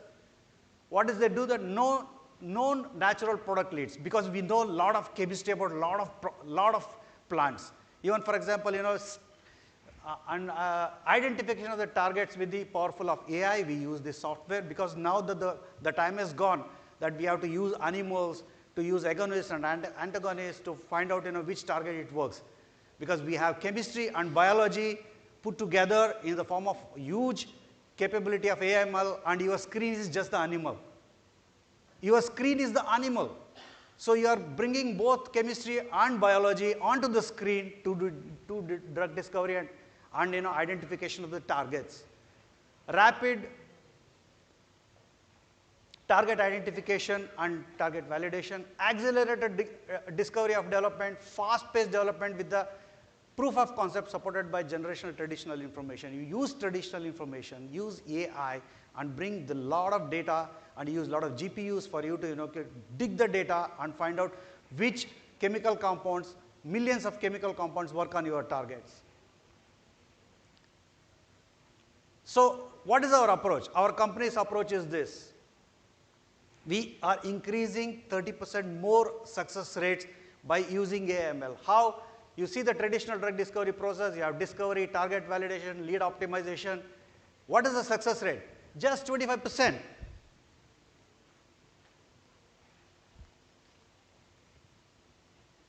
Sorry. Oops. Sorry about that. Okay, just 25% success rate. And then you do preclinical, phase 1, 2, 3, and FDA application. What is the success rate? Just 7% success rate. If you use, what is our approach to drug discovery is, you use in silico predictions and preclinical predictions using AML. The success rate is approximately 70%. And you can get away with your animal studies, and you can go to phase 1, 2, 3, and FDA application. Your success rate is 30% by using AML. Okay, so what is the conventional drug discovery and rare diseases work? In 3 to 5 years versus conventional 12 to 14 years. Estimated approximately $50 billion you can discover a drug, otherwise you need $2 to $3 billion. Phase 1 success rate is 80 to 90%. The conventional drug discovery is just 5%. So why we use nature? 65% of the drugs in this world is discovered by natural compounds. And 80% of the nature-derived therapeutics have an ethnomedical use. For example, mucuna, used for neurological disorders. But when you dig out the chemistry, it contains dopamine. So you have the connection between the plants and the chemistry. So only 1% mapped and explored until now. We have 99% of the nature not explored, which could not happen, which could not have happened using conventional drug discovery programs, but you can do it using AML. So what is our solution? We do target screening, initial screening, we do identification of potential leads, and we do the proof of concept and target binding assays, we can do that, and then we do functional assays, and then output is generating intellectual property and developmental candidates. This is our solution for Epicure using AML.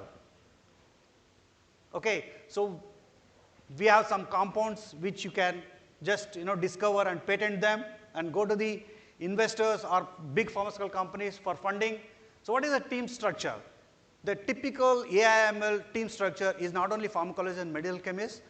The things have changed. You need bioinformaticians and then medicinal chemists, regulatory experts. You need computational chemists and you use AML engineers, and then you need business development groups. This is the structure of the company. Okay, this is a typical structure of the company. And how do we make money out of this company? SaaS, subscription-based AI analytics for pharmaceutical R&D. You can provide software as a service to the big pharmaceutical companies to earn a lot of money. Custom AI models, you can tailor drug discovery models for clients, for big pharmaceutical companies. That itself is a huge revenue for you. And partnerships, you can partner with big pharmaceutical companies to work on their databases, and you do validation and bring in a lot of technology together. And then data as a service, you curate a lot of chemical and biological and clinical data sets which will be available for pharmaceutical companies to use it and pay for you. So financial overview, say for example, I'm raising about $5 million in this company. So you need to tell to the investor how you are going to use your money. So this is a typical company, how you use it? 40% we use it for platform development. We use 25% team hiring, 15% of the money we do data acquisition and validation. We use another 10% for marketing and partnerships, so another 10% for all miscellaneous expenses. So you need to even tell to the investors how you are going to use that money. So what are your revenue projections? So typically an AML drug discovery, if it is successful, it can make about first year about $0.5 million. In second year, you can project it $2 million. In 3 years, you can make $5 million based upon how your databases and how you are going to create that.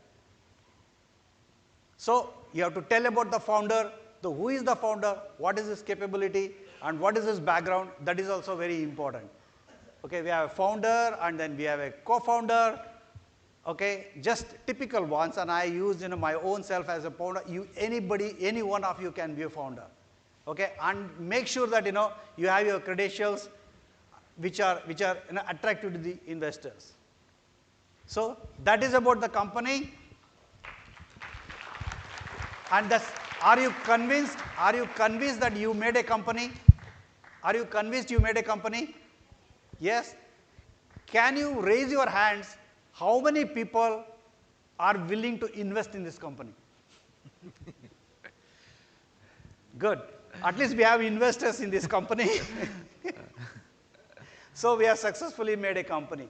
This is how you need to create a narrative, a compelling narrative to start a startup. You can do it in your department, you can do it in your home, you can do it individually, or you can do it collectively in your own departments. I know that Punjab University, Pharmaceutical Sciences department is starting a lot of new startups, and every professor is allowed to do his own startup. This is just an example how you start a company using AML for drug discovery using natural products. Thank you very much. Thank you very much. Thank you, Dr. Shiv Prakash. So Dr. Gupta just said that students should think beyond academics, and you proved that. So yeah, I have just one query that you showed that there are 3 molecules from your company for cancer. So these you found out by using from Ayurveda medicines, or they are new things? Yeah, these are the molecules which we discovered using curcumin as the lead compound. Okay. So we made about 140 water soluble derivatives of curcumin. So we have screened them for anti-cancer and antimicrobial activity. So out of 140 compounds, we got 3 of them. And then the one of the compounds we are going to further develop using AML models for antimicrobial resistance. Surprisingly, one of the molecules which is not active against any microorganisms except for E. coli. It is active only on E. coli. So we are going to develop that for treating E. coli drug resistance, which is very, very dangerous in the hospitals. So coming from curcumin, they must be very high, having high anti-inflammatory potential.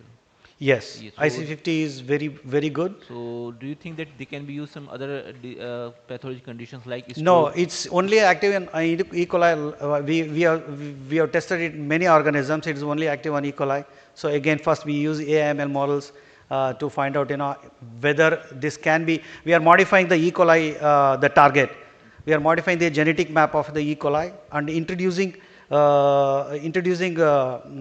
resistance in those genetic mapping, and then validate the targets, whether this molecule is active against E. coli resistant mechanism. That's how, because what we could do, what we could not do 3-4 years back, we could do all that now using AML. So that is the opportunity for all of us to use for drug discovery program.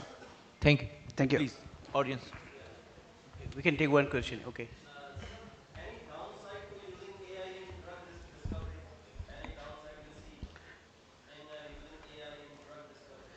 it's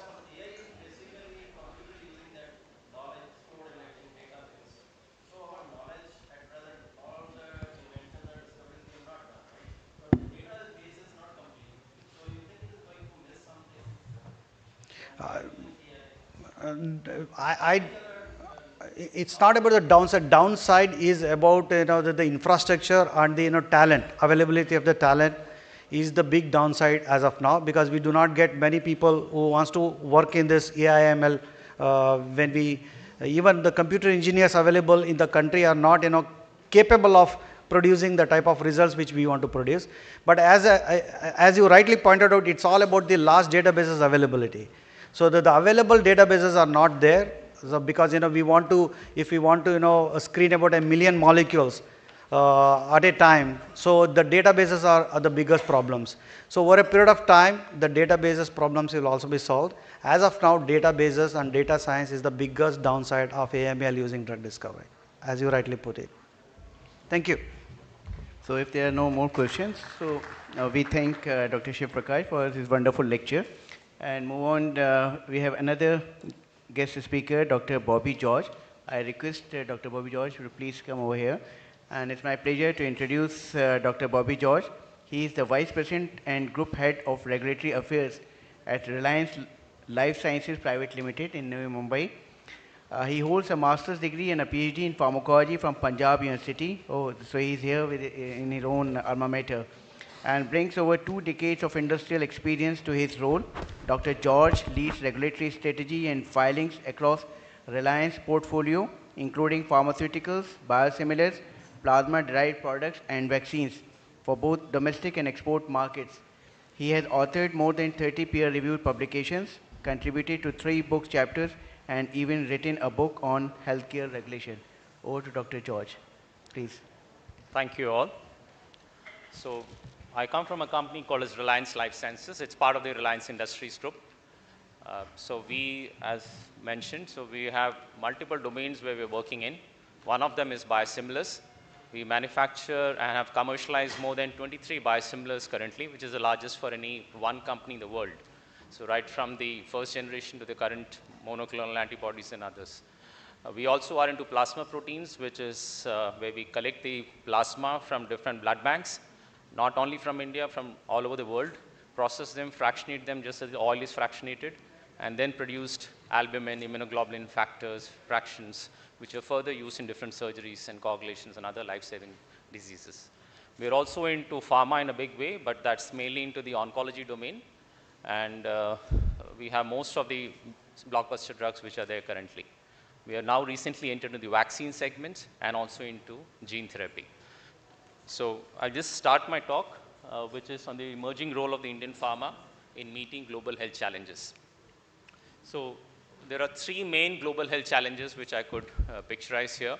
One is the non-communicable diseases, so which most of the companies are actually working towards, whether it is cancer, cardiovascular diseases, diabetes, or major respiratory elements. So this is where the industry is also focusing on, because that's where the major revenue is, unlike probably other diseases where there's not much of potential for a pharma company to make profits. That's the honest fact. So almost 18 million deaths due to the non-communicable diseases, and 82% of the premature deaths in the low and the middle income countries are because of the non-communicable diseases and the shortage of the drugs which are there to address those. How do we address them? So one is, of course, early detection as well as treatment, but for that, drugs should be available at an affordable cost. And then also the healthcare system in many countries is pretty weak. It's very fragile. So unless and until there is funding, whether it's from WHO or the UN or the other organizations, they probably are at the receiving end. So that is one of the major global health challenges. The other being infectious diseases.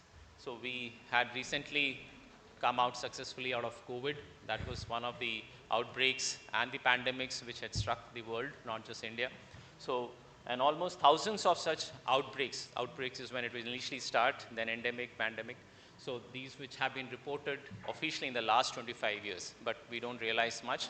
It's only when major pandemics or epidemics strike us, we realize how fatal they are. And it has been increasing globally over a period of time. And these are also because of global climate changes, which are also contributing in a way. There are interspecies interactions, human and animals, which also contribute, which we don't realize initially. And how do we address them? There has to be a continuous global watch, a global surveillance, and targeted intervention, as well as you should continuously plan for the future pandemics, be it COVID, the next wave of that, for that matter. Now, the third one is the antimicrobial resistance. Dr. Becky Gupta also spoke about it. AMR is a major cause. And in 2021 alone, almost 2,67,000 deaths were actually directly attributed to this, and indirectly almost 9.87 lakhs. So that's the magnanimity or the vastness of which AMR is, and we hardly realize that. It's probably because of more of use of these antimicrobial drugs or even misuse of these drugs. Large number of people are not aware how it has to be rationally used, unhygienic practices, inadequate surveillance, and above all that, you have these counterfeit drugs, you have substandard drugs which are being produced in multiple countries, including India for that matter. And how do we address? One, of course, each patient, each doctor should advocate the responsible use of them, and self-awareness and maintenance of hygiene. So this is, and if you see the number of deaths by 2050, it can actually lead to almost 10 million deaths. So that's the amount of damage these kind of global healths can lead to. Now, where does India come into picture? The whole theme of this Congress is with respect to India and Viksit Bharat, right? So I thought I'll spend more time on that rather than on the key global health challenges in this. So where does India, we are already proudly announcing ourselves as the pharmacy of the world for the last probably over a decade, and rightfully so, because we have a total pharma value which is running almost up to $50 billion, of which almost equally is for domestic market as well as the export market. And if you look at the terms of the volume of the drugs which we sell, India proudly stands as the third largest in terms of the volume. But in terms of value, if you see, we are far below. It's almost 13th or 14th in the list of the countries which are actually able to sell their pharma products across the world. Why we are able to do that? One, because the prices at which we offer are pretty low, very cost attractive, and quality by and large, the countries to which we export, we are trying to maintain high quality. At the same time, our cost of manufacturing, if you look at as compared it with that of the US or the Europe, we are far lower, almost 30 to 35% of the cost at which it is actually manufactured either in the US or in Europe. And we have been supplying almost 80% of the retroviral drugs globally. That is one thing which stands out as far as India is concerned. If you look at the global vaccine demand, there also, whether it's to WHO or even otherwise, 60% of the global vaccine demand is met by India. We also are also now emerging as a medical tourism hub for the entire world, because the hospital sector is far less cheaper in terms of the treatment in India as compared to the developed markets. So that's why you'll find a lot of tourists flocking to India as far as medical tourism is concerned. So these are also considered an advantage from a health perspective, from a cost perspective for India. What are the economic drivers for pharma?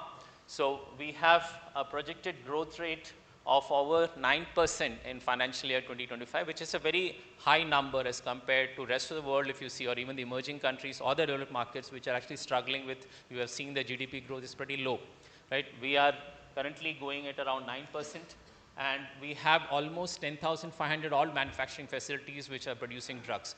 Unfortunately, not all these are maintaining high quality standards. The ones which are actually supplying to the international market, the WHO GMP qualified ones, yes, for which we have almost 2,000 of them. And then we have the largest number of FDA plants which are approved outside of India. So which is close to around 550 to 600 odd manufacturing plants of India are FDA approved. And as you all know, the US FDA maintains very high standards, and to qualify for that and continue with doing that is really a proud thing for any company to do so. But as you see, 10,500 versus 2,000. So a large number of manufacturing facilities are not actually meeting up to the global standards. So that's why some of the steps which have been taken by the government, like example, raising the bar as far as the Schedule M is concerned. The WHO GMP requirements are much stringent now as compared to what they were, or even the regular GMP standards have increased. A lot of the, say, small and medium companies, SME companies have tried to raise their voice. They need more time to come to pace but a lot of time, I suppose, have been given to them. We need to raise up, otherwise we'll have similar incidents like the cough syrup related incidents, whether it was Gambia or other countries which are being reported. So our economic drivers, yes, so we are expected to reach almost 130 billion by 2030. That's a CAGR growth rate of almost 10%, which is very remarkable. And 2047 I put up because that's a year which has been earmarked for India to be a developed nation as a Viksit Bharat nation. So by 2047, we will be at, hopefully at 450 billion. The medical device industry also is also pulling along much fast, and it is targeted to reach almost 50 billion by 2030. This got a push after the COVID because we had a lot of medical devices which should be imported, right from the PPEs to the others, to the hypodermic needles for that matter. So now the government has given a lot of push for the medical device sector, the PLI scheme which was announced even for the medical device sector. So that's also really growing great. Now, how is government pushing for it? One, they have brought in policy changes. They have brought in a lot of financial thrust to get this going. If you look at the scheme, which is the SPI scheme, strengthening the pharma industry, the government has earmarked almost 500 crores for this, and a lot of companies are actually availing the offers. You have almost now Prime Minister's Bharat Jan Aushadhi Kendras which have come, almost 10,500 of them, which were nowhere before the scheme was announced. And that's a great incentive as far as the rural India is concerned, because a lot of the rural Indians are dependent upon these Jan Aushadhi Kendras. Even the Prime Minister's Bharatiya Jan Aushadhi Pariyojana, which has now a basket of almost 1450 drugs in its portfolio and almost 240 surgical instruments, which is a big plus for the rural Indians again, because the urban Indians will go to the, say, 2-tier or the 3-tier hospitals, whereas compared to the common man who has left to these small hospitals to go through. The PLI scheme, as I mentioned, it has an outlay of almost 15,000 crores, which is a large number by any chance, if you look at, which is close to 2.4 billion and spanning from 2021 to 28-29. That's which has been given to the government, has given a lot of industries have taken benefit of it. They have started a lot of manufacturing units, whether it's for KSMs, whether it's for APIs or formulations, be it biologicals or otherwise. The union budget itself has allocated almost 5268 crores to the Department of Pharmaceuticals, which is almost 28% higher as compared to the last year's estimate. Bulk drug parks, again, almost 1,000 crores have been earmarked for this year. And there are also projects which the government has initiated for whether it's a greenfield project, that means you're starting right from scratch, or a brownfield project, which is somewhere midway. So for greenfield projects, almost 100% foreign direct investments have been allowed through automatic route. And for brownfield projects, 74% through automatic route, which can be increased further after taking necessary government approval. So there are a lot of policy pushes and financial support which the government has been giving. If you look at the contract development research space, the CRDMO space, that also is saying a lot of positive signals. We have seen the Biosecure Act, the Pills Act, which didn't go through so far in the US, but shortly or the other, some form or the other will come. You have the tariffs which are coming in. So a lot of CRDMOs are having their manufacturing units set up outside of India. You have bases in different countries, right, from US and in the European regions. I've named some of them here. So CRDMO space is also a very interesting space as far as India is concerned. What are the drivers as far as Indian clinical trial space? That's also one sector within the entire domain. Unfortunately, we're doing very low number of clinical trials. If you look at the total volume of trials which are done globally, we contribute very minimally. But then we have a great potential to do so, whether the market drivers, if you see the unmet medical need, there are a whole lot of, say, chemotherapy naive patients or treatment naive patients, we call. You have high prevalence of disease across India. The population stands for itself. There are now tertiary care hospital networks. The operational costs for these trials are much lower as compared to what is there prevalent in the developed nations. And the regulatory reforms have also taken in now. So right from 2014 in the clinical trial space, the new drug clinical trials rules came in 2019. So all these are drivers. The number of investigators who are GCP trained are now much more as compared to what that was before. If you look at the statistics, as far as clinical trials, as I said, we are participating only in just about 3% of the clinical trials and 20% of the respiratory diseases, but we account only 3% of those trials. And similarly, global cardiovascular burden, we have almost 40%, but only 4% of the cardiovascular trials. So same is the number if you look at the diabetes and the cancer burden, right? So we have a huge potential which we can tap, which is still untapped, and the companies should come forward, whether it's Indian companies or global companies should come forward to India and explore it and exploit it, I would say. because there is good potential. So what's the next frontier for us?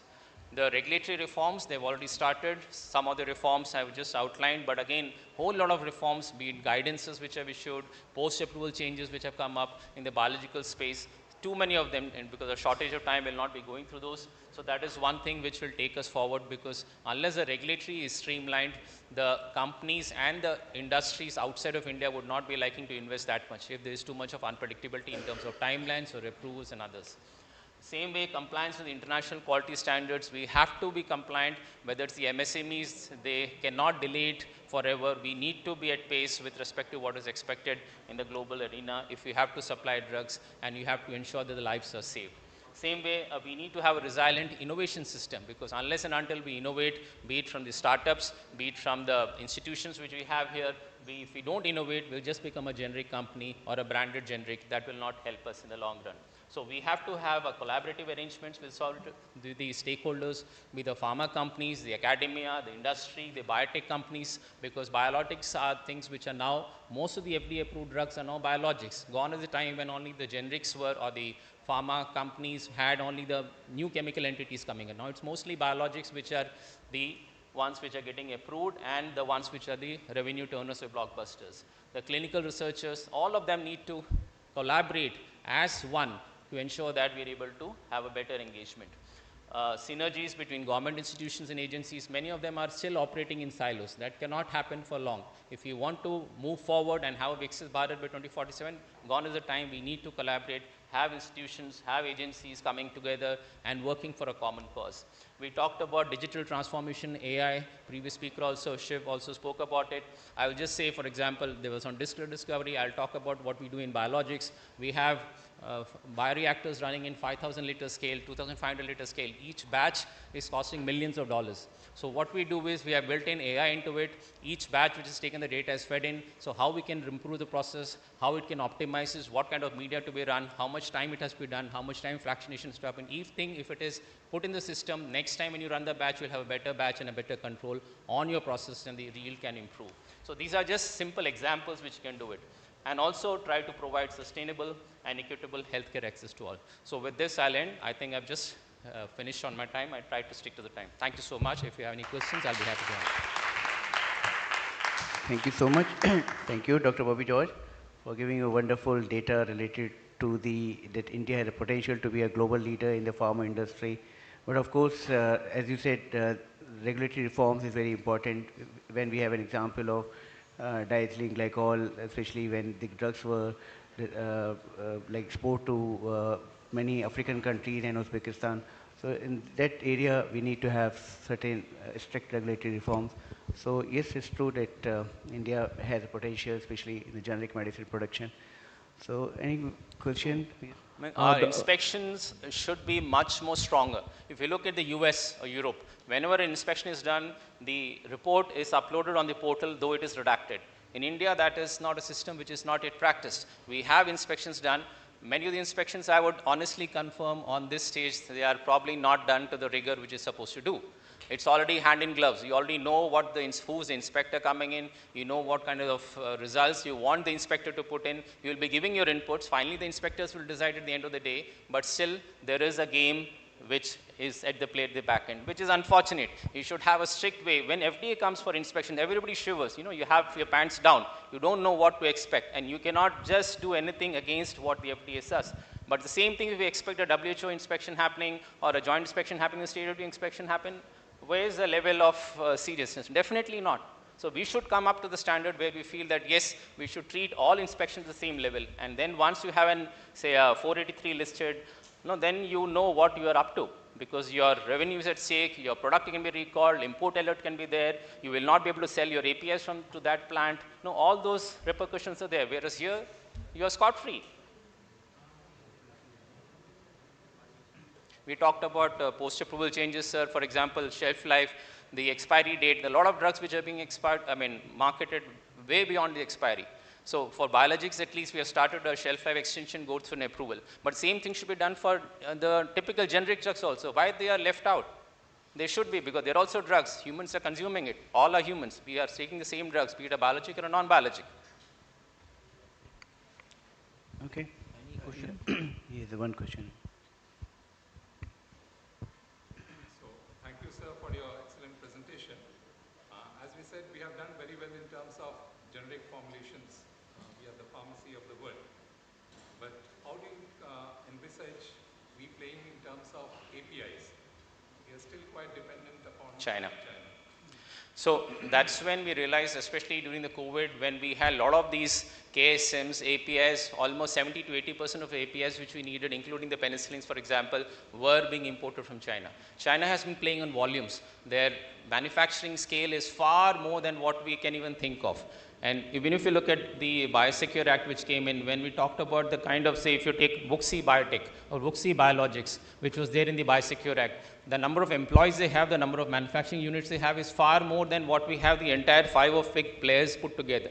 So China is at a scale at which we are still far behind. But having said that, our government has taken steps to put, say, PLI schemes into play, bulk drug parks. Companies should come forward to take that opportunity and encash. For example, we ourselves have encashed on the opportunity when the central government had announced for greenfield projects a huge tax incentive if you set up and commercialize your product before the 1st of April 2024. So we set up a greenfield project in Nasik, and then we are already running. So same way, but every company cannot do that. But at the same time, the process should be gradual. We should try to do away with the China. We should have a China plus one strategy, a de-risking strategy. That's what now a lot of the companies, not only India, but even other countries are doing. They've realized that having China as a sole dependent for their either KSMs or APIs or even formulations is going to be very detrimental in times to come. So they are looking at partners who could do co-development of their products within, say, in India itself or in other parts of the world. So we should come out of that, but again, it will take some time.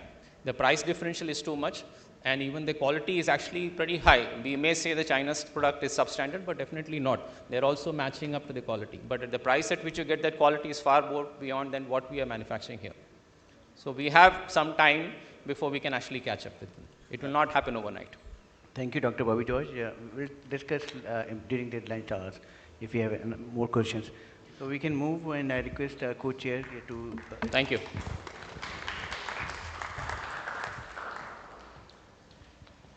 Dr. Vishal Vahane, may I have the honor of introducing to our distinguished speaker, Dr. Vishal Vahane. He is MD from AIMS and has 15 years of experience spanning medical affairs, medical marketing, pharmacovigilance, and clinical research. He is the architect of the Clinical Research Source Center, an innovative digital scientific platform offering more than 1,000 clinical presentations and 500 medical guidelines, extensively used at major national conferences. He has organized over 1,500 webinars, authored publications in peer-reviewed journals, serves as a reviewer for the Indian Obstetrics and Gynecology Journal, and currently he serves as the Associate Director, Medical Affairs at Walter Bushnell Service Private Limited, where he leads strategic scientific initiatives across women's health, emerging markets, and global collaborations. Over to Dr. Rohan, please. Good afternoon, everyone. Namaskar and Sat Sri Akal to IPS 2025. At the outset, I would like to thankful for the IPSCON chairperson's committee, scientific committee, for giving me this platform to express my thoughts on this topic. Before I move, I want to give a disclaimer. The views presented here are of my own. It is not to be considered of my company, that is the Walter Bushnell company. Now, before going to the topic, I will give a brief background how I got this topic.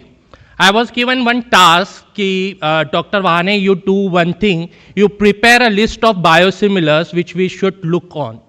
So I got the marketing data and I just thinking which biosimilars to be launched. So surprising what I saw, that in every molecule of biologicals, there are number of players, plenty of players, 10 of players were there. And most of them were playing at the cost level. And one of the smart answer and a very easy answer which comes in the company, we launch a product at a very cheaper price, at a lowest price. And believe me, it never works. If you launch a product at a lowest price, believe it never give you the numbers. This is the story. But what I thought to put what should be done, how should we evaluate a biologicals? How should we evaluate a biosimilar? If there are so many players, so many people are playing at the cost, so how should we think of? And I put certain points scattered together beyond cost, beyond value, what should be there. So, and of course, I don't want to create a barrier between the lunch. My lecture should not be a barrier, so I will try to complete within the allotted time. So biologicals are transferring the therapy. Of course, it is transferring the therapy of cancer, autoimmune diseases. Example like trastuzumab, it has reduced the recurrence of breast cancer by 60%. And also the adalimumab is a classic example for rheumatoid arthritis, psoriasis. If we see the Indian biological market, it is growing at a number of, the market is of 12.3 billion USD in 2024 and is growing at a rate of 8% CAGR between 2025 to 2033, and the expected value is 24.6 billion USD by 2033. And similar is the market of the biosimilars.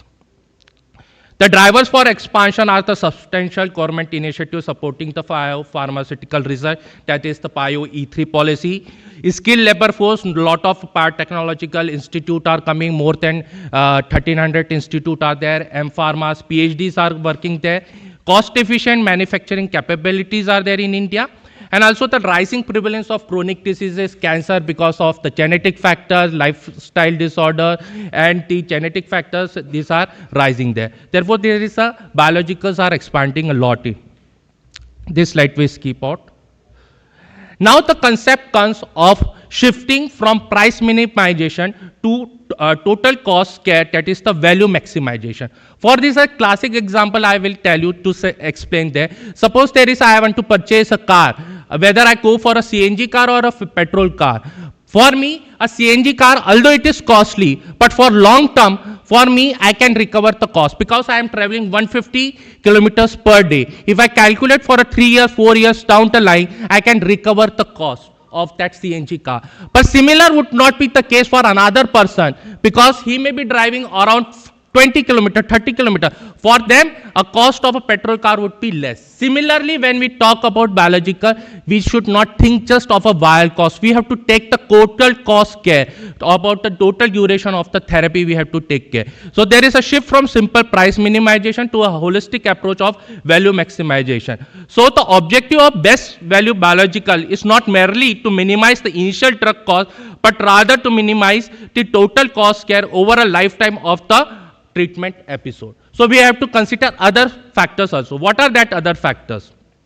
So there has to be a model. Although this model does not exist in India, but this model I got from one of the paper in which it is published. And where they say there should be 3 criteria from where you should think of the best biological value. That is the product-driven criteria, service-driven criteria, and the patient-driven criteria. So these 3 factors should also be considered. Now let's see the product-driven criteria. Cost advantage when we shift from the route of administration from IV to subcutaneous. If we shift from IV to subcutaneous, the direct saving from eliminating the pre-medication cost is saved. Although the subcutaneous may be a costlier, but what will you say? You may save the pre-medication cost. Also, what will you say? You will also save the cost per effective treated patient. This was seen in one of the study in which the biologicals which were used for rheumatoid arthritis, there was 16,000 USD less cost with the subcutaneous administered medication compared to the IV administration options available for rheumatoid arthritis. Moreover, it also helpful to overall health budget to the nation. The introduction of subcutaneous rituximab resulted in a reduction of around USD dollars. It is in 2,23,000 in total pharmacy and administration for costs for commercial health plan during the year of highest conversion. So this budget, this type of calculation, although it's in North India, should be calculated.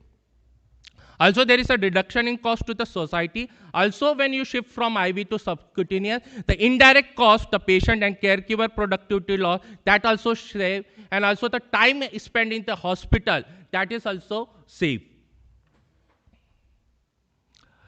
Moreover, there was a study in which the use of rituximab in lymphoma was studied, and there was a biosimilar which was launched for IV rituximab. Initially, the innovative was of 19,000 euro, and the biosimilar of IV was 17,000 euro. But the subcutaneous route, it come to the total cost come to be 14,000 euro. So what was the study conclude? If you want to launch an IV biosimilar, so it should be at least 34% cost lower compared to the subcutaneous route. This was concluded from the study. Formulation advantage, sometime like formulation advantage should be also seen. High concentration or citrate-free formulation of adalimumab was launched there, and it reduced the injection volume and pain. From 100 milligram per ml, it was reduced, the volume was reduced to 50 milligram, and also it was citric acid-free, which reduce the pain to the patient.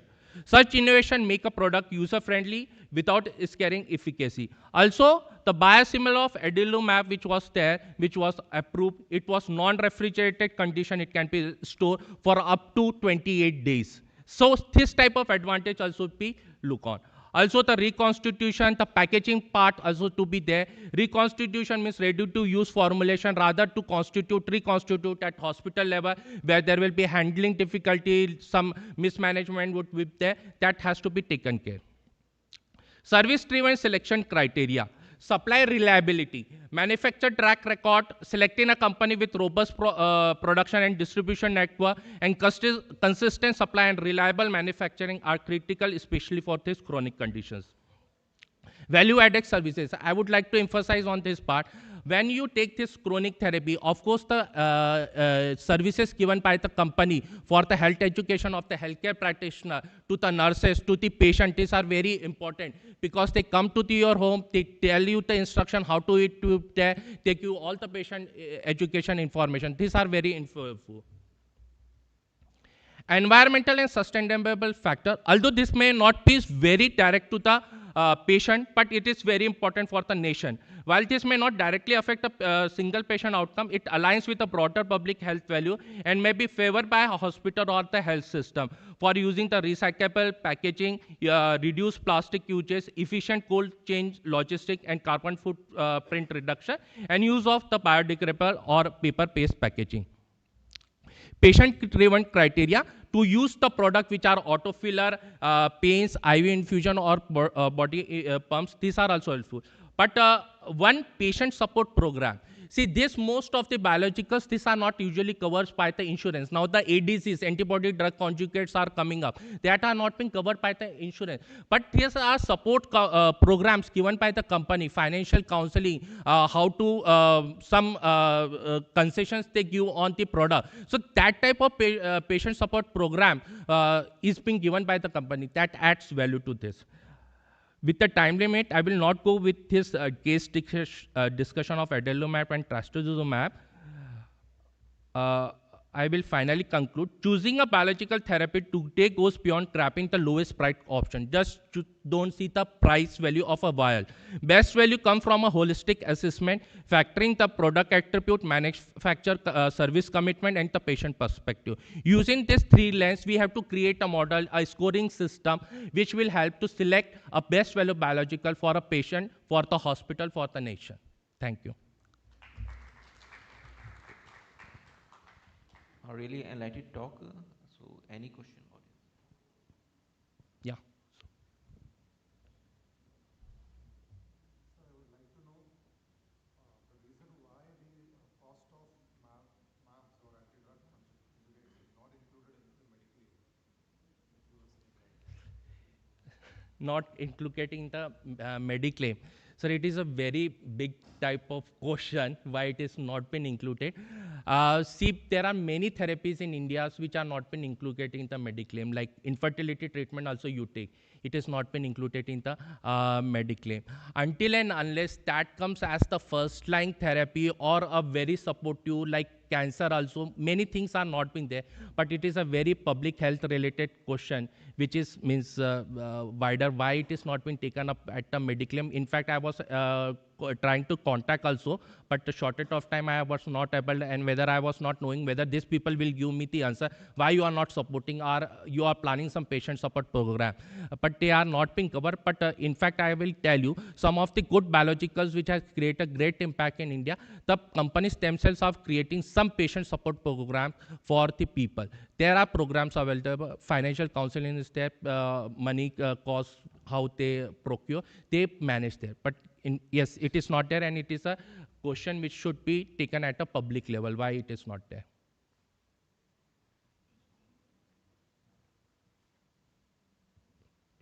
Okay, thank you so much. If there are no more questions, so we can break now. And thank you all the speakers for this wonderful session, which was quite unique.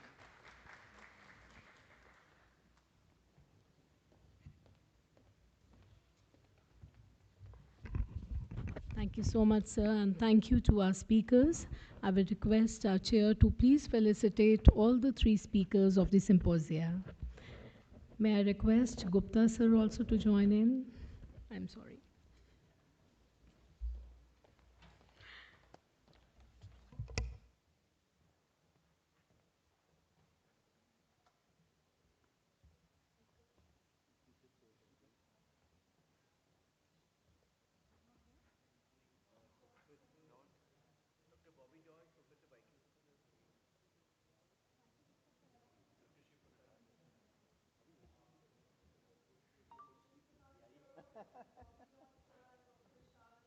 Vahani, we have Dr. Shiv Prakash sir.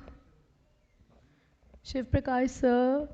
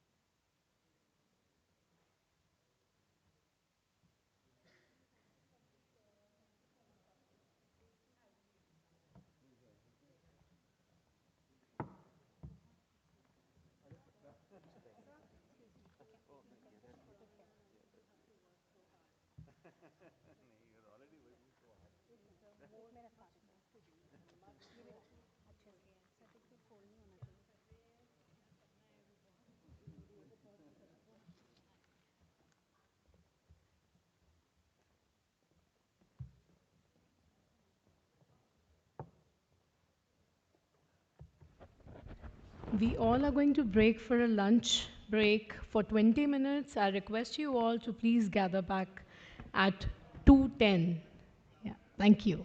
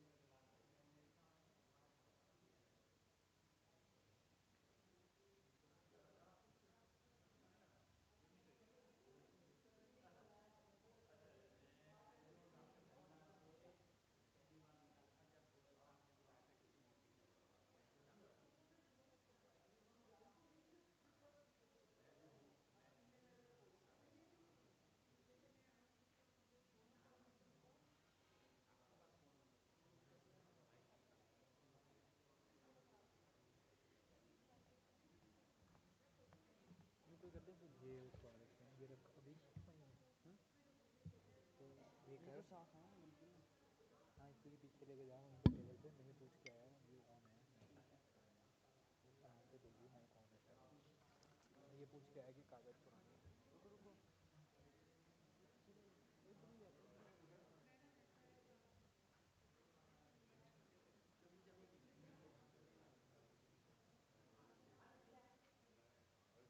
हाँ जी कैसे हाल चाल है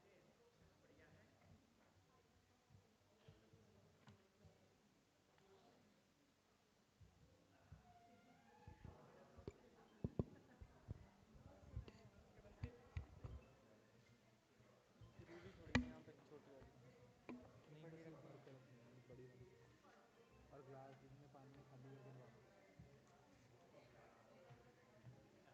glass ले डलवा रहा हूँ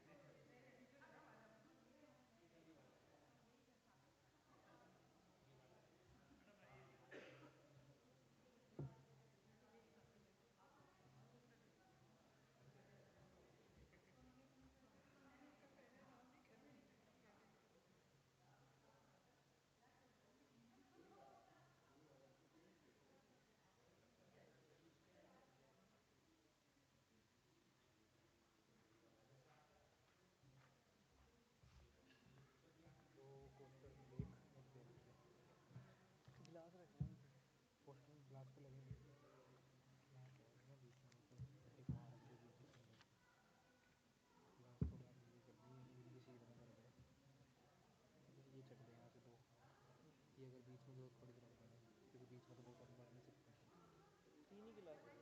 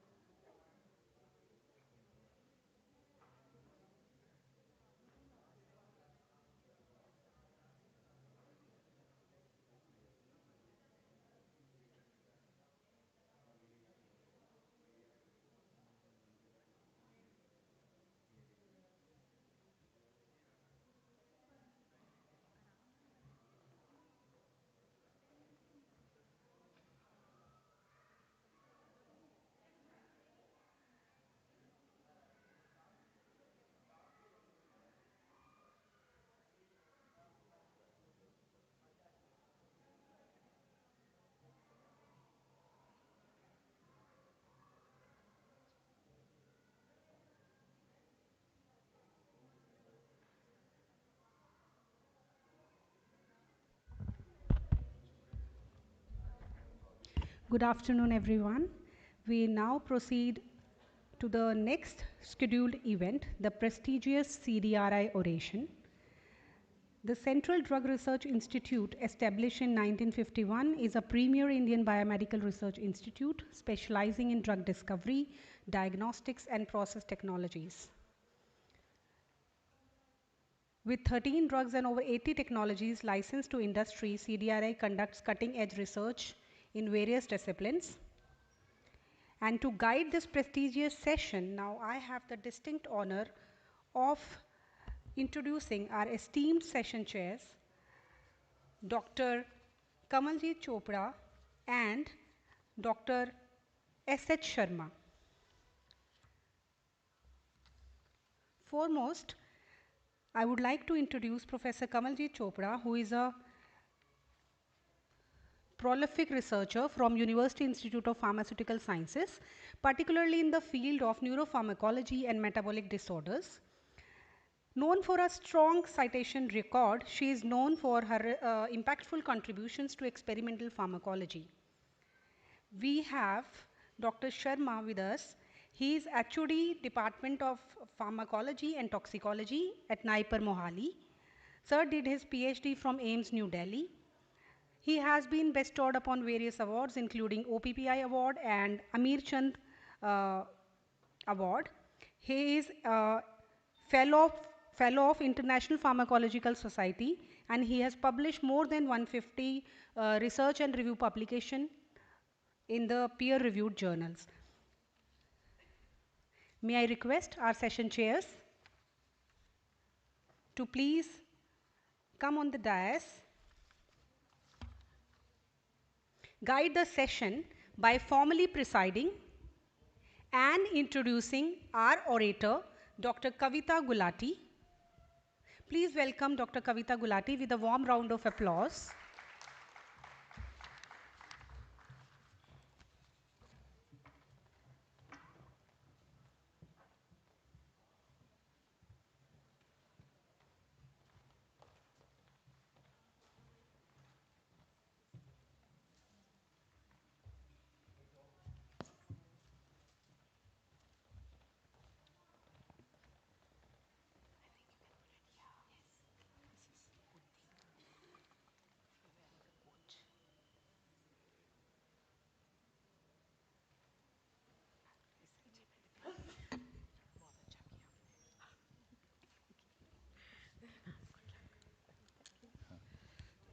Hello. Good afternoon, everyone. I think that's nice to see actually after post-lunch session. I can see many of you. That's great. You have come for listening to Professor Kavita Gulati. She's Director Professor of Pharmacology at Vallabhbhai Patel Chess Institute, University of Delhi. With over 3 decades of teaching and research experience, she has significantly contributed to clinical and experimental pharmacology, toxicology, and cardiorespiratory pharmacology. She has received Achari Prize, Omnas Prize, and Professor B.N. Ghosh Oration of IPS, and she coordinated ADR and Medical Device Monitoring Center at VPCI and served as Nodal Officer of DHR Multidisciplinary Research Unit. She has over 200 publications, and you have seen like during the inaugural session, one of her book was launched actually. So that's also congratulations to you. Thank you so much. With these words, we'd like to invite you to give a oration talk. Thank you so much, Dr. Sharma, for the kind introduction. So first of all, I thank the jury, the president, and the executive committee, and the organizers of this conference to give me the opportunity to deliver this CDI oration at this forum. So I will be speaking on synergizing modern medicine with traditional wisdom in new drug discovery. So what is the traditional system? The traditional system is the world's oldest system of healthcare, and it is the sum total of knowledge and experiences gained over the centuries of years through the practices and the theories of some traditional system in their cultures. So this is the knowledge which was propagated through word of mouth, and it proved itself and continued. So in many countries, it is known by the different names: complementary, alternative, non-conventional medicine. And it differs philosophically from the modern medicine, as it depends mainly on the holistic approach, that is the balancing the mind, body, and the spirit. And it has the nature-based, holistic, and personalized approach, because it varies depending on the basic constituents, characteristics, gunas of the person. So it has the personalized approach, which the modern medicine has also started based on the genetic studies. So by WHO, till date, more than 75% of the population depends on traditional medicine. On the other hand, what is modern medicine? That is the contemporary, allopathic, conventional, which relies on evidence-based medicine, and it has the proper standardized dosages, treatment schedule, and everything is fixed up. So it is usually symptom-based, single-targeted, and now we have following the multi-targeted approaches as well. So it is a standardized form of healthcare when drug dosages, formulations, and everything is pre-designed and is standardized depending on the evidences. So what is the need of integration of the two systems? Because in modern medicine, we screen millions of molecules through combinatorial chemistry, and then finally, after going through all the stages and by the laborious work, we come to the attrition of some of the drugs. So, but in traditional medicine, we have the molecules which are nature-based and well accepted and have been shown to be empirically efficacious and safe on thousands of years. So we can have those molecules to go forward for the drug delivery. Then traditional formulations are usually polyherbal with the multi-targeted approaches. So they could be good alternative or adjuncts in the complex diseases like diabetes, cancer, neurodegenerative diseases. So they can provide adjunct to the mostly single targeted drugs in the modern medicine, but the tradition often lacks the standardization. So this can be achieved by modern analytical and pharmacological methods which can refine and validate these formulations, ensuring evidence-based efficacy and safety. So integration could revolutionize drug treatment in several otherwise intractable chronic pathophysiological states, and this can give the efficacious, safe, and evidence medicines and synergize each other. So we have clear-cut rationale for integration of the two systems, one depending on the personalized medicine, holistic approach, nature-based, and one which focuses on disease diagnosis, evidence-based therapies, and technological advancements for acute and chronic diseases. So when we integrate these two, we can have the modern medicine which can provide leads for innovative drug discovery and integrative healthcare. So what are the approaches to integration? Basically, these are of two kinds. One is from bedside to bench, and one is from bench to bedside. So the top three, that is polyherbal formulation, standardization, reverse pharmacology, and ethnopharmacology, follows the bedside to bench approach, and the system biology-based approaches using the omics, isolating the active principles, applying all the omics, genomics, transcriptomics, finding the targets, and developing the drugs, or using the chemical informatics and AI-assisted screening.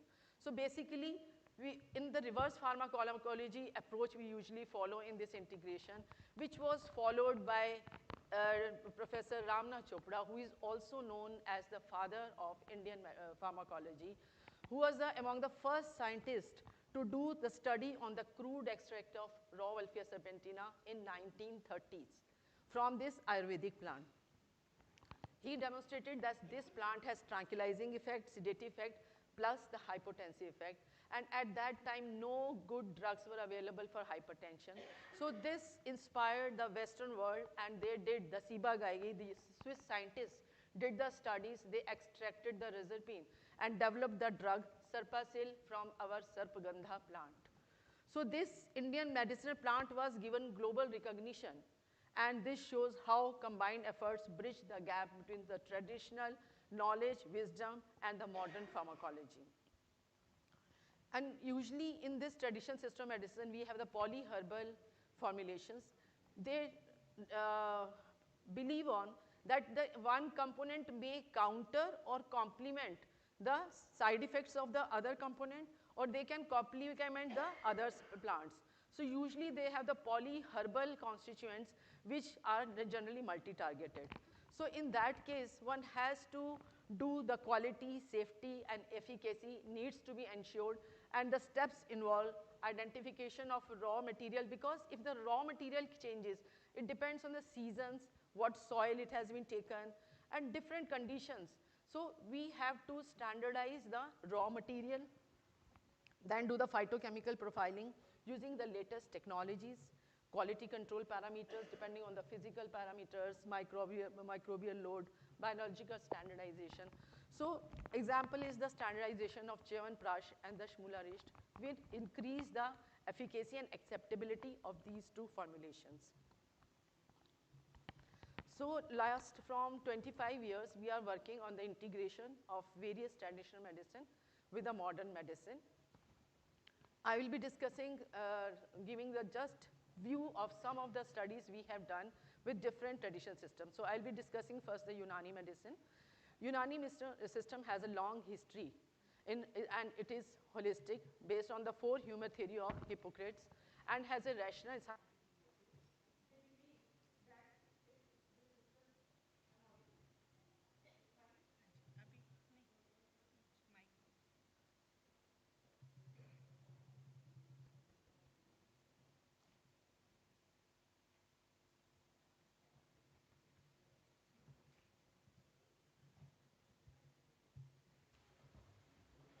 अभी तो चल रहा था, अभी शायद आ गया, हाँ, now it's okay, हाँ.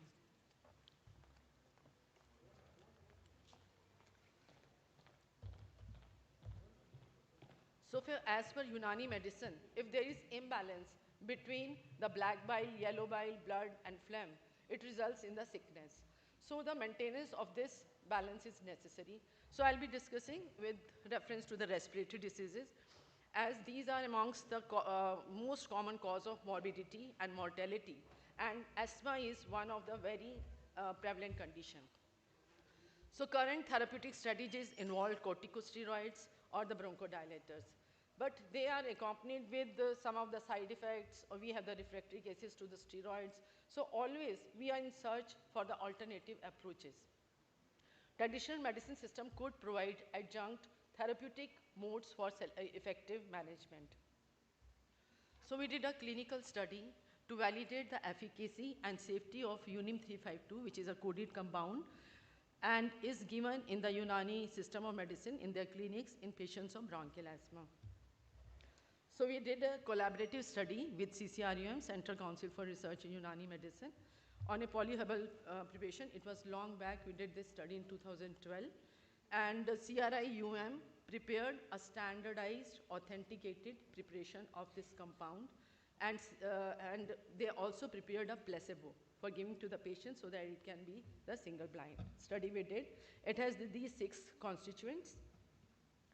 So we followed all the guidelines of the GCP, Institution Animal Ethical Clearance was obtained, and after discussing all the details of the procedures and the requirement from the participants, we got the informed consent form, and the subjects were the bronchial asthma patients from OPD of Patel Chest Institute. And they were diagnosed by pulmonologist, and they were enrolled as per the inclusion-exclusion criteria. Informed consent was taken.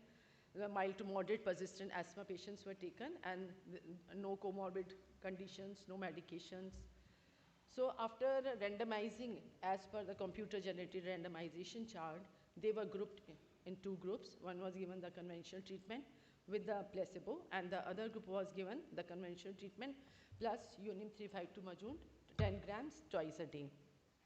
In both the groups, SOS emergency levosorbitamol is given, and they were followed up for a month, 3 months, and after every 4 weeks, they were followed up. The study markers were the forced expiratory volume 1 second, which is the most important parameter in a bronchial asthma patient, the FVC ratio, incidence of asthma aggravation, frequency of emergency bronchodilator use, clinical symptoms, and these parameters were the outcomes. So we see that basal FEV1 significantly increased in the patient who was given Uni 352 along with the conventional treatment. At 12 weeks, there was improvement, significant improvement in both the groups. However, the magnitude of the response was more in the group which was given adjunct therapy with Unim 352, thus suggesting that it enhances the kinetics because the effect which we observed in alone conventional group at a significant level at 12 weeks was observed in 6 weeks, and moreover the quantum of the response was also increased. Similarly, the change in FEV1 was also significantly improved in this group. It is the simplified graphical representation of the same which is being shown there. And this was supported by the fact that the percentage of the patients who were giving the incidence of exacerbation, they were also significantly reduced more in the group which was given Unim 352 along with the standard conventional treatment. And it was also supplemented by the finding of the absolute number of SOS bronchodilator use. So after validating the compound by using the modern methodology, we showed that yes, in the Unani system of medicine, what is being practiced is really observed in the modern medicine also, as per the ethical committee, because we cannot give it as alone. So it has to be given in the conventional treatment, but we came to know that it improves the kinetics as well as the quantum of the response to conventional drug. Secondly, it also reduces the need of the SOS bronchodilator, so it can be economically also good for the patient to if we give it as an adjunct therapy.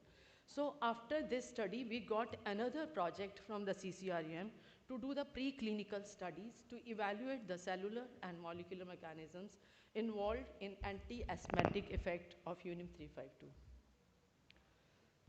For that, again, the modern methodology, which is the well-established and widely accepted, all those markers were used to establish the efficacy of this drug and to evaluate the mechanism of action. And it was evaluated all the aspects of bronchial asthma, because we say that bronchial asthma is a chronic inflammatory disorder with bronchial air hyperresponsiveness and narrowing of the airways. So at all the aspects, we studied the effect of Unim 352, that we established two different models. In one, the airway inflammation was studied, and in this oval albumin along with aluminum hydroxide was given. After the sensitization on 14 days, the challenge was given, and the changes in the airflow and was recorded, and the blood and the bronchial alveolar lavage fluid was collected to see the various cytokines which are the markers of the immunological response, inflammatory response, and as such also in the whole body plethysmograph in which the animals is kept, and the difference in the volume of the chest with the compartment where the animal is kept, that gives the directly value like the spirometry, that is the peak expiratory flow rate, and it gives the airway hyperresponsiveness and airway constriction in the form of the P-enhanced ratio. P-enhanced was measured, and it also showed P-enhanced is measured in response to the spasmogen, like methacholine is given to the animals at different doses, and the P-enhanced value is taken, that how much of hyperreactivity of the airways is there. So it was also found to be reduced by the Unim 352, and the results were comparable with the standard drug.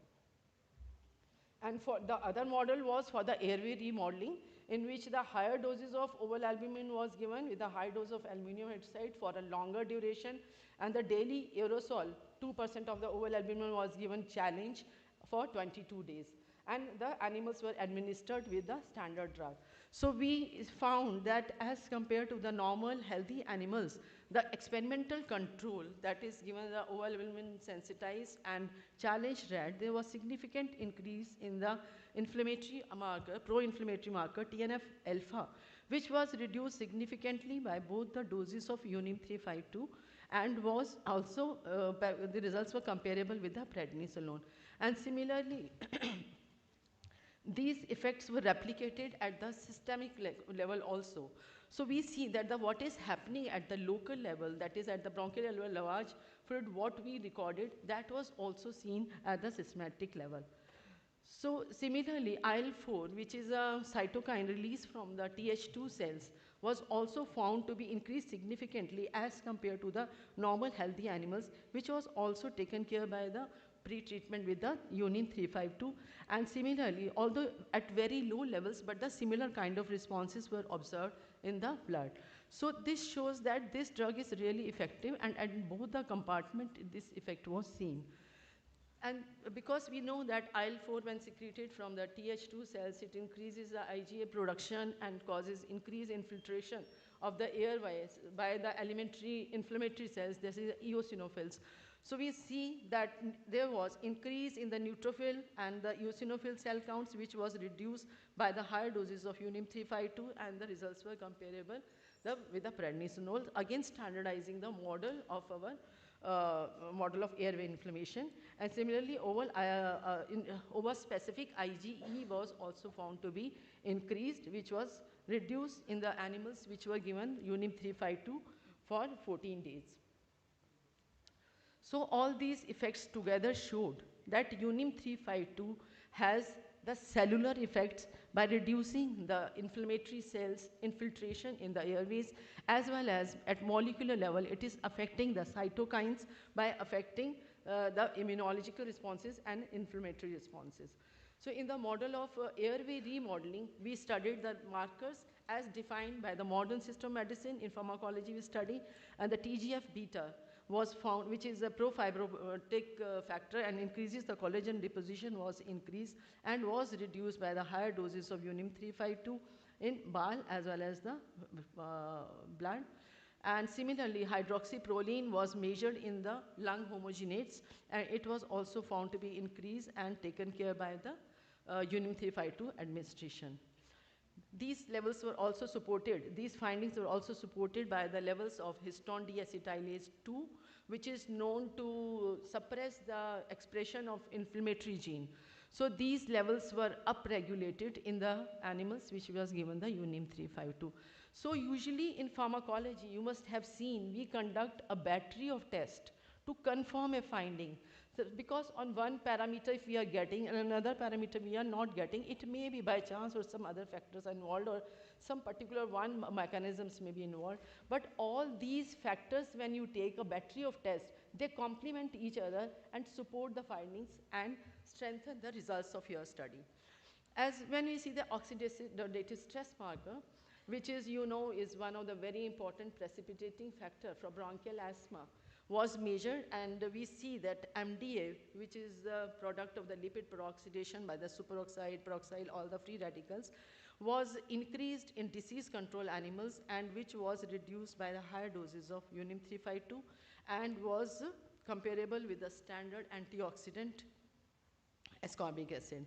And similarly, SOD and GSH, which are the antioxidant superoxide dismutase, antioxidant enzyme, and the reduced glutathione was also altered, suggesting that in this, our model of bronchial asthma, that is airway remodeling, there was oxidative stress, which was reduced by this Unani polyherbal formulation. So all these results were substantiated by the histopathological studies of the lung tissue, which clearly showed that there was increase of infiltration by the eosinophils, neutrophil cells, goblet cell hyperplasia, and subepithelial fibrosis, which was found to be less and in UNIM 352 and the prednisolone. So they substantiate our earlier findings, which we observed on the markers of inflammation and immunity and the tissue remodeling. So this suggested that UNIM 352 acted as an anti-inflammatory, immunomodulatory, anti-remodeling, and antioxidant agent. So the preclinical studies elucidated the underlying mechanisms, thereby supporting the clinical findings of the traditional medicine in bronchial asthma patients. So for the first time, this study was presented in 6th European Congress of Pharmacology in Spain, and in very prestigious 17th World Congress of Basic and Clinical Pharmacology, Cape Town in South Africa, and others are the publication from this research work, these two research works. Then I come to another example, evidence-based example of another medicine from the Ayurvedic medicine, which is again more than 3,000 years old, and it focuses on holistic health and personalized medicine based on three dosha prakriti of the individual. Rich pharmacopoeia is there with thousands of herbal formulations, and even the CDRI has taken forward, two of them Bacopa Brahmi for the memory enhancer, Mukul for the glucolipid, for lowering the lipid levels. So strategic integration with modern science can facilitate safe, evidence-based drug development. So we did a preclinical study to evaluate Vidania somnifera as adaptogen during stress and the probable mechanisms. Stress, as defined by Hansele for the first time in 1933, is any external or internal stimulus that disrupts physiological homeostasis, and the ability to adapt is critical and for survival. So stress responses involve complex neurohormonal chemical pathways in the CNS, and the stress is a highly interactive phenomena.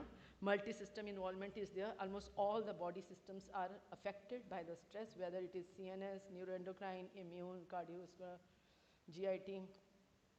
So there is a therapeutic gap in the management of stress-related disorders, and multi-targeted therapies are being sought which are effective and safe. On the other hand, in Ayurveda, there is a mention of Vidania somnifera, which is recognized as a rasayana or adaptogen, which means a natural agent that enhances resilience to physical and emotional stress and supports overall vitality. It attenuates the negative physiological and psychological effects. So experimental studies were conducted to evaluate the effect of Vidania somnifera and its probable mechanisms. So we studied the neurobehavioral responses, because stress induces anxiety, and which was done by the EPM, again widely accepted, widely used and well established model to measure the anxiety in the EPM, and we find that the percentage open arm entries were significantly increased in the patients who, in the rats who were given the restraint stress. Again, restraint stress is a model to produce the emotional stress in the animal. And Vidania somnifera was not producing any significant effect in rats which were normal, suggesting that it believes in maintaining the homeostasis balance, and when the levels are affected, it increase the percentage open entries. Similarly, the neuroendocrinal parameter, the corticosterone, which is found to be increased in stress, was found to be reduced by the Vidania somnifera at the higher doses. We also measured the adaptive immunity by measuring the cell-mediated as well as the humoral immune responses, which we know are reduced in restrained stress animals, and the Vidania somnifera in higher doses produced a positive effect and elevated the immune responses, because in stress, when the immune suppression is there, there is the increased susceptibility to infections, and the CMI is also reduced. So we are also working a lot on the nitric oxide, which is a signaling molecule and present in several brain regions which are known to regulate the stress responses. Further, NO also acts as a neuromodulator, interacts with various neurotransmitters, and exerts multi-system physiological effect.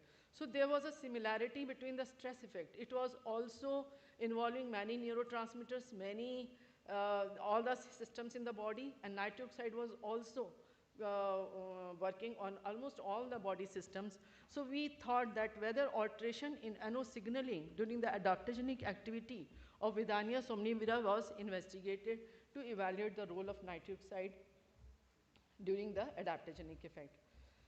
So we see that Vidania somnifera, as such, in recent stress, there was reduction in the, because nitric oxide has a very low half-life, so we measured the stable metabolites of nitric oxide, nitrates and nitrates were found to be reduced, and we have many papers on this.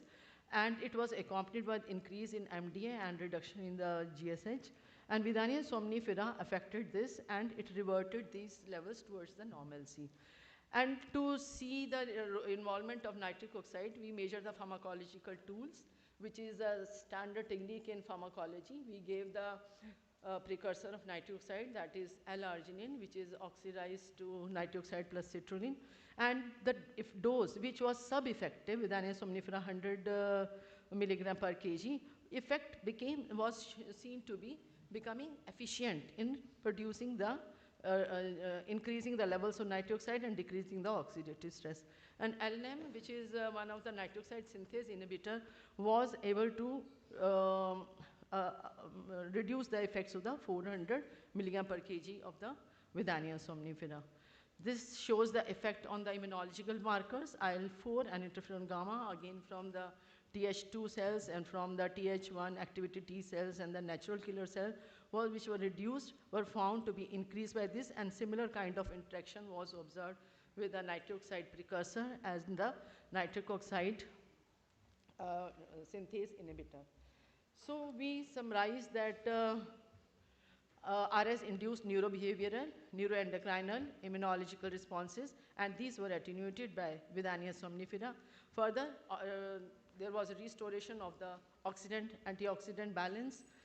L-arginine potentiate effects of Vidania somnifera on immunological and biochemical parameters, and NOS inhibitor suppress these effects. So it was inferred that Vidania somnifera has adaptogeny effect, and nitric oxide may be involved in mediating such effect. And now we are doing studies because in nitric oxide synthase inhibitor was the general, INOS, ENOS, NOS has the different effects. And nitric oxide, which at the low doses act as an antioxidant, when its levels are increased, it becomes a pro-oxidant. So there is a critical balance between the two, which affects the final homeostasis of the body. So we are working on the gene expression of INOS, ENOS, and NOS, that what systems are involved in the mediating the effects of the Vidania somnifera. So these are the publications from the Vidania somnifera studies. And actually, we have done later on the studies with Vidania somnifera in type 2 diabetes, mellitus-induced cognitive impairment, in overwhelm-induced bronchial asthma, in post-traumatic stress disorder. So all this is the published work with this Ayurvedic medicine.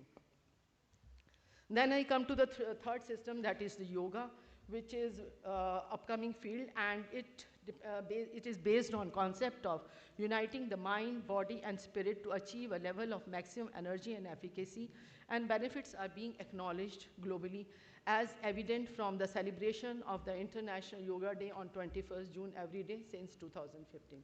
So it is a contemporary area of extensive biomedical research to generate scientific evidence and develop skills to bring it in mainstream in healthcare system.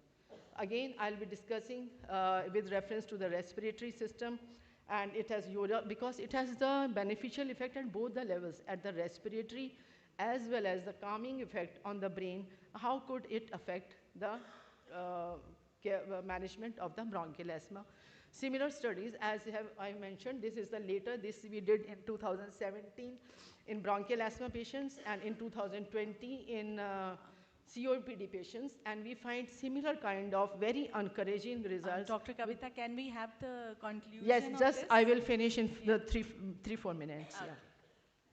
So similarly, it was randomization was done. All the modern pharmacology techniques were used, guidelines were used. The yoga schedule was prepared in consultation with the director of the Morarji Desai National Institute of Yoga, and the patients were taught by a trainer for 2 weeks the yogic intervention. Then they were asked to maintain a diary, and the follow-up was done.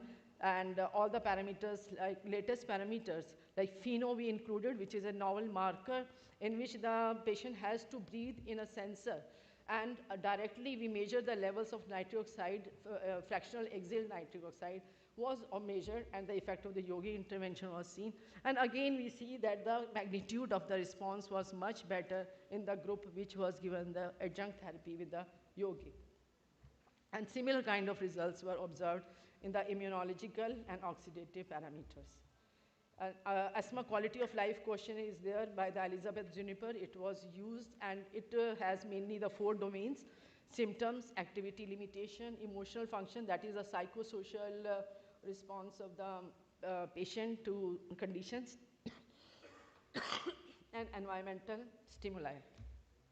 So this was the questionnaire. So we find that the group which was given adjunct therapy, yogic intervention, showed the better effect, although the conventional treatment alone also produced the significant effect in 3 months, but all the 4 parameters, including the emotional function as well as the environmental stimuli, that is the resilience to environmental stimuli, allergy to different pollens, or was also improved in the patients who were given yogic intervention daily for 50 minutes for 3 months. So we see that the introducing yoga as adjunct therapy ameliorated the kinetics and quantum of response to the standard medications, reduce need of SOS-SABA, so can be economically beneficial for the patient as well. So such translation research could help in the integration of traditional wisdom and modern medicinal concept for the sustainable management of chronic disorders. These are publications from this yogic intervention and these clinical studies on COPD and the bronchial asthma, the 2 studies we did. Actually, then we did one more study, but I won't be going in details of this. But like these were the efficacy studies. We did drug-induced toxicity studies also, in which ATT produces the hepatotoxicity.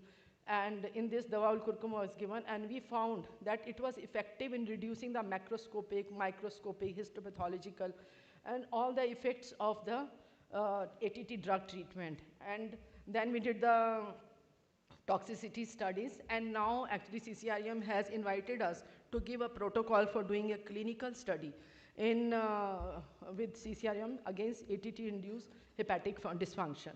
So we are preparing a protocol for that, for doing these clinical studies.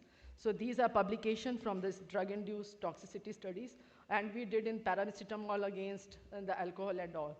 So finally, I'll conclude that all these evidence collectively illustrate that integrating traditional knowledge with modern scientific validation can provide evidence-based support for time-tested therapies. So such integration can enhance the efficacy and safety of current pharmacotherapy, reduce treatment-related adverse effects, and enable the development of affordable, multi-targeted therapeutic options for chronic diseases. So meaningful synergy between modern pharmacology and traditional wisdom represents a forward-looking strategy in new drug discovery, one that is scientifically robust, clinically relevant, and globally significant. So I acknowledge the Ministry of Ayush for funding the work on the Dawal curcum, on UNIM 352 clinical trial, as well as the preclinical studies, CRIUM for providing us with a placebo and the standardized authenticated preparation, ICMR for funding the Vidania somnifera work, Dr. Amit Agarwal providing the Vidania somnifera extract, standardizing it. Professor Ele was Thank you, inherent Dr. part Gulati. of all the I studies. think we will have to stop Thank you now. so Yeah. much. And all these students who have done PhD and MD in these topics. And thank you so much. Thank you for very nicely demonstrating that how the synergy of Unani, Ayurvedic, and yoga, along with the using the scientifically validated models that you have used, using a battery of molecular markers, how that has a potential to really result in. Yes, thank you so much. And actually, I want to emphasize that when we are having cough for more than 1 month, we say to each other, take honey with piper nigrum. In our hearts, we have some belief of others. So it is not time to prove, it is now time to implement. Very right. The synergy using of all the two. reverse pharmacology approaches. Yes, yeah, at least whatever approach you use, system biology approach, the AI-assisted STEMCAL approach, but we need to now, it's high time to synergize the two. Thank you so much. Congratulations, Dr. Thank Gulati. you. I think 30 minutes are not enough to present 3-decade work actually. So that's why we have to stop. Thank you very much. I request our session chairs to now felicitate ma'am with a token of appreciation. Please, ma'am.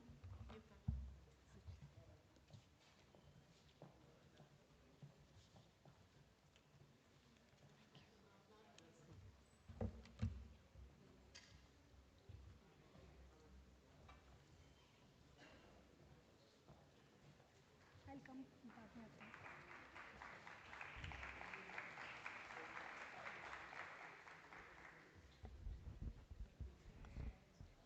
We would now like to felicitate our mentor, the motivation behind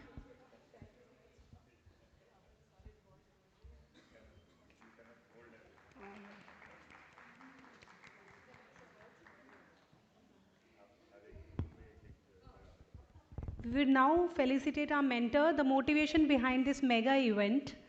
Professor Kamaljeet for seamlessly conducting the session along with Professor Sharma.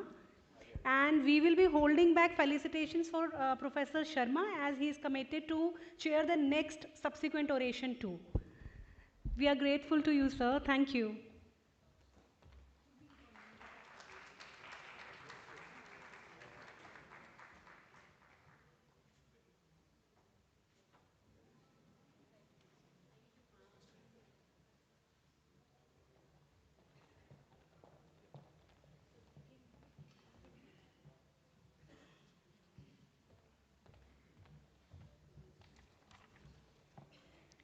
Our next oration, Dr. S.C. Lahari oration, is a prestigious academic award established in honor of Dr. S.C. Lahari, a pioneering Indian pharmacologist. This oration is conferred on distinguished researchers who have made significant contributions to pharmacology and related biomedical sciences. By recognizing scientific excellence, it commemorates Dr. Lahari's legacy and promotes continued advancement in pharmacological research and education. For chairing this session, we have Professor Sharma already with us. I would like to invite Dr. Sukhbir Kaur to join him on the dais.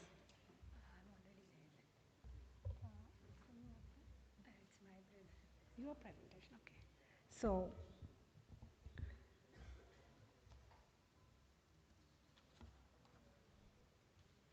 now I request our session chairs to introduce our orator.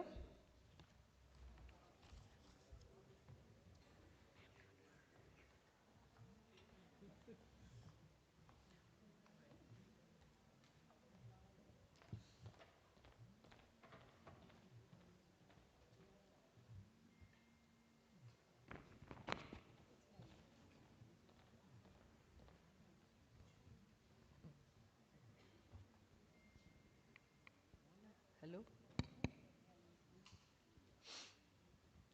Good afternoon, everyone. And thanks to the organizers for giving me this opportunity to chair this session. So the speaker for this oration is Professor Sadhana Sathai. She is a senior professor of pharmacy at the Institute of Chemical Technology, Mumbai.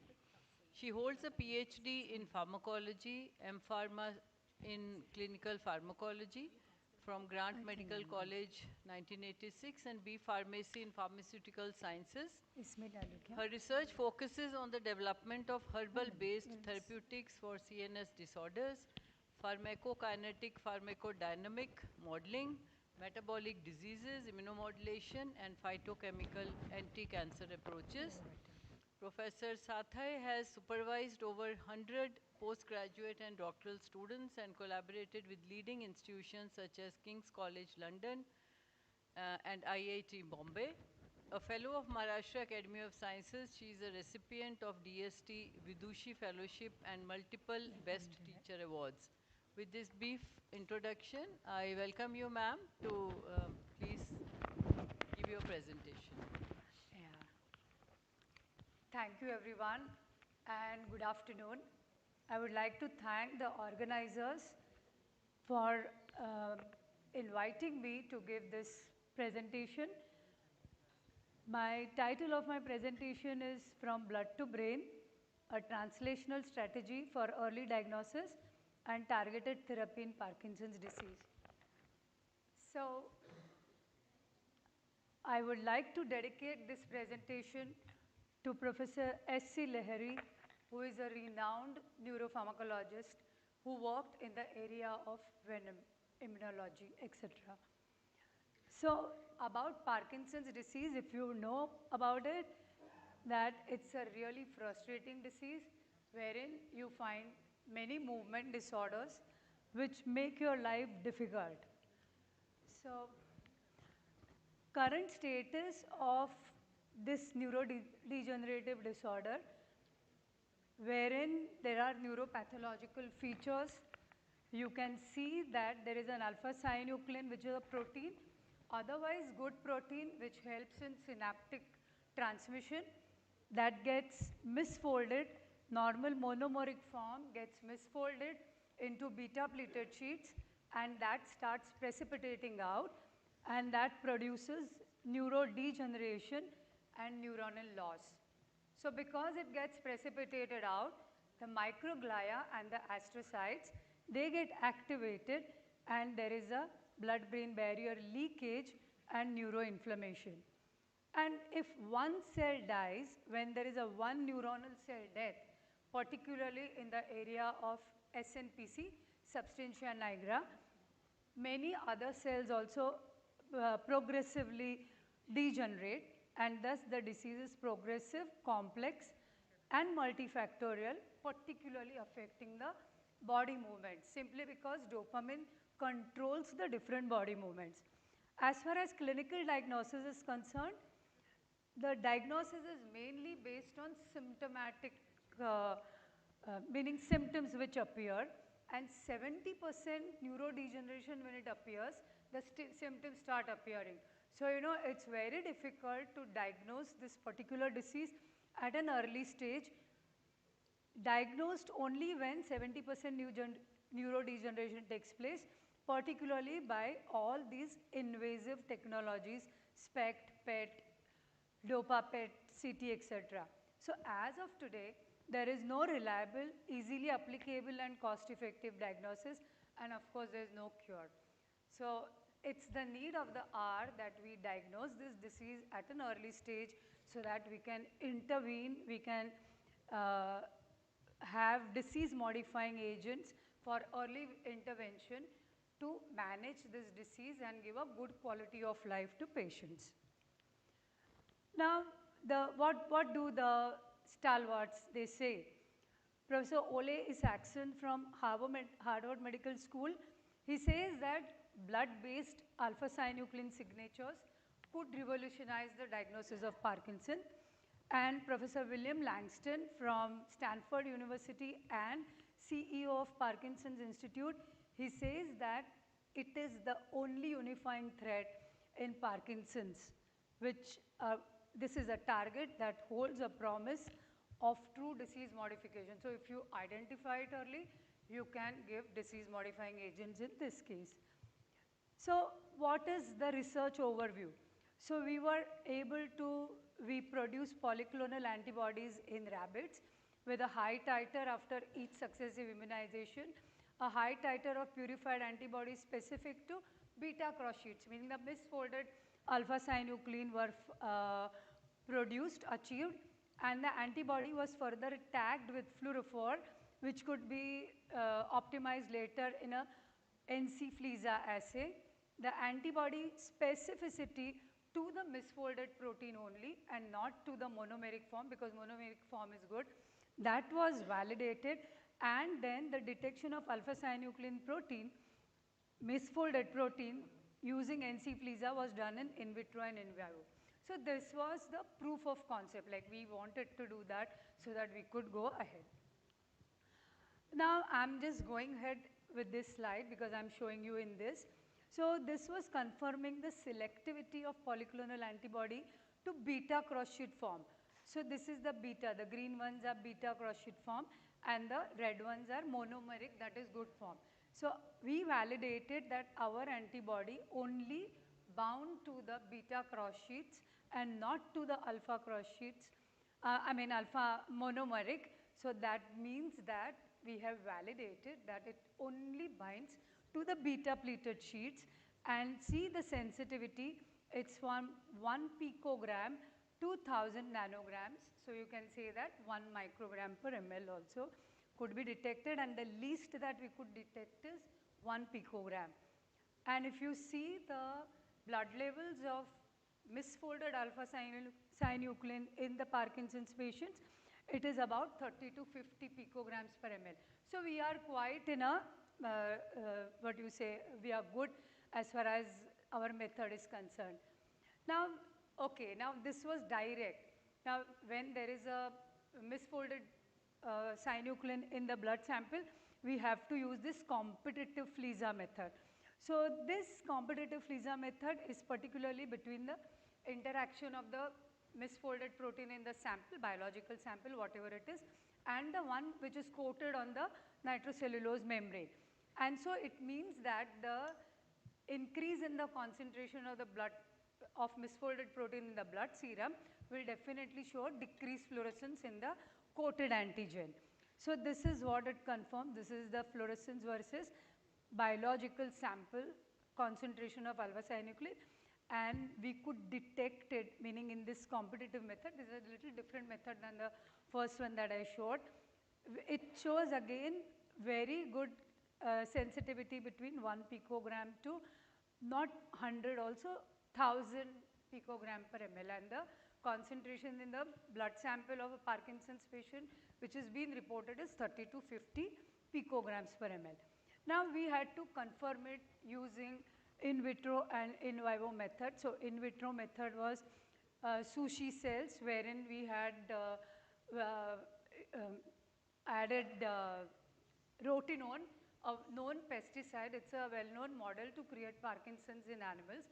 So we saw if it could produce the same markers in the sushi cells, and we saw that control shows highest fluorescence, meaning less misfolded protein, and at 24 hours after rotenone addition, the fluorescence reduces. At 48 hours, it is not detected at all. So this proves that you can detect the misfolded protein concentration in the cell supernatant, and similarly in the rat serum. The rat's brain was injected with either rotenone or misfolded beta sheets of alpha synuclein. It was directly administered or injected into the SNPC area, and at different times, 7 days, 14 days, till 6 weeks, 42 days, we kept on taking the blood samples just to understand whether we are able to detect the concentrations of misfolded beta pleated sheets. And you can see that the sham control, where nothing was administered, it shows good fluorescence, meaning no misfolding. Whereas at 7 days, both rotenone as well as alpha synuclein, it showed fluorescence, meaning, and a little less fluorescence than the sham control, meaning the protein has started misfolding because you have added something into the rat's brain area, and then slowly over the time, there is absolutely no detection of fluorescence, meaning the increase in the beta folded sheets is there. So this also proves the concept that we concentration of the beta cross sheets increase in the reduction of fluorescence intensity, and the proof is proved. The POC is done both in vivo and in vitro samples. Now, okay, this was through the blood samples. Now, can we do IHC with the polyclonal antibody that we have produced? So we took the SNPC areas of the administered alpha synuclein rat's brain and rotenone induced and sham control. You can see that beta cross sheet induced rat brains show higher fluorescence. Again, this is direct method. So you are just detecting the fluorescence. Here, higher fluorescence meaning higher misfolding, and you can see that beta cross sheet, it gradually increases. Even rotenone gradually increases, and sham control does not show any fluorescence, meaning where you have not added any misfolded beta sheets, you don't see any fluorescence, meaning no misfolding. So these results are just put here. This is confirming that not only from biological samples by competitive NC-FLISA method, you can even use this antibody to detect the misfolded alpha synuclein in the brain samples as such for immunohistochemistry. Now, okay, so we understood that you can diagnose the disease at an early stage. You can diagnose as low as 1 picogram per ml of misfolded protein in the rat's blood sample for that matter. Then let us see what early intervention that we can do. So currently available treatments, if you see, it's only dopamine producing agents. Either it is dopa decarboxylase inhibitors like carbidopa, or it is COMT inhibitors like entacapone, or it is MAO inhibitors like selagelin, or something like amantadine that directly increases the dopamine concentration, or it is dopamine receptor agonist. So whatever it is the increase in the dopamine levels, and the relief is only symptomatic. And you all know, maybe if you have seen Parkinson's patients, those who are on this syndopa or dopamine kind of treatment, they always will have dyskinesia.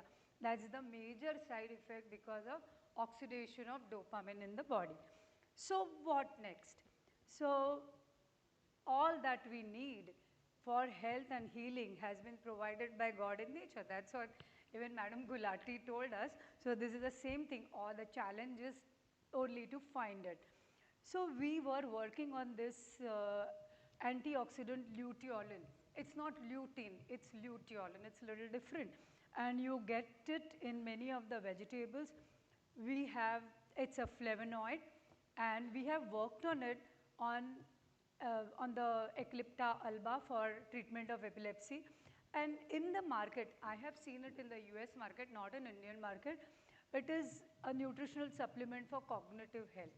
So generally people take it for antioxidant effect of it. I was interested in its anti-inflammatory and neuroprotective property, and mechanism is suppression of NF-kappa B and TNF-alpha lowering, and it has, because of its antioxidant properties and modulation of microglial activation, it produces neuroprotection as well. If you see the pharmacokinetics, although half-life is 5 to 7 hours and appears in the bloodstream in 1 hour, we have found that it is extremely lipid soluble. It's not water soluble at all, and it has got a very low permeability and brain biodistribution particularly. Now this is how the pure luteolin looks like, and this is what the formulation that we have developed in ICT looks like. We made it with help of a pharmaceutical technologist, and we are calling it Neura Health because it has shown good effect in vitro PD model in sushi cells and in rat model of PD. Now let us check what are the changes that occur in the brain. So if you see the normal brain, this is BDNF, which protects the brain, which produces healthy neurons. This is tyrosine hydroxylase, which is a rate limiting enzyme to produce dopamine in the body. This is tripeptide glutathione, which is an antioxidant, and these are two antioxidant enzymes which provide antioxidant effect. And this is KEAP1. It's holding on to another factor that's called NRF. So the levels of KEAP1 are low, NRF is good, antioxidant effect is good. And when you have Parkinsonism, when the alpha-synuclein starts misfolding and you have Lewy bodies, then there is a neurodegeneration in the SNPC area. And because of that, the KEAP1 increases, the GSS-SOD catalase will go down, the glial fibrillary microglia get activated. Because of this, you will have high inflammation and neurodegeneration as seen by the lipid peroxidase, high lipid peroxidase activity. So when this happens, the mitochondria get damaged. They are no more healthy, producing healthy movements. They are now damaged, degenerating the dopaminergic neurons and producing uncontrolled movements. So what? So we can determine if the Neura Health, which we have produced, is it better than luteolin alone, API? And these were the certain markers that we used. So I'll show you directly the results. So these were the results of in vivo efficacy of luteolin. So here we were just looking at the API, which showed antioxidant properties, reduced reactive oxygen stress, reduced KEAP1 expression, meaning increased NRF1, NRF2 and GSH-SOD catalase. LPO was reduced, indicating that neurodegeneration was reduced, cellular membranes were stabilized, GFAP levels were reduced, and we saw higher TH activity, tyrosine hydroxylase activity, so neurogenesis, and we saw less misfolded alpha-synuclein. So this was done by using our antibody. So neuroprotective, anti-inflammatory generation of dopamine producing neuron. So everything that would help in modifying the disease. So we identified that we should work on this particular luteolin and make it more available to body. So we developed it for better bioavailability and brain biodistribution, and solubilization was achieved with using selected excipients, of course with a pharmaceutical technologist, Sutix people, and this is how the formulation looks like. We have filed a patent on this, which is also published, and we are awaiting the results now, from the patent office. Now, we have to see whether whatever that we have made is really available in the body, whether it increases permeability. So, if you see the API release versus the Neura Health release in SGF and SIF, you can see it is 3 times higher release. 3 times higher release of the formulation in vitro methods in SGF and SIF. And in vivo PK studies indicated the Cmax was increased 1.5 times, the brain distribution was increased 3.5 times, and the Tmax came down by 1/6, meaning 36 hours to, this is what we found in rat. And now we wanted to see if along with this, whether it correlates with improved grip strength or motor coordination or locomotor activity, because that is what is affected in the Parkinson's disease. So, whatever results that you get in PK, higher brain distribution, whether it really translates into pharmacodynamic activity.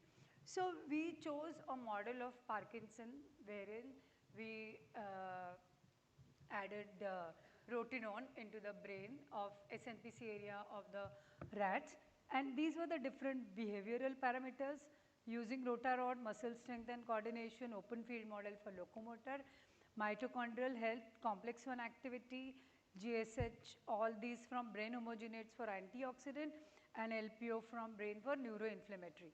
And these were the IHC markers, so BDNF, GFAP and tyrosine hydroxylase. This is what we saw from IHC. So, whether the increased motor coordination correlates with antioxidant activity and neuroprotective activity as we visualize, and does the IHC confirm it? It's all what we wanted to see. So, these are the results. I have just put it. You can see that rotarod, you can see 15% improvement by Neura Health, 30% improvement in locomotor activity, 60% higher improvement in complex 1, so more energy, better mitochondria, 85% of glutathione, increase in glutathione, which is a natural antioxidant tripeptide in the body, increase 37% and 54% of SOD and catalase, and 35% lower value of lipid peroxidase, indicating less cellular damage. You can see that BDNF increased 20%, which helps in normal healthy growth of neurons, and dopamine producing neurons 36% increase, and you can see that inflammation was reduced by 10%. So, I can now say that it exhibits 10 to 85% better neuroprotective or anti-PD activity than the plain luteolin, meaning whatever that excipients we had added for better solubilization and brain biodistribution has worked here as seen by in vivo rat model. So, the good news stories in medicine are early detection and early intervention. So, yes, if we could detect the disease at an early stage, say 15 years early, and you can, give a patient. I am not saying that the patient has to suffer, good if he does not suffer, but he can take, if he finds a higher level of misfolded alpha cyclin, he can take this luteolin for that matter. And so, what is that translational strategy is that we have developed a novel polyclonal antibody. It was polyclonal, it is not monoclonal. With a simple setup at ICT, we have produced it, we have purified it by simple methodologies. We have confirmed its specificity only to the misfolded alpha synuclein, and in blood samples also we could detect it in rats serum. And so, it is a non-invasive few microliters of blood sample, serum sample that we require to analyze this antibody, and then optimizing luteolin formulation for better solubility, bioavailability and brain biodistribution. So, all that it did is, of course, we had kept a group of rats when we induced rotenone into the animal brain. There was a group where we had also started giving them luteolin formulation. So, it improved motor coordination, attenuated oxidative stress and neuroinflammation, I just showed you in the previous slide, and dopaminergic neurogenesis. So early diagnosis and early intervention resulted into early neuroprotection.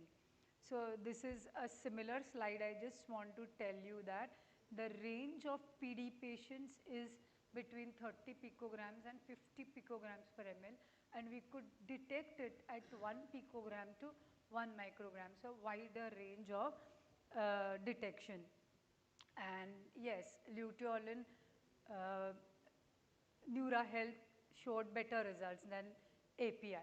Now looking at the market potential, it's a easy and scalable technology, very easy and scalable technology with significant higher solubility and brain biodistribution, confirmed anti-Parkinson's and activity in preclinical cellular and animal models. And you can see the global market, almost 1900 billion US dollars market, which is expected to grow at 7.7% till 2033. So there's a huge market potential for this, and I'm so proud that recently I received a Vidushi grant from DST for early detection. So whatever proof of concept that we have done in the animals and in cellular studies, we've got money to study it in the clinical setup. So we have already connected and collaborated with biggest municipal hospitals in Mumbai, and we are taking it ahead to at least understand if the diagnosed clinical patients of Parkinson's do show certain levels of misfolded alpha-synuclein as against the healthy people for that matter. And of course, if the luteolin that we have made, that would take a little more time, but I'm going to use the normal luteolin that you get it in the market as a nutritional supplement. If that is given, is there any difference? So that's what we are going to see with this funds that we have got. So thank you so much, and I'm happy that I finished it in time. And this is my team. She's Paramita, who actually developed, tagged, and studied this polyclonal antibody, confirmed everything. So she is Paramita, who is now working in Iceland in Alvotech Biotech company. And Priyanka was an MPharm student who worked on luteolin formulation and its confirmation in vitro and in vivo models. She is now currently doing PhD in America, St. John's University. So thank you very much. I'm open to all questions. Yeah. Great.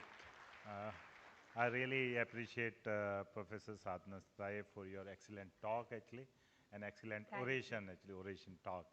I think you have really gave the idea from like bench to bedside.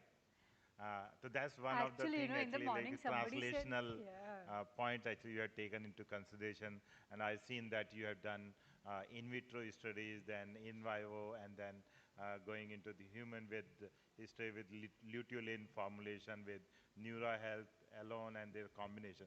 I think excellent work. I think we must give a big hand. So in the morning there was a speaker. She was a clinical pharmacologist, and she said, what's the use if you like study so many things and it just remains in your thesis? So you have to see to it that it sees the light and we are able to help patients in some way or the other. So that was the motto. Thank you. Any questions? I'm open. Yeah. Yeah, sorry. Actually, I think in oration session, you can interact with actually the speaker after this session, but generally, like we are not having question answers. Thank you. Yeah.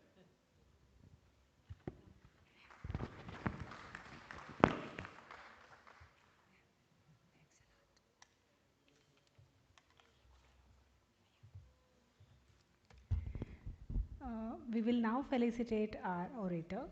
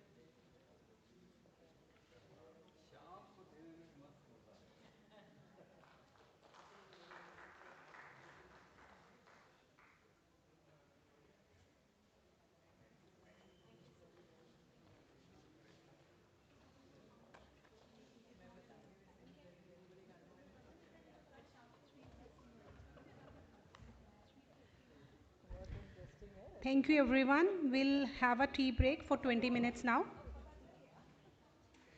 And there is an announcement. We have got this Titan watch. It's lost. Can please, is there anyone who wants to claim this watch? This is a Titan watch with a brown band.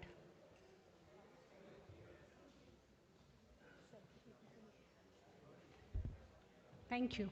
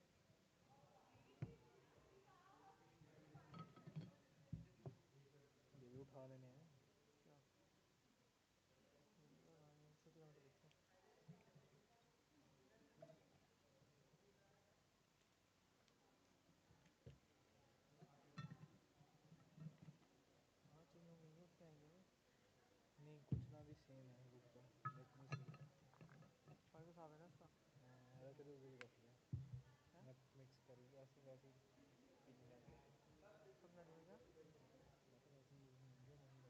हाँ तो कह रहा हूँ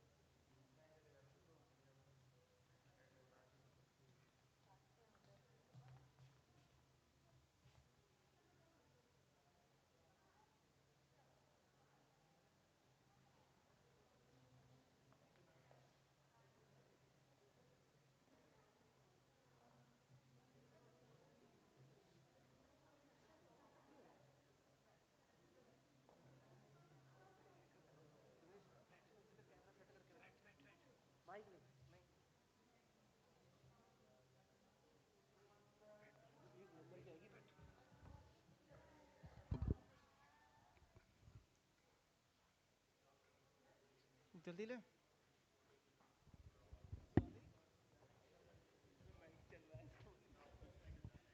अरे कुछ नहीं बोलूँगा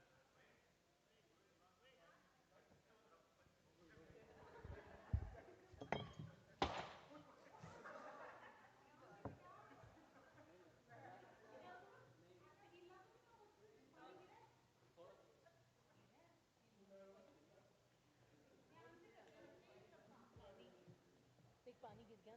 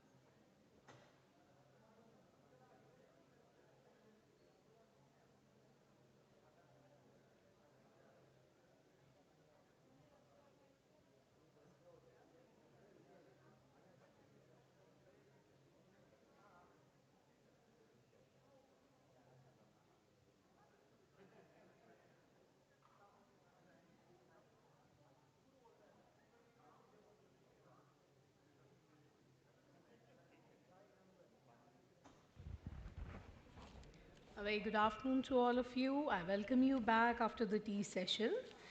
And now we have the symposia, Neuropharmacology Advances 2025, Mechanism in Neurodegeneration and Cognitive Disorders. For this, we have our respected chairperson, Professor Y.K. Gupta sir, and Professor Pavan Kishanji. May I invite you to the dais, please?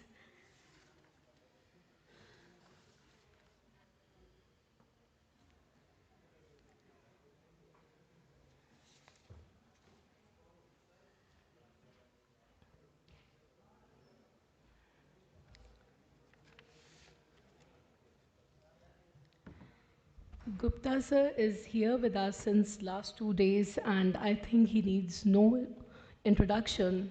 A stalwart in the field. Sir, we are so blessed to have you here. I now take the privilege to introduce our chairperson, Dr. Pavan Krishanji. Dr. Pavan Krishanji is professor and former head of Department of Pharmaceutical Sciences and Drug Research at Punjabi University, Patiala. He holds an M.Pharm in Pharmacology from Punjab University and PhD from PGI Rohtak. Specializing in pharmacology, clinical pharmacy, and herbal pharmacology, he's guided over 12 PhD, 40 M.Pharm students, published over 90 research papers, and received several honors, including the prestigious Saroj V.N. Sharma Prize. Sir, we welcome you. I would now request the chair to introduce our first speaker, Professor S.S. Sharma from Naipur, Mohali. Thank you. It's my great pride, I would say, not privilege, pride, that I am chairing a session which is first person who's giving talk has been one of the favorite student long back. So हम उसको बोलते हैं शाम प्यारा शाम. So I think that introduction is sufficient. And I will tell you just one thing, because when he was doing PhD with me long back, he is the person who started creating model of stroke. And then at that time, stroke was we started for the first time working on stroke model. Then it went to CDRI, and then the several research people started working on stroke. So he has a very innovative mind, very, very hard working in the lab, but also he sings and dances so wonderfully. If you happen to see sometimes in the evening, Sham, that's why we call him a Pyara Sham. So over to Pyara Sham. Yeah, thank you, sir, for a nice introduction. I think it's my privilege actually to talk in front of Professor Y.K. Gupta. I think father figure in pharmacology actually, or I'll say the father of Indian pharmacology. I would like to just mention, like he mentioned, like I thought like I'll talk today on the stroke, but I just changed the topic actually. I'm going to talk today on Parkinson's disease, the work recently we have carried out in Naipur, Mohali. I think most of you would be knowing about the prevalence of CNS disorder. And if you look into like 1 billion people are suffering with the neurological disorder. And some of them definitely like, though we have some treatment, but it's still like the need of the treatment actually, which can reduce neurodegeneration and which can involve in the treatment of these conditions. I would like to mention there are actually a lot of challenges in the CNS drug discovery and development. And I have listed some of the challenges based on our 3 decades of experience in CNS research. And these are mentioned over here that complexity of the brain, blood-brain barrier actually like that's one of the challenges, efflux transporters, patient heterogeneity, some patients respond, some patients do not respond, multiple targets actually, CNS disease models are not good enough actually which can mimic 100% with the clinical situation. So that's why like always we go for like multiple or maybe many, couple of models for one particular scanning of one particular new chemical entity. and biomarker establishment, and as well as the abuse liability. That's one of the major concern always whenever we talk about this. In NIPER, like we have this CNS research facility, and most of our research actually involving all the instrumentation, and we try to use even many other institutions also use our facility. Today I thought of like going into one of the like TRP channel actually, which is being involved in several disease condition. And if you'll see, that's about the discovery of this TRP channels actually from the Drosophila. Actually initially it was discovered about the which lost by biochemical electrophysiology molecular studies, and its role implicated in the taste perception, touch sensation, osmolarity, and the thermo sensation. And you would be remembering like at the time of like this COVID-19, actually one of the Nobel Prize actually in Physiology and Medicine 2021 gone to David Julius and Ardem Petrosian for their discovery of the receptor for temperature and touch. And what they have shown that this capsaicin, which is basically like working through activation of these TRP channels, actually that was the thing they discovered. And after that, actually, a lot of research has been done in this area of TRP channels, actually, and their role has been implicated in cardiovascular disease conditions and as well as in the CNS disease condition. So in this particular study, like what we thought to investigate the role of TRP channels in CNS disease condition. Now, my lab is working in the area of stroke, Parkinson's disease, Alzheimer's disease, and what we just postulated that this misfolded protein, like whether it's a beta amyloid accumulation or maybe like alpha-synuclein aggregation as seen in case of the Parkinson's disease, that lead to the modulation of TRP channel, and modulation of these TRP channels can lead to, like you can see there, like accumulation a lot of this calcium, and increase in this intercellular calcium can lead to the activation of the ROS pathways, inflammation, as well as the mitochondrial dysfunction and the neuronal cell death. This is the hypothesis actually we propose, that how this, these channels might be working in Parkinson's disease, and thus we try to prove it actually using various pharmacological tools. You can see that what we hypothesize that this increase in intercellular calcium can activate this calpain pathways, apoptosis, and then mitochondrial dysfunction can be there actually and impede mitophagy, and ultimately leading to the neuronal cell death, particularly dopaminergic neuron, and then leading to Parkinson's disease. These are the two models actually we have used in this particular study. One is the MPTP-induced Parkinson's disease model, and another is alpha-synuclein preformed febrile model. I think earlier oration you would have definitely listened to rotenone-induced model actually, like Dr. Sadhna, she has given that one. So now I think what I am focusing on that how we have induced this Parkinson's disease by intranigural administration of MPTP in brain actually, and then actually another model in the title administration of this preformed fibril. Two pharmacological interventions we have used. One is the clamizole. This is just to look into the repurposing of any existing molecule which is into the various phases of clinical trial. And then actually one is specific molecule HC070, which is basically like selective TRPC5 inhibitor. So these two interventions actually we try to prove the role of TRPC5, whether they are involved in this condition or not. And what like experimental plan like we have, like we initially like induce this MPTP in brain actually substantia nigra, and then you can see administration of different interventions was done week 1 to week 3, and then after that various molecular, biochemical, as well as the behavioral parameter was done. In addition, like not only like in vivo, we initially like carried out these in vitro studies, and we have done some experimentation with using the this neuronal cell line SHS5i, and then we have used these intervention as well as, like I'm not showing the result of siRNA one actually we have used siRNA against TRPC5 actually, that I'll give it next time. What we have observed that in case of like HC070 on motor deficit in this particular model. Now you can see that there is a significant reduction in the latency to fall, which was improved by this intervention of HC070 treatment.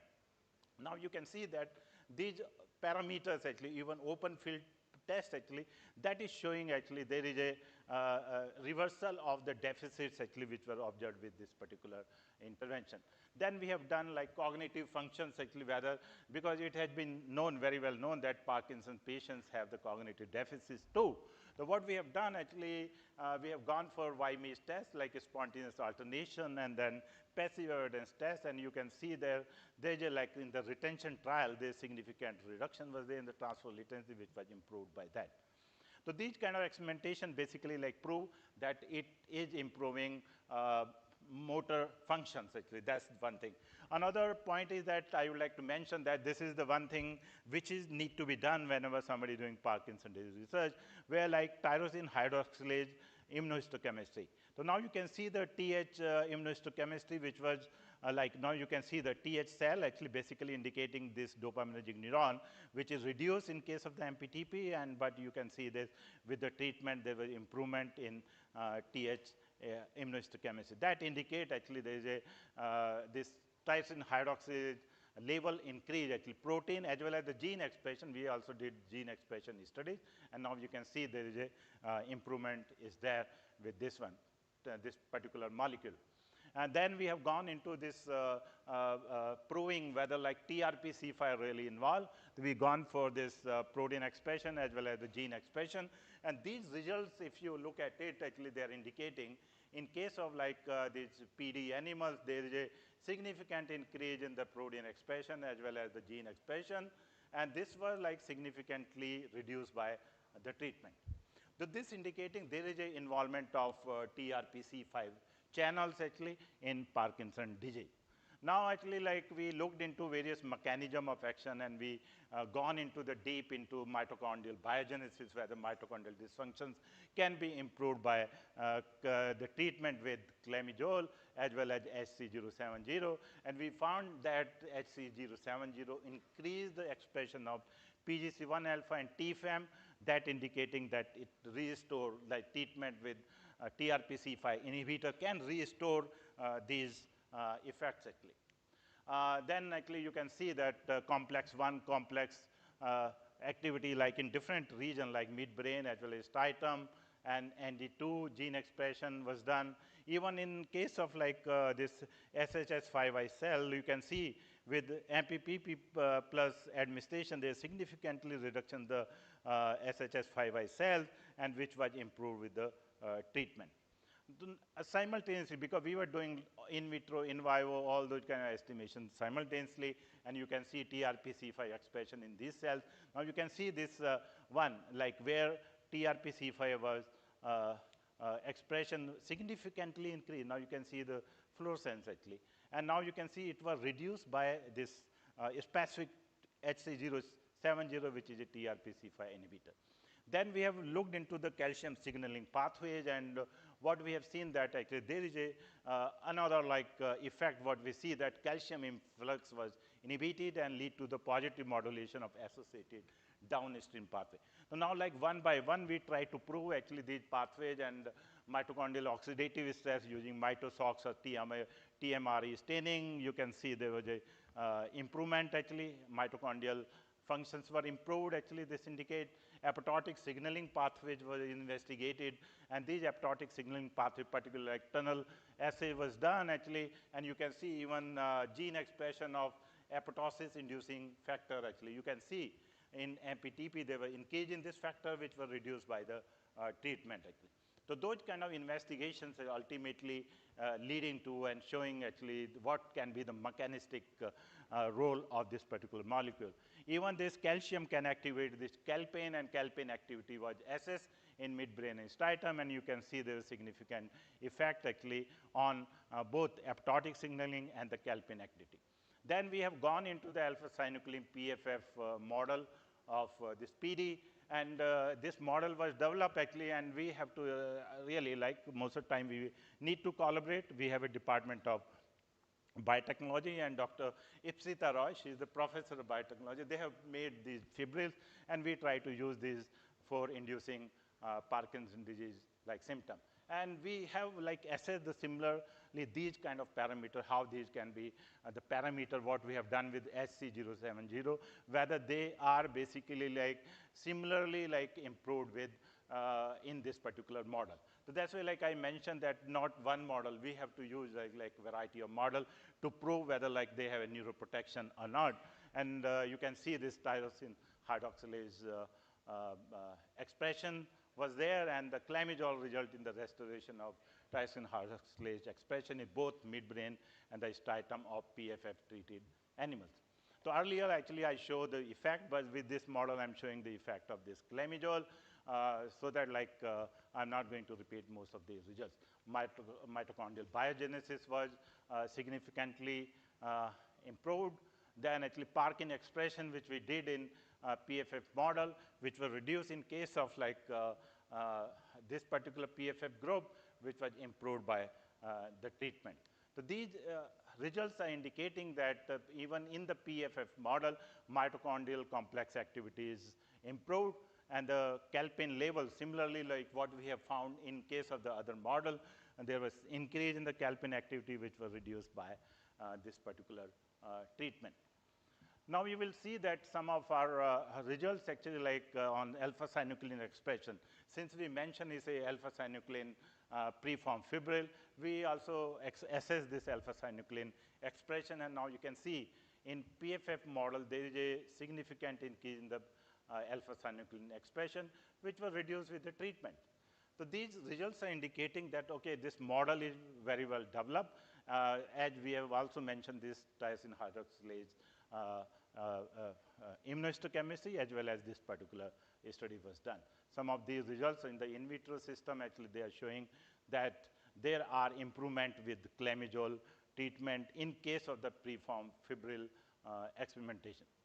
And even the total ROS, mitochondrial ROS, actually like these kind of improvements what we have seen, and we just summarize our results actually in this slide, where you can see over there how this particular like MPP as well as the alpha-synuclein model actually, how it is going to inhibit this TRPC5 channel, and how they can reduce the neuronal death actually.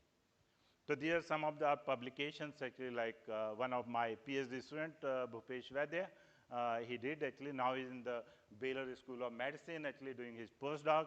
So he published a couple of these research paper in ACS Chemical Neuroscience, Life Science, and then Cellular Molecular Neurobiology, Neuromolecular Medicine, Neurochemistry International.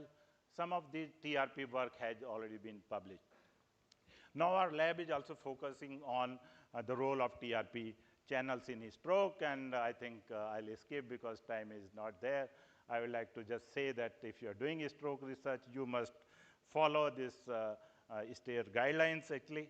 And with this, I would like to conclude that some of our research paper published in these journals. And I thank my research group, all my students, and the funding agency. In addition, I would like to mention Dr. Anil Gulati, because we work on stroke, and recently he also marketed one molecule for the stroke, sovaltetide, which is acting on endothelin receptor, and we were also partner. Initially, we did some of the studies when he was a Fulbright fellow at Nipur Mohali. Some of the studies related with the stroke we have carried out. So we really appreciate his efforts. With this, I would like to thank you, everyone, for. If you have any question, I'll be happy to answer. Perfection in timing also. Thank you, sir. So great. So I think it is a wonderful presentation Shyam has made. All work on Parkinsonism, and I have been following after his PhD his work, which is extraordinary, or I can say commendable work which you have done. Thank you. So thank you very much. If there is any question, any question from the floor? Shyam, they will ask question maybe after the session is over. We can club this questions if you have. Yeah, I'm available at ssharma@niper.ec.in. You can contact me anytime. Thank you very much.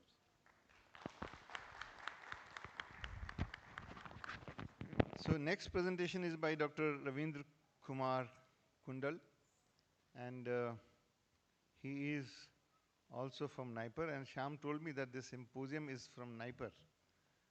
But this is not named as a NIPER, but this is another very bright faculty from NIPER, and he has an experience.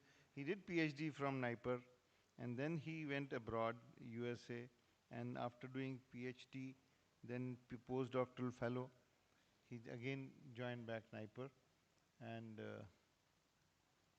he also worked on stroke and a lot of work in neurosciences. So over to you.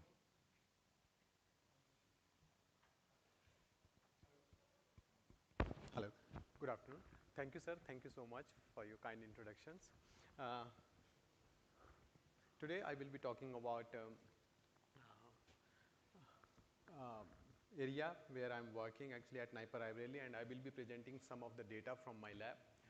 In this talk, I will talk about urolithins, which is a gut metabolite, and their neuroprotective effects are well known. But today, I will be talking about how they exhibit these effect, that is neuroprotective effect, and I will present a very conclusive data where we have illustrated that how does these gut metabolite, they inhibit some of the cellular pathways, specifically the programmed cell death pathways.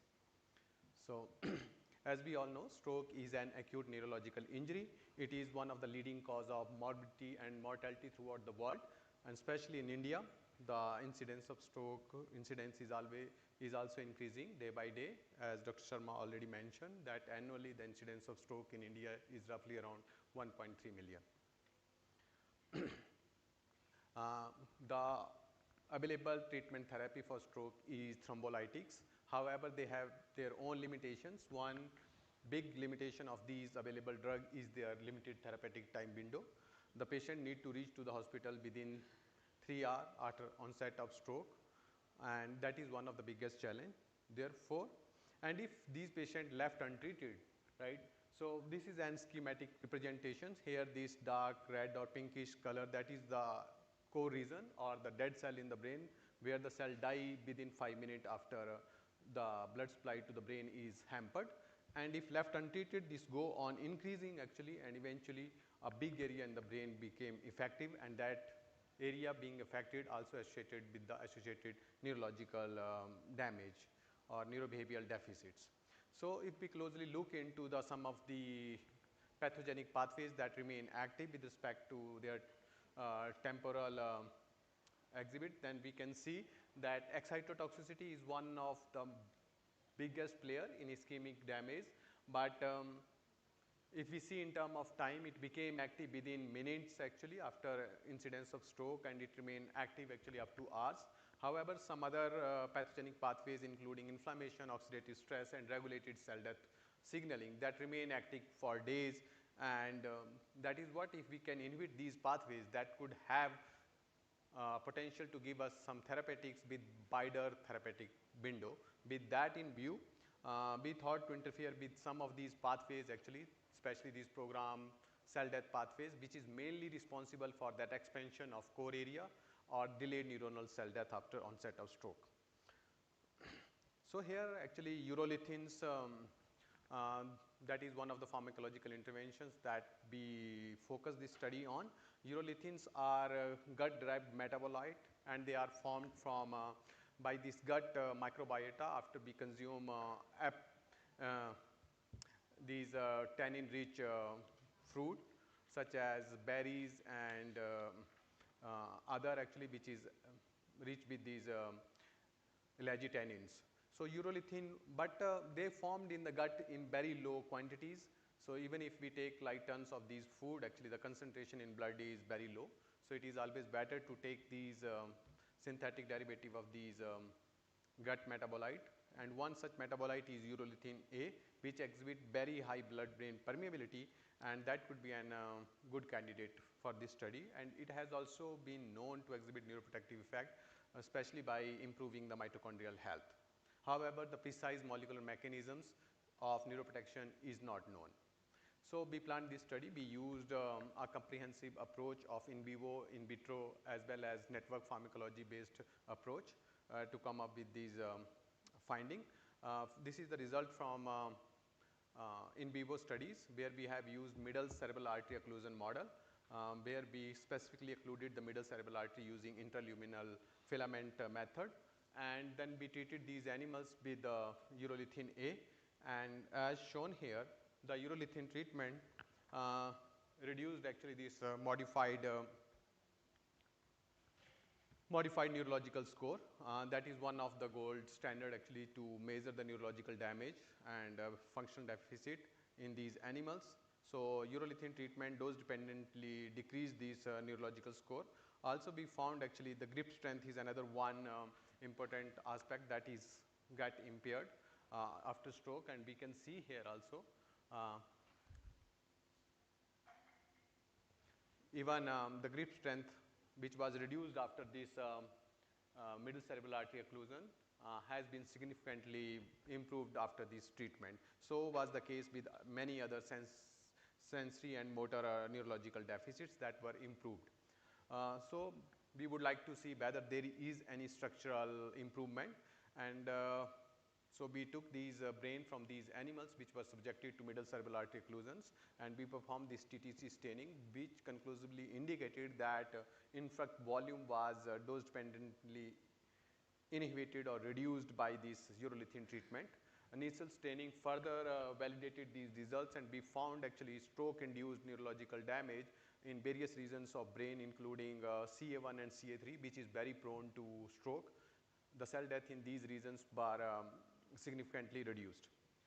So now that conclusively show that neurolithin may have neuroprotective effect, but what is the precise mechanism? So then we looked into actually we applied this network pharmacology approach, and we profiled actually different target that was available in various these databases for both ischemic stroke as well as urolithin A. The intersection of these or Venn diagram analysis showed that at least 32 of the target were common, both of them, and when we constructed this protein-protein network or interaction network, that showed that these 32 genes actually exhibit very high interconnectivity, and several hub genes actually emerged, where we found actually most of these genes, one of them actually keep one, and many other that involved in regulated cell death actually. And when we did the pathways analysis using KEGG analysis, we found actually ferroptosis, that was our top candidate here. So we thought actually to zoom on in these particular pathways, and but before going further, I would like to give a basic background about ferroptosis. Ferroptosis is iron dependent and lipid peroxidation driven regulated cell death. Here three main if we divide it into three main characteristic features. One is iron dyshomeostasis, so excessive iron accumulation inside the cell, that is a driving factor. Then excessive peroxidations of lipids that ultimately results into membrane damage and ultimately cell death, and then reduction in endogenous antioxidant system. So here we characterize some of the important marker. One of them is ACL4, which is responsible for enriching these plasma membrane with polyunsaturated fatty acids, and these polysaturated fatty acids are very susceptible to oxidative stress. Then transferrin and transferrin receptors, they both mediate in cellular iron uptake, and if their expression increases, that could be an indication of or may derive the ferroptosis cell death. Similarly ferritin, so it keeps the iron in bound state, and that leaves the bound iron is then not available to participate in several oxidative processes. And then NCO4, which is an important upstream regulator of ferroptosis by mediating ferritinophagy, and then GPX4, which is an endogenous antioxidant. So we measure all of them actually to conclusively indicate or suggest that ferroptosis is indeed one of the major target of these urolithin mediated neuroprotection. So looking into the reactive oxygen species be bent back to our in vitro system, where we induce these oxygen glucose deprivations and reoxygenations in neuronal cell line. And then we found after this ischemic insult or hypoxia, there is significant increase in the reactive oxygen species, whereas urolithin treatment has reduced this reactive oxygen species. Furthermore, we conducted this mitosox assay, which showed that most of these reactive oxygen species were coming from mitochondria, and urolithin treatment also reduced the mitochondrial ROS generations. Our data was also consistent with earlier studies that has found similar effect, and these studies have also shown that the urolithin has the ability to attenuate the mitochondrial permeability transitions as shown by this JC1 dye assay. Studies have also indicated that urolithin improves or induces the mitophagy, and by inducing the mitophagy, maybe the damaged mitochondria are then cleared from the cells, and once there is these damaged mitochondria is not there, the reactive oxygen species is decreased, and that ultimately ROS is not there to participate in lipid peroxidations. So then again actually in the in vivo system, that middle cerebral artery occlusions, we found indeed that was the case, and we found MDA, which is an index of lipid peroxidations. We found after middle cerebral artery occlusion there is significant increase in lipid peroxidations, whereas with urolithin treatment, specifically at 30 mg per kg treatment, there is reduction in lipid peroxidations, and also we found actually this lipid peroxidation decrease was associated with increase in actually glutathione activity, which is an endogenous defense system, and participate in pharoptosis. So now with this we would like to see whether our drug do have actual effect on pharoptosis. So we looked into all those markers that I already mentioned. So this when we give this OGD or insult, we found there is increase in ACSL4, which make the plasma membrane rich of polyunsaturated fatty acids and which are very prone to lipid peroxidations, whereas treatment has reduced the expression of these particular enzymes. Similarly, we found actually after OGD insult, there is decrease in endogenous antioxidant system, both XCT and glutathione or GPX4, whereas treatment has increased the or strengthened the antioxidant system. So that give an indications of some of the molecular markers which are signature of pharoptosis and reduction after treatment. So lipid peroxidations or oxidations of these PUFA, that is polyunsaturated fatty acids, we characterize that by this body P staining. So here the green color, wherever this staining of green color is more, that indicate that is lipid peroxidations by body P staining, whereas treatment has significantly reduced it. So that conclusively confirmed that in this model urolithin do have actually inhibition of pharoptosis. Similarly, these results were validated in our in vivo finding, and that were consistent to our in vitro finding. Now we want to see whether these effects are associated specifically by inhibition of pharoptosis, because being an antioxidant and interfering other anti-inflammatory signaling, these may be actually non-specific effect and can come from somewhere else actually, secondary to some other signaling. So what we did actually in our cell culture system, we have exposed our neuronal cell to elastin, which is a very specific pharoptosis inducer. So as shown here, this elastin that has significantly increased the level of this ACSL4, whereas reduced the level of endogenous antioxidant system, whereas urolithin has the ability to restore this balance back, right. So this indicate that urolithin is working actually specifically by inhibiting the pharoptosis. Now again, I mentioned like pharoptosis is an iron driven cell death. So whether it is actually iron driven cell death and our urolithin can reduce the iron driven cell death. So again actually we exposed our cell to ferric ammonium chloride or an iron overexposure of the iron, and we can see actually iron exposure has significantly increased the reactive oxygen species from this DCFT experiment, whereas actually body P has also shown, staining has also shown actually lipid peroxidation in these cells, whereas urolithin has conclusively reduced both lipid peroxidation as well ROS generations. Again in this model we also found reduction in the molecular signature of pharoptosis by urolithin treatment. So now it was well established that urolithin inhibit both iron-driven lipid peroxidations as well as cell death. From where does this iron comes from? If we go back to our signaling, then we know like ferritinophagy or release of the iron from the ferritin is responsible for this iron. So, and where actually NCO4 plays an important role.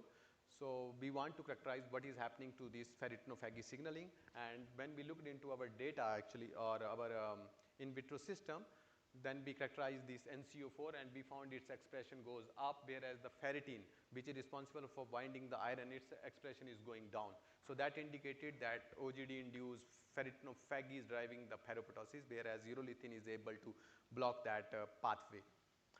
So in vivo, we validated these results and we want to see whether actually there is iron accumulation in the brain, because we are again and again saying that iron is playing an important role. So yes, that was indeed the case, and Persian blue staining has revealed that there is iron accumulation in these ischemic brain, whereas treatment has reduced it. Further, to look into why does this is happening, so we investigated one of the main endogenous defense system, that is NRF signaling, and after stroke they were found to be down-regulated, whereas our drug actually urolithin has significantly upregulated this signaling. And even our network docking studies have also shown that urolithin A may bind to, directly bind to KEAP1 and thereby actually activate this signaling. And this staining actually specifically shows that now after treatment NRF is going to the nucleus. So that is all. So altogether these results indicate that urolithin is potent regulator of iron dependent cell death, and it's underscored its therapeutic potential in ischemic stroke.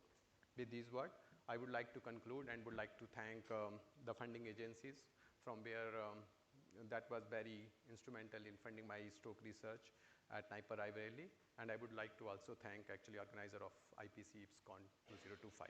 Thank you very much.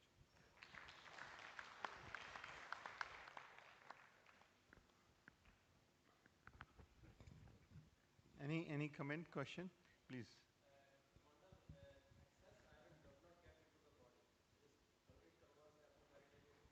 Right. Right. Right. Right. Okay. So whenever there is a stroke, actually there is two phenomena is happening. One is blood-brain barrier. We do have results, but because of time constraint, I have not shown here. Another one is actually what happens, there is a ferritinophagy, that NCO, ferritin is there, and iron, brain do have iron stores actually, but under normal condition they are bound to this ferritin. And that's how actually they are being regulated to play an important role in various physiological conditions. But whenever there is a stroke actually, because of that ferritinophagy, ferritin levels goes down actually. There is the autophagy of these ferritin proteins, and now iron became free actually to participate in Fenton reactions, which ultimately results into ROS generations which participate in lipid peroxidation and ultimately cell death.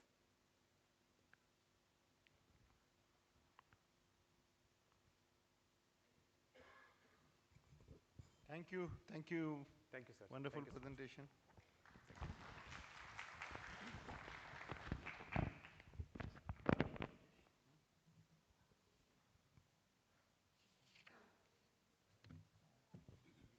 So good afternoon. Continuing our presentations, our next speaker, it's my pleasure to invite Dr. Ashutosh Kumar. Please welcome. So Dr. Ashutosh Kumar is an assistant professor in the Department of Pharmacology and Toxicology at NIPER Mohali with over 15 years of research experience in neuropharmacology. His research focuses on mechanism of peripheral nerve diseases, mitochondrial pharmacology, and therapeutic strategies for diabetic neuropathy and neuropathic pain. Dr. Kumar has published more than 90 research papers in internationally reputed journals, including Neuropharmacology, Molecular Neurobiology, Journal of Pineal Research, and many more. And he has successfully completed 4 funded research projects and is currently leading 2 ongoing research grants. He has supervised more than 60 MS Pharm students and 5 PhD scholars. For his contributions to diabetic neuropathy research, he has received prestigious Angelica Barris Award from Neuro Diabetic Neurodiab Society in 2016 and PC Dandiya Medal from Indian Pharmacological Society. He also serves as an editorial board member of BMC Neuroscience and has been a guest editor for many journals such as Current Neuropharmacology, International Journal of Endocrinology, and many more. So welcome, Dr. Ashutosh. So thank you, sir, for your kind introduction. At the outset, let me thank the organizers of IPSCON for giving me an opportunity to speak in this wonderful symposium, which is covering neuropharmacological trends and the newer trends in neuropharmacology research. So one thing I would like to add, Gupta sir told, like, so we always regard him as our Dada guide or grand guide. So he has that fatherly and grandfatherly figure for all of us here present. So thank you, sir, for being, a motivational figure for all of us for life. And now taking on to the, topic, diabetic neuropathy. And today I will be discussing about the role of sirtuins and how they are, linked to the mitochondrial dysfunction and how we can, pharmacologically modulating this mitochondrial dysfunction can actually unleash the power of mitochondria to benefit the neurons. So diabetic neuropathy, as we all know, it is one of the most common complications of diabetes and which affects more than 50 to 60% of the people who have diabetes for 4 or 5 years or long. And most of the time it is asymptomatic in the beginning, right? But then when it reaches to the end stages, it becomes untreatable. Having said that, why it is untreatable? Why after decades of research has not yielded a product which can actually mitigate diabetic neuropathy? So it is so because of its complex etiologies. There are so many pathways you will see which are intermingled with each other. If you stop one, other one is activated, and how you control them. If you stop 2 or 3 also, there are so many of the pathways which are involved in the pathophysiology of diabetic neuropathy. Other thing which is there is we have developed the like medications which provide symptomatic relief. So you take care of pain, but the actual etiological factor remains untouched, and which is why we say it is inevitable. Although you have a strict blood glucose control, although you have on the like diabetic medications, you are managing your glucose level within the normal range, but still after few years these all complications peaks in. So that is why the quest is for finding out the drugs or the pharmacological interventions which can treat the disease, which is very important for our.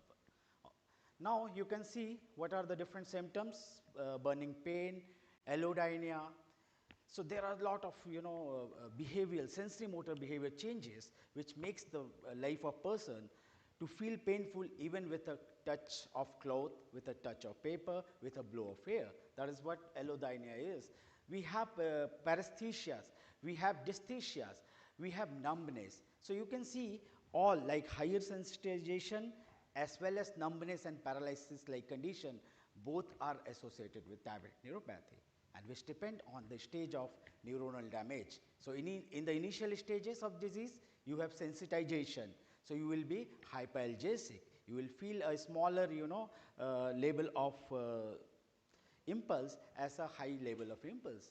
So painful impulse, non-painful like things will be felt painful. So that is what hyperalgesic condition is.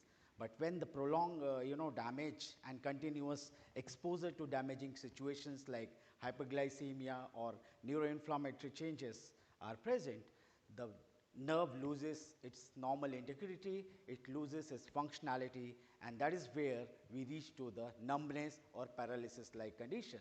So the diabetic patient, they don't feel, they step on sharp objects, they get wounds, and wounds are very hard to repair, right, in the diabetic subjects. And then at the end they suffer from gangrene, they suffer from foot amputations. So the problem, it is a cascade and plethora of problems which comes all together in the diabetic patients. Risk factor, you know, aging, diabetes, obesity, hypertension, these all are, and so many risk factors are there which are, you know, causative of making this diabetic complications very painful. Now, the topic of mitochondria, why mitochondria? So mitochondria is important organelle in our cells, which is the primary source of generating ATPs, and neurons perform high energy requiring functionality. 80% of the ATP formed in the bodies are, you know, used up by the neurons. So if there is any kind of dysfunction in the mitochondria, it is going to affect the neuronal functionality, it is going to affect the neuronal maturity, and, you know, there is a very less you know, neuro regeneration which happens 3%, less than 3%, and time taken for that neuro regeneration is very long. So that is why any damage in like mitochondrial dysfunctionality causes neuronal dysfunction. And here you can see lot of functions, bioenergetic regulation. So if there is decrease in the ATP generation, lot of bioenergetic mechanisms, they do suffer. It also helps to maintain the calcium and iron homeostasis. If there is this homeostasis, you have earlier seen and Dr. Condell has presented about the iron homeostasis, ferroptosis do happen, calcium overload can happen, and it can lead to the detrimental changes in the neuronal functionality. Redox imbalance definitely can happen because mitochondria produces superoxide. We know dysfunctional mitochondria produces enormous amount of the superoxide, mitochondrial superoxide, which are beyond the, you know, neutralizing capacity, and that's why there is a redox imbalance. Protein quality control. So mitochondria, through its effect on proteases like ln P proteases, it also you know, have a very critical functionality in checking out the protein quality. There is a misfolding, there is a uncoupling protein response which actually mitigates or resolves this misfolded proteins, and if that is you know, not happening, the cell is bound to have a lot of you know, misfolded and dysfunctional proteins, which will further lead to the, you know, like cellular death and all. Through its mitochondrial biogenesis and dynamics, it plays important role in, you know, balancing the ATP requirement. When there is ATP requirement goes up, the mitochondria divides, they undergo fission, they form smaller productive mitochondria. When the cell is at resting place, the smaller mitochondria fuse. So this mitochondrial dynamics have a very good impact on maintaining the neuronal integrity and functionality. So any alteration due to the mitochondrial dysfunction in fission and fusion processes can lead to, you know, detrimental outcomes in the neurological diseases. We will so what I was telling about the etiological pathways, you can see. So mitochondria, hyperglycemia, hyperlipidemia, insulin resistance, they can altered mitochondrial, you know, dynamic shift, they can cause mitophagy, reduction in the mitophagy, reduction in the clearance of misfolded proteins can happen. There will be altered mitochondrial biogenesis, so mitochondria are not formed, new mitochondria are not being generated to meet the challenge, and also that fission and fusion is affected, which can lead to apoptotic changes in the neurons, leading to detrimental neurodegenerative changes. Now, sirtuins. We all know sirtuins are important proteins which plays important role in metabolism and are linked to aging and longevity.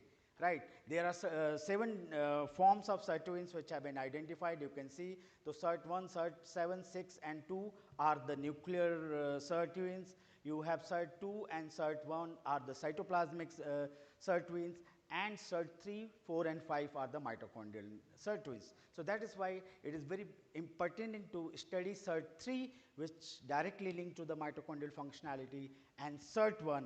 So a lot of research has been focused on SIRT1 and SIRT3, and today I will present some of the data about SIRT1 and SIRT3 modulations. So these are the different pathways by which SIRT1 can play important role. SIRT1 has impact on AMPK by deacetylating its upstream LG1, and there are, like you can see the nuclear factor kappa B pathway, there is other PGC1 alpha pathway. So nuclear factor kappa B pathway, if it is activated, it leads to neuroinflammatory changes. If PGC1 alpha, which is known as like modulator of biogenesis, master regulator of biogenesis, mitochondrial biogenesis, if it is affected, then it can lead to the decrease in the mitochondria. So now we have, I will be showing you the effects of two compounds which we studied. One is natural compound polydatin, which is phenolic compound. It is glycosidic version of resveratrol, and SRT 1720, which is experimental drug, which was developed by Sartorius and has SIRT1 activity. So we have given these compounds in the animal model of diabetes using streptozocin. We have induced diabetes in them, and the characteristic changes are like conduction deficits that have developed and the deficits in the endoneural blood flow.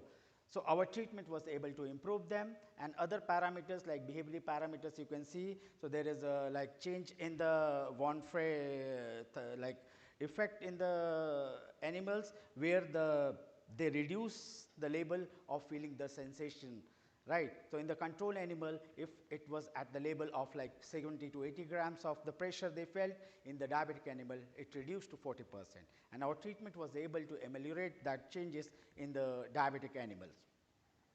These are some of the like protein expression studies we saw in the sciatic nerve homogenates, and you can see NQ1, HO1, which are important determinant of detoxifying antioxidant enzymes. Similarly, superoxide was affected, and we have also studied the SIRT1, PGC1 alpha, which is a master regulator of mitochondrial biogenesis, nuclear respiratory factor 2, and TFAM, which is also known as like the important component for mitochondria protein genesis. So you can see there was a decline in most of them in the diabetic animals, and the treatment was able to improve, thereby telling us like polydatin has improved SIRT1. We also did some of the cellular studies. So DCFD, which is again done for the reactive oxygen species, mitochondrial superoxide levels, and JC1, which is studied to see like mitochondrial membrane potential alterations. So in the diabetic animal, there will be increased like DCFD fluorescence, increase the mitoSOX staining, and there is a change from orange to green monomer of JC1, suggesting that there is a mitochondrial dysfunction, the mitochondrial membrane integrity is lost, and membrane potential is affected. This is the result of the neurite outgrowth. You can see in the hyperglycemic group, there is very less neurite outgrowth and branching. And neuronal functioning is a factor of branching. The more they branch, the more healthier and functionality wise they will be. So here you can see there is reduced branching. The cells were round in shape. They don't have completely developed their natural feature, and treatment was able to revert it back, thereby suggesting that polydatin treatment also supported neuritogenesis. These are the protein parameters which we have again seen in the in vitro also. We will escape this. Yeah. So we saw like in the cells, we have done mitotracker, which gives about the mitochondrial superoxide and TFAM levels. So you can see the TFAM levels in the hyperglycemic group was reduced, and treatment level was able to replenish it back, suggesting that polydatin is also increasing the TFAM activity, which is supplementing the mitochondrial generation. This is one of the wonderful experiment that we did using the seahorse experiment. So here we do plate the cells and do the what kind of mitochondrial respiration capacity is there in the cells. And you can see in the, this is a normal phenomena where we actually supplement with complex inhibitor 1, 3, and 5, and this characteristic change will be there, which will give you extracellular response, oxygen consumption, and in the diabetic group, the threshold is decreased. So you can see the red one, the normal cycle is not achieved, and in the treatment labels, the maximal respiration, basal respiration, ATP production, and spare respiratory capacity was improved, thereby suggesting that our treatment was able to improve the mitochondrial activity. We will skip this. So Now, SIRT3, we used one of the compound which is there in clinical trial for diabetic nephropathy, bordoxylin mesylate. We have given the treatment and have seen like how the SIRT3 and one of the proteases LONP1 co-precipitated. So, the studies results suggested that in diabetic group, the SIRT3 and LONP1 co-precipitation was decreased, suggesting that SIRT3 levels is altered or decreased in the diabetic group, as well as LONP1 activity is decreased, suggesting further it like the protease activity is decreased. So, uncoupling protein response or managing the misfolding proteins was going down. So, that is what it is suggestive of. And we also did, so we did the intraepidermal nerve fiber density in the dorsal root ganglion, and you can see that decrease the number of intraepidermal nerve fiber in the paw, skin paw of the rats, and treatment was able to retain back or avoid this kind of changes in the intraepidermal nerve fiber density, suggesting that it improved the nerve like neuropathy. So, this we can. So, summarizing this all, we can say like mitochondrial pathophysiology plays very important role when it comes to neurodegenerative diseases, whether it is neuropathy, whether it is Parkinson, Alzheimer, Huntington, any neurological diseases, and mitochondria has important role. Sirtuins play significant role. If we can modulate positively the sirtuins, we will have a beneficial effect, or we can prevent or at least delay to a longer extent the neurodegenerative changes that are happening in the diabetic people, that are happening in the people who are taking chemotherapy, or trauma induced neuropathy people who are suffering from the neurodegenerative changes. And it can become a futuristic strategies for the management of diabetic neuropathy. So, this is my research group. I would like to thank the students and to all the funding agencies and my collaborators who have been supporting with their expertise and skill set. I would like to thank all of you for patient listening, and I am available for questions if any. Yeah, thank you. Thank you, Dr. Ashutosh, for your potential role of sirtuins. Yes, sir. Yeah.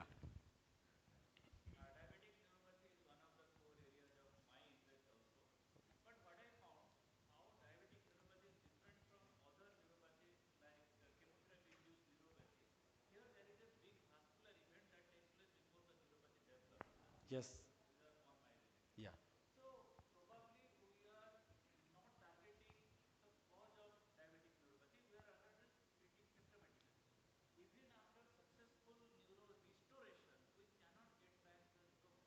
Mm-hmm. Mm-hmm. Yes.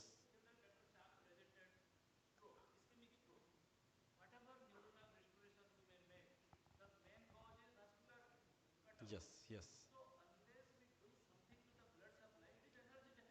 Right. Yes, yes. Yes, yes. Yes. Yeah.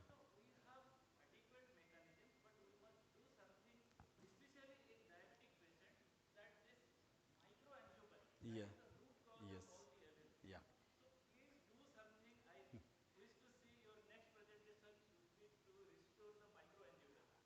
Definitely, sir. This change in the nutritive blood flow to the neurons. When blood flow is not there, then whatever therapy you give, it is not reaching there. Yeah. So the challenge would be like to actually restore that, so that or avoid that before developing it. Yeah, that's what I saw. We have to inevitable has to be delayed. And second question, like the other neuropathies like chemotherapy induced neuropathy or trauma induced neuropathy, we have some mechanisms which are different. Like in chemotherapy, mechanisms is like DNA adducts and all are altered because of the deposition of the drugs or drug adduct chemotherapeutic drug agents like oxaliplatin or paclitaxel or vincristine. So, that kind of, if once that concentration goes out, slowly it will recover. Like yes. Yes. Yeah. So, that is there, that is a challenge, and that is where we are also working on that aspect also of like CIPN and trauma induced also, sir. Yeah, they are all symptomatic. Which are there? They are all symptomatic. No, nothing is being done to the disease. So, neuro like endoneural blood flow is not restored. conduction is some level conduction is restored, but then if nutritive blood flow is not altered, it will lead again to, you know, whatever you do, it will again, the disease will remain there. So very correctly sir pointed out, and we will definitely see into that aspect also. Thank you, Dr. Yeah, thank you, Ashutosh, for explaining, and Dr. Hota, thank you for your wonderful suggestion. It's really very valid suggestion. Thank you. So being of constraint of time, we cannot take much questions. Coming on to the further next speaker, Dr. Ashok Kumar Datusalia. May I welcome him on the stage. Dias, please. Yes, Dr. Ashok. So Dr. Ashok is an assistant professor in Department of Pharmacology and Toxicology at NIPER, Raebareli, where he leads the molecular neurotherapeutics lab. He earned his M.Pharm in pharmacology and molecular pharmacology and PhD from NIPER, Mohali. His research centers on stress response dynamics, particularly the molecular and synaptic changes underlying vulnerability and resilience to acute stress in brain circuits, with applications to understanding and treating post-traumatic stress disorders. He has held postdoctoral positions in prestigious institutions including University of Iowa and University of Milan, and his work is supported by national and international agencies such as DST Serve, ICMR, and International Society for Neurochemistry. Welcome, Dr. Ashok. We are eager to listen to you. Thank you. Thank you, sir, for kind introduction. And I am here indeed, like, feel pleasure that sir is sharing the session. As the beginning, Dr. Ravinder said that we consider him as a Vishnu Pitama for the pharmacology. And like in front of my mentor, I am presenting some of the work or my understanding about the stress vulnerability and how this NMD axis is particularly like have a role, and it makes individual more vulnerable, and whether these particular axis does have some role with the calorie which we usually consumes, whether that make individual sensitized towards the PTSD phenotype or like something we do have. So I think we all know about the stress disorder, some of how everyone has already, like in their lifetime, they particularly exposed for the one or more trauma events. Sometimes we recognize them, sometimes like at the later stage, individual started feeling maladaptive response towards that. And in general, around 6 to 7% population usually does have some PTSD phenotype, and it is a long lasting physiological and psychological distress. Although like the trauma event happen at the early age or like at the beginning, but it does have a like response or the symptoms appear in the late stage of the life or like some other triggering events. And currently, like we do not have any particular treatment. If we see what kind of the different trauma like situations any individual usually experiences, like in the recent past we have seen this COVID pandemic, where many people actually loses their family member and like loved ones. So that is a kind of the trauma. It ranging from there to the accidental like damage, like physical abuse, sometime like childhood type of the trauma, and mostly like when the veterans are like met in the field, both side of the population usually feel such kind of the trauma like episodes. Like if there is a battlefield, the populations are living around the battlefield, they also feel the trauma.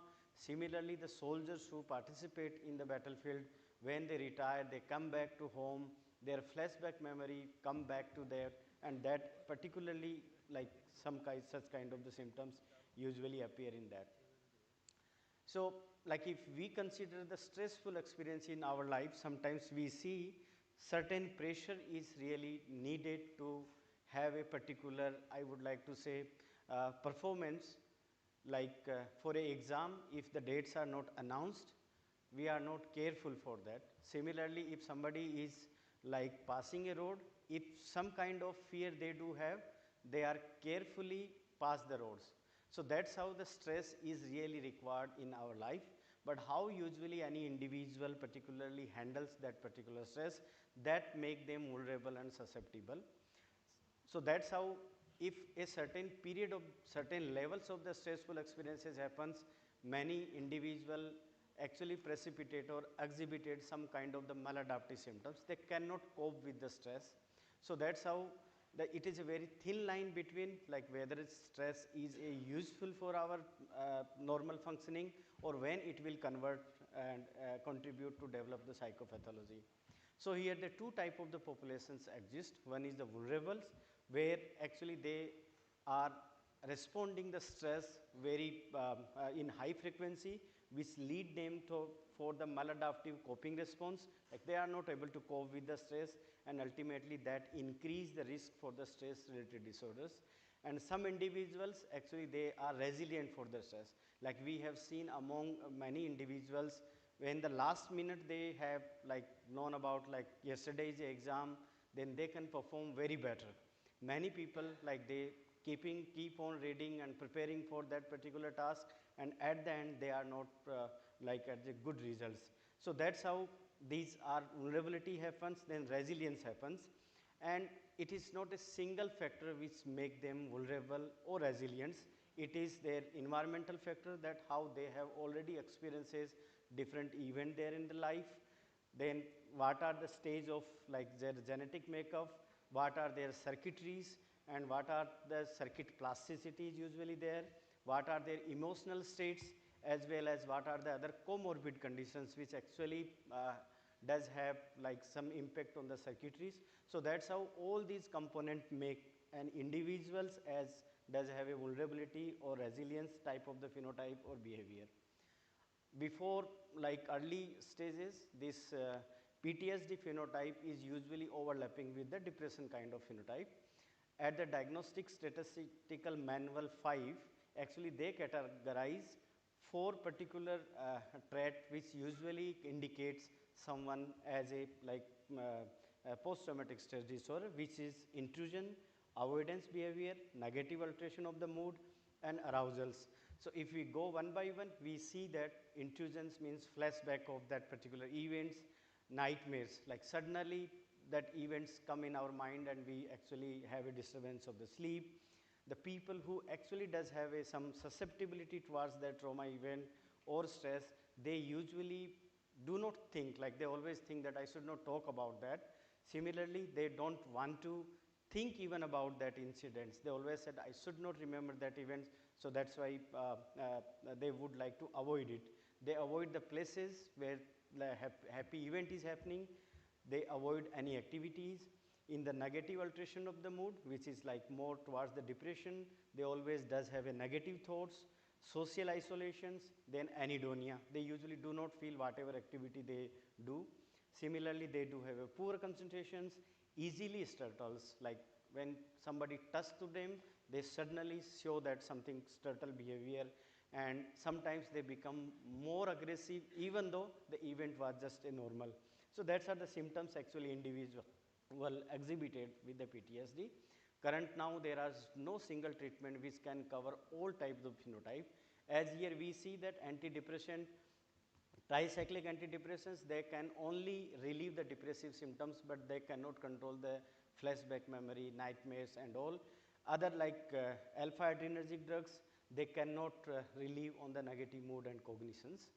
Recently, the ketamine has already been like introduced for like treatment resistant depressions, but still that also does have a substance abuse. So there is a need to more exploration on that. If we talk about the trauma events, so although the events happens once in a life, why that has been converted as a maladaptive response? So that means that there is a stronger consolidations happens about that event. Usually if someone met with a incidents today, if it is not happening again, it has to be erased, or like its memory should become fad.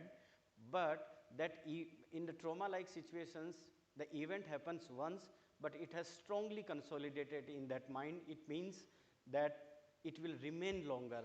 The circuits which really require to store that memory, they continuously keep firing that, and they usually do have a flashback about that. This is particular component where we talk about how the synapses are being strengthening and particularly weakening depending on the frequency or the strongness of the exposure of any event individual met. If there is a repetitive event, synapses become stronger, that we call the long term potentiations. If the event will not happens or weakly happens, then usually we say the long term depressions where the synapses become weaker. That's my means the memory will fade about that event. In particular situations in the trauma like event, the LTP from amygdala to the mediofrontal cortex circuit will become stronger and the event will remain in memorized longer. These are the different mechanisms where usually the synapses become stronger, either is a formation of the new neurons, either like there is a synaptogenesis happens, like formation of the new synapses in the circuits, or like sprouting, there is a one synapses already happen, it will take branches and another synapses will happen. So that's how the different phenomena is also occurring in that signals, and that why there is a stronger consolidations. So this is the modality actually we do use. In that, animal actually met with a foot shock stress in a chamber. The chamber is very closed. So in the trauma like situations, individual actually experience first a psychosocial stress where actually individual is not able to escape from that situations, and there is a also association with the physical stress, like some damage happens to them. In that same situations, the animal met with the physical stress in the form of the foot shock stress, and the psychosocial stress is being induced by like it is a closed chamber, they want to escape but they will not escape. So for a certain period of times we particularly put them stress, then we will check in the next day for a different intervals whether they really memorize about that event or not. If we put them back in the same stressful situations, animal exhibited some kind of the freezing behavior. It means they really memorize about that event. So to access that whether they have developed such kind of the phenotype or not, there is another particular methods which is called sucrose preference test to check the anhedonia. In sucrose preference test, the animal actually has given a choice to use the sweet water as well as the normal water. As an inherent characteristics, animal has to choose or prefer the sweet water as a like pleasurable activity. So initially we develop a baseline here, and in the baseline animal try to prefer around 75% sucrose water. It means that is a normal behavior. If we put them on the stress that has been reduced to the 50, means it doesn't matter them to for them which bottle they are going to drink. So it is like they usually lose their preference, it means anhedonia develops. If we put them back in the same context even after consolidations, we found that there is a significant freezing behavior remain in the animals. So it means that our models was actually induced with the intrusive as well as the negative alteration of the mood type of the phenotype. We check whether it is a intervention sensitive or not. So we injected animal 6 hours after the foot shock stress, and we observed that when we put back the animal in the same context, the ketamine treated animals show early extensions of memory that has happened to them, the event happened to them. It means they have shown the less freezing behavior after the 3 and 4 days. So that indicate that when we treat the individual with ketamine just after the trauma events, it block the consolidation of the memory about that event. So if we further check whether after consolidations the ketamine is able to like exchange the memory faster or not. In that case, we started putting back animal after 3 days, what is happened. So here again we see that this NMDA inhibitor ketamines significantly faster the extension of that particular trauma like event memory compared to the animals which are vehicle treated. It means ketamine not only block the formation of or the stronger consolidation of the fear memory, it also help to extension the fear memory. Similar we check with the another NMDA modulators which is memantine, and we observe the similar type of the results. We further check whether they will alter the glutamate release or not. So the glutamate is usually being released, continuously being released in a circuit in the glutamatergic pathway. So that is called a basal glutamate release. When any stimulus happens, it will release more or less glutamates depending on the type of the circuit, which is we call that the evoked release. So here we would like to check which kind of the phenomena is getting altered in the trauma-like individuals. So here we check that in particularly the foot soak stress animals did not show any increase in the glutamate release, particularly from the mediofrontal cortex to the amygdala circuits. But actually the foot soak stress animal exhibited evoked glutamate release significantly more compared to the control, which can be blocked by the ketamine treatment. We further validate that result with the electrophysiologically. We found same that in the miniature excitatory postsynaptic current, we did not find any significant difference between control as well as the foot soak animals. But here we found that there is a significant increase in the amplitude of the spontaneous excitatory postsynaptic currents. It means that the frequency of the firing from amygdala to the mediofrontal cortex circuit is not increased, but the amplitude, that how the intensity of the signals is higher compared to that. So that's how actually, and which can be blocked by the ketamine treatment. We further validated Western blotting through the Western blotting. It actually alters all kind of the glutamatergic related proteins at the cytoplasmic level, and we further check on the synaptosomal fractions. We found similar kind of the results. We further checked that how this stress related experiences change the synaptic structures. So usually there is a 3-4 type of the synaptic structure appears, that is like particularly mushroom type, strobe type, then thin. So that depends on that kind of synapses which does have their intensity to connect between these two neurons. And here we found that there is a shrinkage on the apical branch of the dendrites. It means neurons get shrinked, the remaining synapses become more stronger. So we checked here the connections which reached in the layer 4 and layer 2 from the amygdala. Here we found that there is a dendritic arbor length is decreased, which is rescued when the ketamine treatment. So that's the summary for this my particular talk, that trauma and stress actually dysregulate the HP axis, which does have like intense excitation of the glutamatergic neurons, and which disrupt the homeostatic plasticity. And by using NMDA receptor modulators, by blocking the behavioral and cognitive reactivity to the stressor, as well as it help to the extension of the already consolidated memory, as well as it block the extension of the consolidation of the peer memory, and it also increase and sustain the cortisol reactivity by this. That's how this ketamine as well as the memantine help to improve the PTSD outcome. Due to lack of the time, I'm skipping the next part of the presentations. So I here thank you to the organizers to providing me opportunity to present here, and I also would like to acknowledge my mentor regarding the stress related experimentation, Professor Maurizio Popoli, Laura Mosazzi, and other experiment is done by Sue Madhura. The other part of the talk which I have not shown here is done by the Sresh, then Marnali and Parth, and I also acknowledge all the funding like support from the different agencies. Thank you.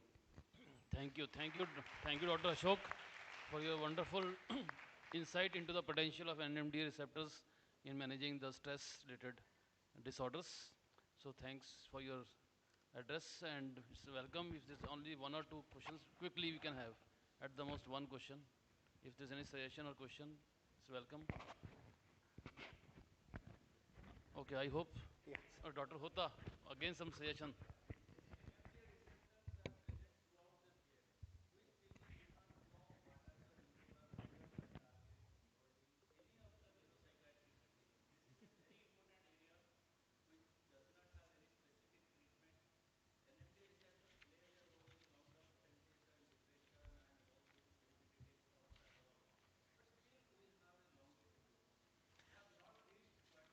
Sir, here actually in our take is that we are not continuously treating them.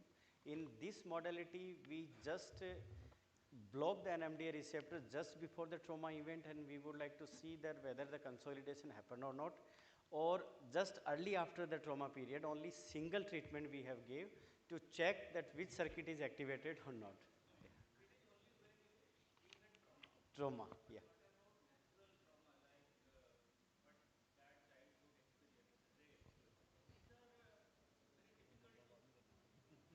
Yes, sir. Yes, sir. Yes, sir.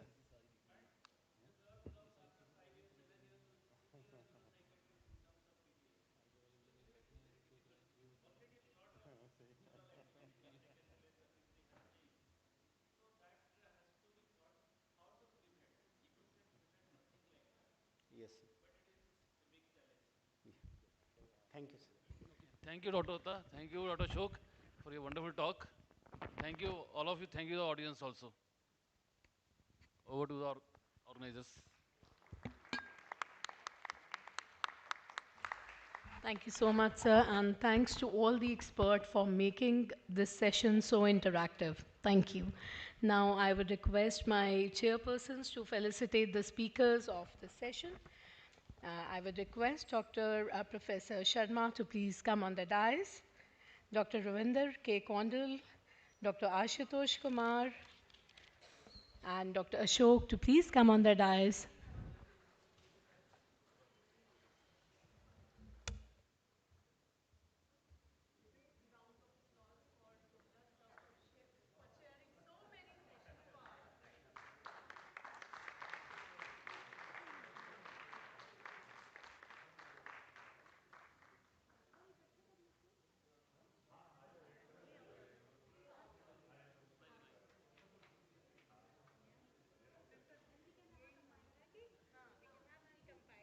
That's why I invited all of them together. कि यही था कि सबको all the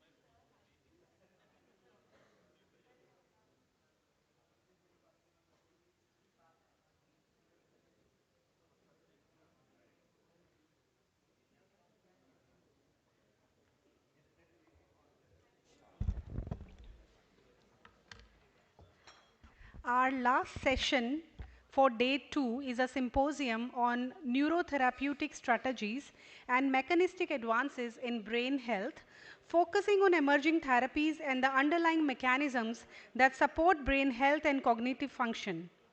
To guide this prestigious session, I have the honor of inviting the session chair, Professor Ramesh Kumar Goel and Professor Partha Roy. To recognize their eminence, I would like to take a moment to highlight the notable achievements of our esteemed chairpersons. Foremost, Professor Ramesh Goel is the ex-Vice Chancellor of Delhi Pharmaceutical Sciences and Research University, DIPSRU, New Delhi, since its inception in 2016. A highly accomplished academician and researcher, have over 42 years of more than 42 years of teaching and research experience. His achievements spanning from VC roles to pioneering research and international recognition are truly inspiring. It's an honor to welcome such a distinguished personality on the dais today. Joining him today is Professor Partha Roy, who is a senior professor in Department of Biosciences and Bioengineering at IIT Roorkee. His deep expertise is in the field of animal biotechnology, molecular endocrinology, and stem cell biology. Professor Roy has numerous publications in peer-reviewed journals and significantly contributed towards basic and translational research in biomedical engineering. Now I request our chairpersons to introduce our speaker. Thank you. Thank you, Dr. Preena, for giving introduction. Well, it is the last session, so we can understand the anxiety, and we have been listening to even again the session which we had before was also on the neuropharmacology, and the current session is directly, and it is again a neurotherapeutic strategies for the strategy and mechanistic advances in brain health. So, without wasting time, we call upon the first speaker, Dr. Nirmal Singh from Punjabi University, Patiala. And let me tell you, Punjabi University and Punjab University both have been pioneer in the CNS studies, including, of course, it was AIMS Delhi and CDRI Lucknow, and even in the Kolkata. So, Dr. Nirmal Singh will be talking about modulating nuclear receptors, a promising strategy and management of our dementia. He is Professor of Pharmacology and former head of the Department of Pharmaceutical Sciences in Patiala with 27 years experience, more than 260 papers, H index of 61, it's something remarkable, with 17,800 citations. So, a very learned speaker, and we look forward to you. Dr. Mihir Singh.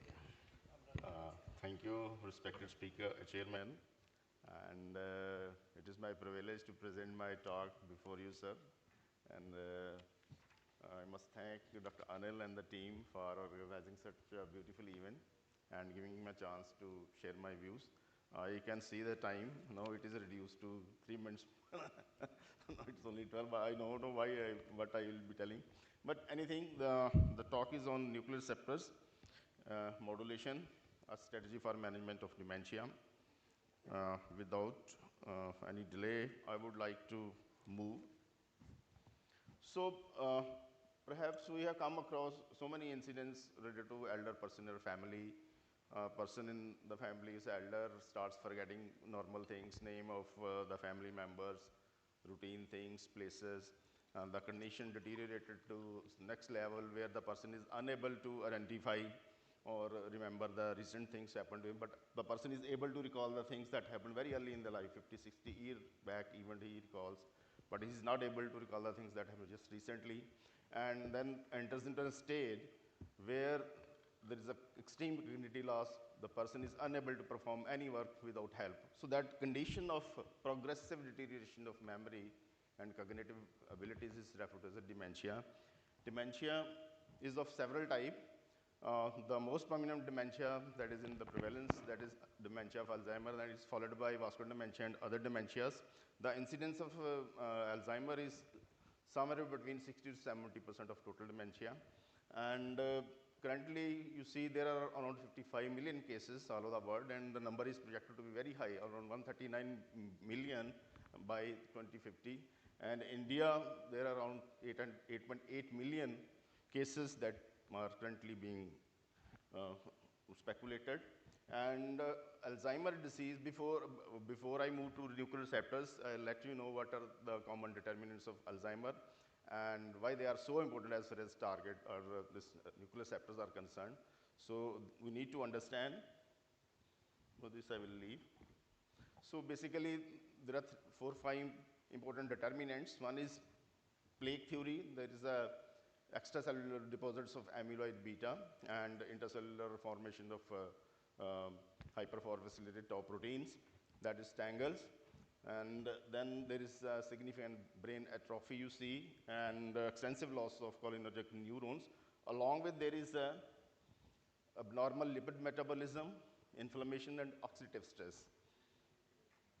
So if you look at amyloid cascade, amyloid, they are formed from amyloid precursor protein, which are acted upon by specific enzymes who call them as secretases. There are 3 secretases, alpha, beta, and gamma. The sequence is that first it is cleaved by beta, then it is cleaved by alpha or gamma. Cleavage by beta, cleavage by alpha always gives shorter fragments which are soluble, but cleavage by gamma can give to 2 types of fragments, shorter and larger one. Shorter one are normal, non-amylogenic, but larger fragments, they are accumulated and they cause responsible for formation of the amyloid plaques. Just like you can see how the precursor protein that is processed by this secretases, and you can see during the pathway some shift is there from formation of a smaller fragment to larger fragment by gamma secretase, and these larger fragments, they are having a nature of sticky, gets accumulated on the outside of cell, and then they attract some other molecules together and to form a plaque. And they also polymerizes from mono to di, oligo. Then there is a fibril sheet that is formed, and that causes a cell death. Then tau basically tangles, neurophilic tangles, basically they are the hyperphosphorylated tau proteins which are formed within the cell.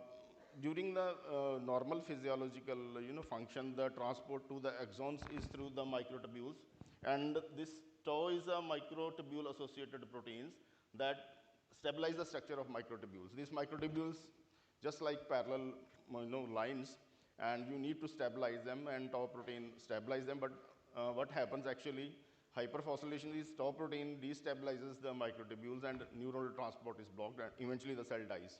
So that we call them neurofibril tangles, and these microtubules, they parallel structure, they being paired helical filaments. Then another important determinant is cholesterol, and brain cholesterol is very interesting, is that dynamic in nature, and you see the content there successively increases from endoplasmic reticulum as you move to the membrane, and in the plasma the cholesterol is stored within specific structure, we call them as a lipid rafts or cavulae. And this is a protein transporter, reverse protein transporter in brain, which help in removing the protein outside, cholesterol outside the brain. And we call them, this is a primary phospholipid transporter. Another one is ABCG1. So both of them, they play a role in cholesterol efflux, and they play a role in the redistribution of cholesterol from inner membrane to outer membranes. So apolipoprotein is a cholesterol receptor transporter molecule, which in conjunction with this ABC1A, they play a role in regulation of cholesterol lipid in the brain. And here lipidation status of APO is very, very important. Lipidation enhances its interaction with the amyloid beta and which promotes its clearance. So APO is the primarily is lipid by ABCA1. And these are 2 endopeptides which cause degradation of amyloid beta. And lipidated ApoE and this ABCA1, they facilitate the amyloid beta degradation through the by activating this NEP and IED and clear the amyloid burden in the brain. So dysregulation of cholesterol trafficking contribute to Alzheimer because the beta gamma secretase processing of amyloid precursor protein, it occurs in the lipid rafts, which I mentioned, and increase in the intercellular calcium or dysfunction leads to deposition or enhanced formation of the amyloid beta by beta and gamma secretase. and decrease in the cholesterol level promotes the formation of smaller molecules and decrease the amyloid burden. So ApoE and ABCA1 not only regulate the brain cholesterol, but they also has the effect on amyloid pathology. So then there is an inflammation, which is another very, very important determinant of Alzheimer's disease. Inflammation is present in cognitive dysfunctions, and you see the macrophages activities who play a role in phagocytosis of amyloid beta fibrils that is severely diminished because of expression of so many inflammatory cytokines and other contributors of inflammation. So this inflammation plays a great role as far as amyloid beta formation is concerned and clearance is concerned. So it is multifactorial in nature. So many factors contribute to the Alzheimer. And you see there is a brain shrinkage of mass and material, and you see the last stage, you see there is a hollow hemispheres. There are few drugs which are approved for dementia of Alzheimer. We don't have a drug for any other dementia. The drugs which are used for dementia of Alzheimer's, they are used for management of other dementia. And interestingly, you do not have any drug which produce cure. So there is always need for new drug which can not only halt the progression but also provide cure. And looking to the nuclear receptors, these are ligand-activated transcription factors which regulate the genes, which play some important genes which have a role in homeostasis, particularly inflammation, lipid metabolism, cell proliferation, and apoptosis. So basically, broadly, the nuclear receptors are classified into three broad groups. Endocrine receptors, which are well studied. Adopted orphan receptors, their receptors are identified, their ligands are identified after the discovery of the receptors. And orphan receptors for which we do not have any ligands so far discovered or identified. So these are three important adopted receptors, orphan receptors, which I would be talking about. So this is LXR is liver axis receptors, PPR is peroxisome proliferate activating receptors, and then is retinoid axis receptors. So you see LXR categorized as cholesterol sensors, and they bind to hydroxylated form of the cholesterol. PPR, they are referred as a lipid sensor, and they bind dietary lipids and their metabolites. And RXR, they also referred as a lipid sensing, and they heterodimerases with other nuclear receptors. So liver axis receptors, I already mentioned that it belongs to the category of adopted orphan receptor, and the oxysterols, they are endogenous ligands for this. It is found to be exist in two isoforms. One is alpha and other is beta. Alpha is expressed in a specific site, but LX beta is found to be expressed in localized in almost all portions of the body. So physiologically, you see this LXR, they play a role in regulation of cholesterol metabolism because they induce the expression of the reverse cholesterol transporters ABCA1, and they also play a role in the regulation of expression of ApoE. So thereby they can regulate the cholesterol metabolism. Similarly, they have a role in induction of glucose transporters. They cause the expression of several glucose transporting molecule and play a role in improving the glucose tolerance. And they also modulate steroidogenesis. So how they can useful? LXR has the ability to modulate various determinants of Alzheimer and dementia like cholesterol homeostasis, APO, lipoprotein E, amyloid beta, and inflammation. Here LXR found to influence cholesterol homeostasis, ABCA1A and ApoA, and transcriptionally the ABCA1 gene is under the control of LXR receptors, and their activation is found to regulate ABCA expression. They have a role in clearance of amyloid beta because LXR demonstrated to increase the, reduce the level of amyloid beta, and the loss of activity of LXR is found to enhance the level of amyloid beta. Here ABCA facilitated amyloid beta clearance through the mechanism which is dependent upon ApoE and providing a mechanistic link between amyloid beta clearance and LXR. Because lipidated ApoE, ABCN facilitated amyloid beta degradation and clearance from the brain by neprilysin and IDE. So they indirectly leads to amyloid beta clearance. So they also target various inflammatory cytokines, and they try to regain the activity, phagocytic activity of microglia. So LXR agonists have been found to restore the suppressed microglia phagocytic activity, which is suppressed in inflammatory situations. And they also have found to decrease the expression of various inflammatory cytokines. So basically, this microglia activation exists in two states. One is classical pro-inflammatory state M1, and another is alternate anti-inflammatory state. The LXR agonists have been found to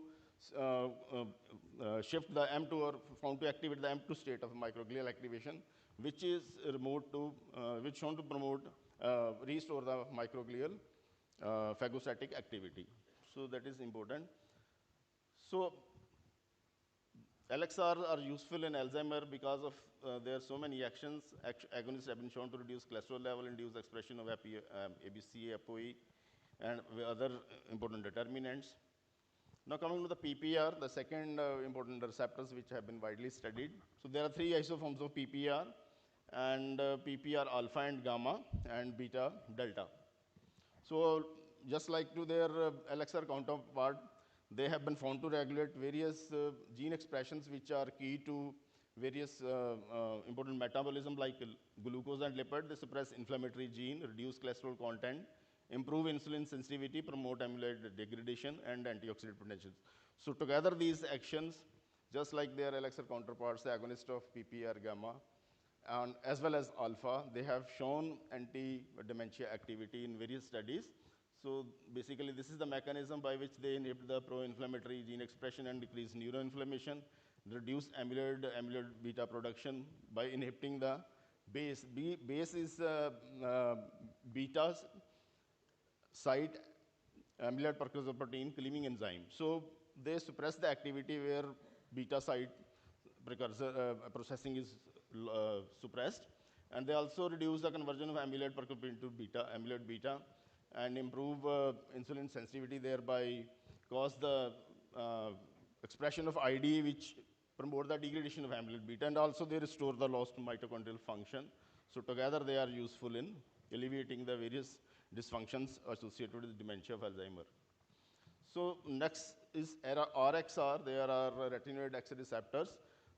They dimerize with themselves and with other nuclear receptors, and they have so many actions as to like their previous counterpart. In addition, they also upregulate expression of CH80, this cholinesterase transferase, and try to improve the acetylcholine neurotransmission by increasing the level of acetylcholine. And they also reduce expression of pro-inflammatory gene along with INOs. So these are the actions which are very useful as far as their dementia or memory ameliorative, cognitive memory impairment ameliorative effect is concerned. So there are some findings. I'll just go through. I know the time is already over. So we have carried a lot of work with PPR agonists of this is one study, that is liver X receptors in dementia.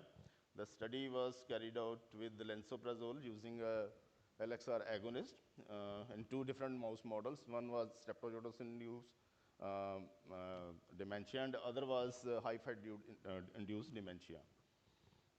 So here, this streptozotocin was administered subdiabetogenic dose at ICV, and high-fat diet, cholesterol diet was given for 90 days, and a battery of behavioral biochemical histopathological tests they were performed. And the memory was tested by using Morris-Water maze, and some other biochemical estimations were carried out.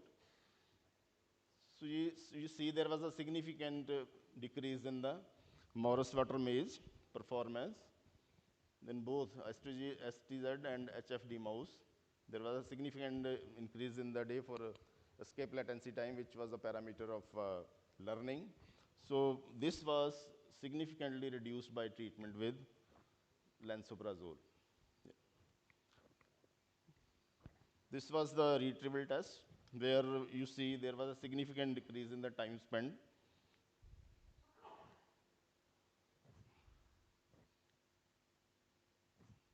There was a significant decrease in the time spent in the target quadrant of both streptozotocin as well as high-fat diet animals. and that was significantly attenuated by treatment with lansoprazole. So we also carried out brain SC activity, which was found to be higher in STZ and hypha diet animals, and that was significantly reduced by treatment with lansoprazole. Similar pattern was seen in neutrophil infiltration, and this was the congruent staining, which was used to visualize amyloid beta deposits. So there was significant amyloid deposits were seen in streptozotocin and hypha diet animals. Those were significantly reduced by treatment with lansoprazole. So this was one study. Then we carried out some other studies. We also used specific liver X receptor agonist T0 compound, and we used the study and carried out a study in mouse model of streptozotocin-induced dementia. They found similar pattern of results with this. I'm just going through. Then another study was carried out with the pioglitazone, which is PPR agonist. And again, the model was same, streptozotocin-induced mouse model of dementia. This is another study where we observed the ameliorative effect of curcumin, and then we could able to see that this effect was mediated through PPR gamma by using specific blocker, that is beige of PPR gamma. This is another study that we carried out with the diabetic rats with pioglitazone, and we found that the memory impairment and other biochemical histopathological changes which were found with the streptozotocin in diabetes, they were ameliorated by PPR gamma agonist pioglitazone. So these are some other studies we have carried out. Finally, we found that PPR, they are very interesting molecules, are very interesting target to work upon. We have worked on PPR alpha, gamma, and LXR receptors, XR receptors, and finally they found to be very useful. Now I'd like to conclude because it's already over. So they are basically very interesting target. We need to work it on. Currently there are two molecules which are in clinical trial. One is PPR gamma agonist, T3D95. It is in third stage of, phase 3 of clinical trials. So thank you very much for your patience listening. Thank you, Dr. Such a wonderful. I acknowledge my department and my research fellows, few of them sitting in front of me. They are really working very hard in the lab, and thank you so much. Thank you, sir. Thank you. Thank you very much for the talk, and we wish you good luck for the new molecule which you can take it further. Anything? Thank you. So any questions? Very quick question, one maybe from the audience. So if there is no questions, so I think we can close it. Thank you. Sorry for the short time, but definitely. Thank you so much, sir. Thank you so much. The next speaker is Dr. Jigna Shah. She is the professor and head in the Department of Pharmacology, Institute of Pharmacy, Nirma University. And incidentally, she has been with me during PG as well as PhD. And right from the beginning, her passion for the research and neuropharmacology in particular I have seen. She had been recipient of various grants from GSBTM, Guchcost, AICT, and published high quality papers in various international journals and 60 peer reviewed journals. And she has been a gold medalist during the academics. So Dr. Shah, please, Dr. Jigna. Thank you so much. I really feel privileged to be over here on this dais. I know this is the last session, but then I'm in front of my guide, my teacher, B.Pharm, M.Pharm, PhD, and I'm presenting over here in front of esteemed dignitaries like Dr. Sharma. I would like to thank the organizers, Dr. Anil Kumar, for a fantastic conference. I feel young. I feel as if I'm learning so many things. So whatever I'm presenting today, it is a kind of small learnings which I'm trying to take till date. Thank you so much once again. So this is my campus from where I belong, Nirma University, Ahmedabad. If you wish, if you come to Ahmedabad, please do visit us. Uh, yes. So Alzheimer's disease, I'll be talking about on neuroprotective effect of potassium competitive acid blockers on the for the treatment of Alzheimer's disease. And as Sir has discussed in detail, I will not be going into the details of what is Alzheimer's disease in the interest of time. I would just like to point out the prevalence. As you can see, in 2030, if you see, it is 56.55 million, and which is almost going to get more than double. And the interesting fact is that the early stage prevalence, the blue one, that is also equally going to increase, and that is where we need to worry about, and that is where we need to find out the solution for the disease, the treatment. These all things are discussed.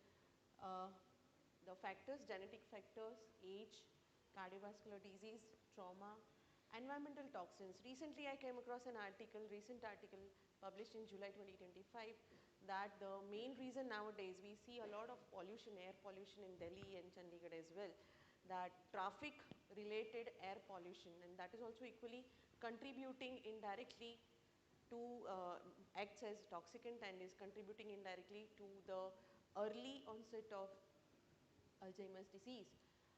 But obvious oxidative stress and all those things, the symptoms are very well known, so I won't be going into those details. Treatments which are available, these all treatments are very well known, very well established since so long, except for these two which are very recently, last 3 years they are approved. But then all of them, they are having one or the other side effects. Basically, and this makes the patient compliance comparatively reduced, because either there is constipation or there is confusion, muscle cramps, the patient itself is himself is suffering from so many other symptoms and other comorbid conditions, because normally if it is seen in aging, then that he is not ready to have some more side effects. So, but obvious we need to have some solution. Scientists are trying since so long, there are so many drugs in pipeline, but obvious combination therapy works well, drug repurposing also is one of the approach. So today I am going to have a small discussion related to this particular newer class, which is potassium acid competitive blocker, which is mainly used for the gastroesophageal reflux disease or erosive gastritis. But then we already have completed the in silico studies, which I have not presented over here in the interest of time. But these in silico studies, they mainly suggest that there are few pathways. This is only one pathway which I am representing over here, the NLRP3 pathway.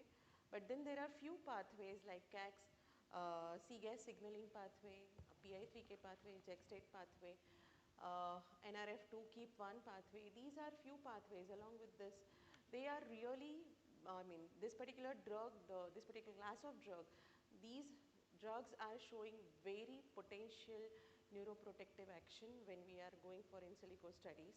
There are no reports available till date on this particular drug, but then what we hypothesize is, what is the rationale is that because these drugs are known to cause reversible acid inhibition of acid secretion, and they are not known to penetrate into the CNS, but then they are known to disrupt the tight junctions, and thereby the drug enters. So once the drug enters into the CNS, there are possibilities that it may cause some neuroprotective action. It may be able to exert its action, yes, but obvious because it is stabilizing the lysosomal membrane in your gut as well as in the systemic circulation, the gut-brain axis modulation also will be seen, and thereby it will cause NLRP3 inflammation inhibition, because inflammasome will be inhibited, and but obvious mitochondrial ROS generation also will be stabilized in decreased because of the stabilization or neutralization of the acid, gastric acid. So here we have, there are two phases or two stages of NLRP3. So the phase 1 is priming, wherein the toll-like receptors, they are activated because of presence of oligosomers, and then those will be causing through this MYD88, TAK1, TAB1 and NF-kappa B pathway, that will be causing stimulation of this NLRP3 inflammasome. Now this assembly is having mainly 3 subparts, that is NLRP3 itself, the apoptote, so this is the protein, then ASC, that is the apoptotic spike protein, and the caspase or procaspase what you call. So what happens is once this NF-kappa B activation is there, or stimulation is there by NF-kappa B, this individual assembly, individual proteins, they assemble and they make a kind of assembly, and then this assembly causes activation of further pathways, and which will cause lysosomal membrane perturbation, and that will cause further action. So that is the rationale which we are proposing. So our objective was to study the mechanism of action as well as whether it is having efficacy for neuroprotective action, as well as the mechanism, if at all, if we see that. So we have selected, right now we have selected this particular model. This is very basic model, as we know, scopolamine induced, the muscarinic receptor antagonist. And so we have administered this particular drug for initial for 14 days, and then we had started with the treatment along with the scopolamine treatment, and at the end we have sacrificed the animals, and we have carried out the neurobehavioral test along with some other biochemical test, which I am going to discuss. So modified Y-maze, as we can see, the disease control, but obvious that is the measure of short-term memory, the working memory, so that is reduced. The time spent, percentage time spent in the previously closed arm, that was reduced, and that was improved in all the 3 groups of the drug. Although that was not significant, but then there is improvement, because these are neurobehavioral tests, these are very subjective. I think we have not observed the significance. Also we have the novel object recognition. So initially we have the novel objects, and the animals were habituated and trained and made familiar, and then there was a novel object which was placed afterwards for the test. And what we see is that there is a significant decrease in discrimination index in the disease control group, and that was improved with the treatment. There are so many markers which we have conducted, but then I am presenting a few studies over here, few markers over here, like 140, 142, p-tau, GSK3 beta, and caspase-1. All of this, if you can see, specifically the disease control animals, the A-beta is increased, and there is a significant decrease in the treatment group, improvement was seen. Same was true with the p-tau also. Now this p-tau and this significant decrease along with GSK3 beta. So we can establish, very well establish, that there is also the involvement of GSK3 beta pathway in this particular drug, caspase-1, but obvious NLRP3 inflammasome activation is there, and because of that caspase-1 activation is there. So that is also reduced. So we can say that NLRP3 inflammasome inhibition is there. PI3K pathway, yes, again disease control, there is significant rise and is treated by the treatment. NLRP3, which was the basic prime focus of our study, that is also significantly, that is not significantly increased in comparison with the normal control animals, but then yes, there is significant improvement in the treatment groups as compared to the disease control group. The NF-kappa B, but obvious the last one in the cascade. So again, that was significantly increased, and the treatments improved the NF-kappa B levels as well, along with the interferon gamma. Yes, oxidative stress markers, because everywhere mitochondrial dysfunction, that is mainly seen along with the oxidative stress. So, and that again leads to NLRP3 activation. So here the oxidative stress markers, all the 4 SOD, catalase and reduced glutathione have, they are decreased in case of disease control group. In case of MDA, we have observed increase in disease control group in MDA levels, but over here we are not able to see the improvement, right? And ideally here it should be rise and here it should be decrease, but then that we have not seen. We need to find out the reason why the results are like that. Yes, histopathology, as we can see, the normal control animals showed neuronal density, healthy neurons. The inflammation was not observed, and which was again improved in V3. If you see, it is almost as good as the healthy neurons, but then that was not seen. Over here, the degradation was there, the degeneration of the neurons was there. The same was true with the synaptophysin immunohistochemistry, that there was significant decrease in synaptic plasticity because synaptophysin is a marker for synaptic plasticity, and that was significantly reduced. And all the groups, that is standard control, standard treatment, as well as all the 3 doses of the drug were able to improve the synaptic plasticity. The GFAP, that is a marker for astrogliosis, again that was also improved and was significantly, not significant, but then improvement was seen in the treatment groups. So with that, let us have a brief conclusion. Basically this particular drug, that is a therapeutic candidate for AD, extending its application beyond its established gastroprotective properties. We have seen in most of the parameters, we have seen dose dependent improvements except for few. So we need to investigate. This was a kind of preliminary trial which we have taken, and we will be going ahead with further few models like streptozotocin, A beta and all those, so that we will be able to know exactly what is the pathology, what is the mechanism of action. Yes, we need to go ahead for long term efficacy. We need to carry out further studies, and thereby we can establish this particular drug as a neuroprotective and find out the mechanism of action. So I would like to thank the organizers, my funding agency, GSBTM, my research scholar, but obvious, Dr. Anil Kumar. Thank you so much. And this particular picture is taken from my gallery, and I just love this quote because whenever we start any new study, as I told in the beginning, that I feel young, I feel small again in front of the stalwarts like you. There is so much to learn for us. Thank you so much. Thank you for the opportunity.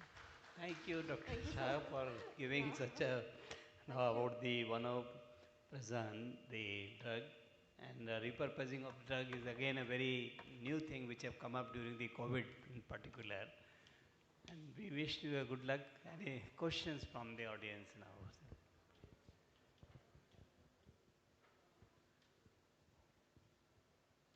Thank you. Well, thank you very much. And that's it. Thank you so much. Thank you so much. Now we will felicitate our speakers. May I invite Dr. Nirmal Singh to please come on the stage.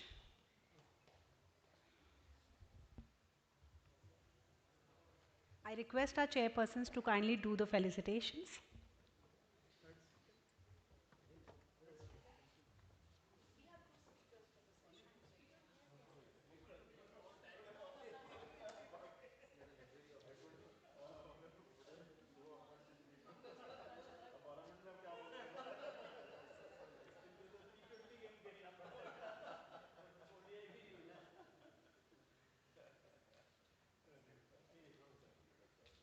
Technically, this was the last section.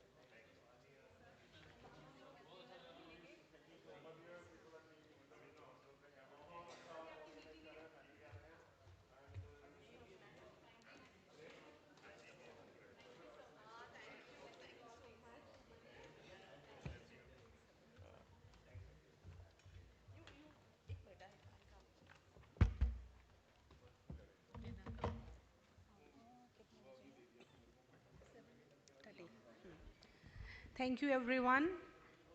We have gala dinner at Hotel Park View, Sector 24, from 7:30 p.m. onwards. Wish to see you there.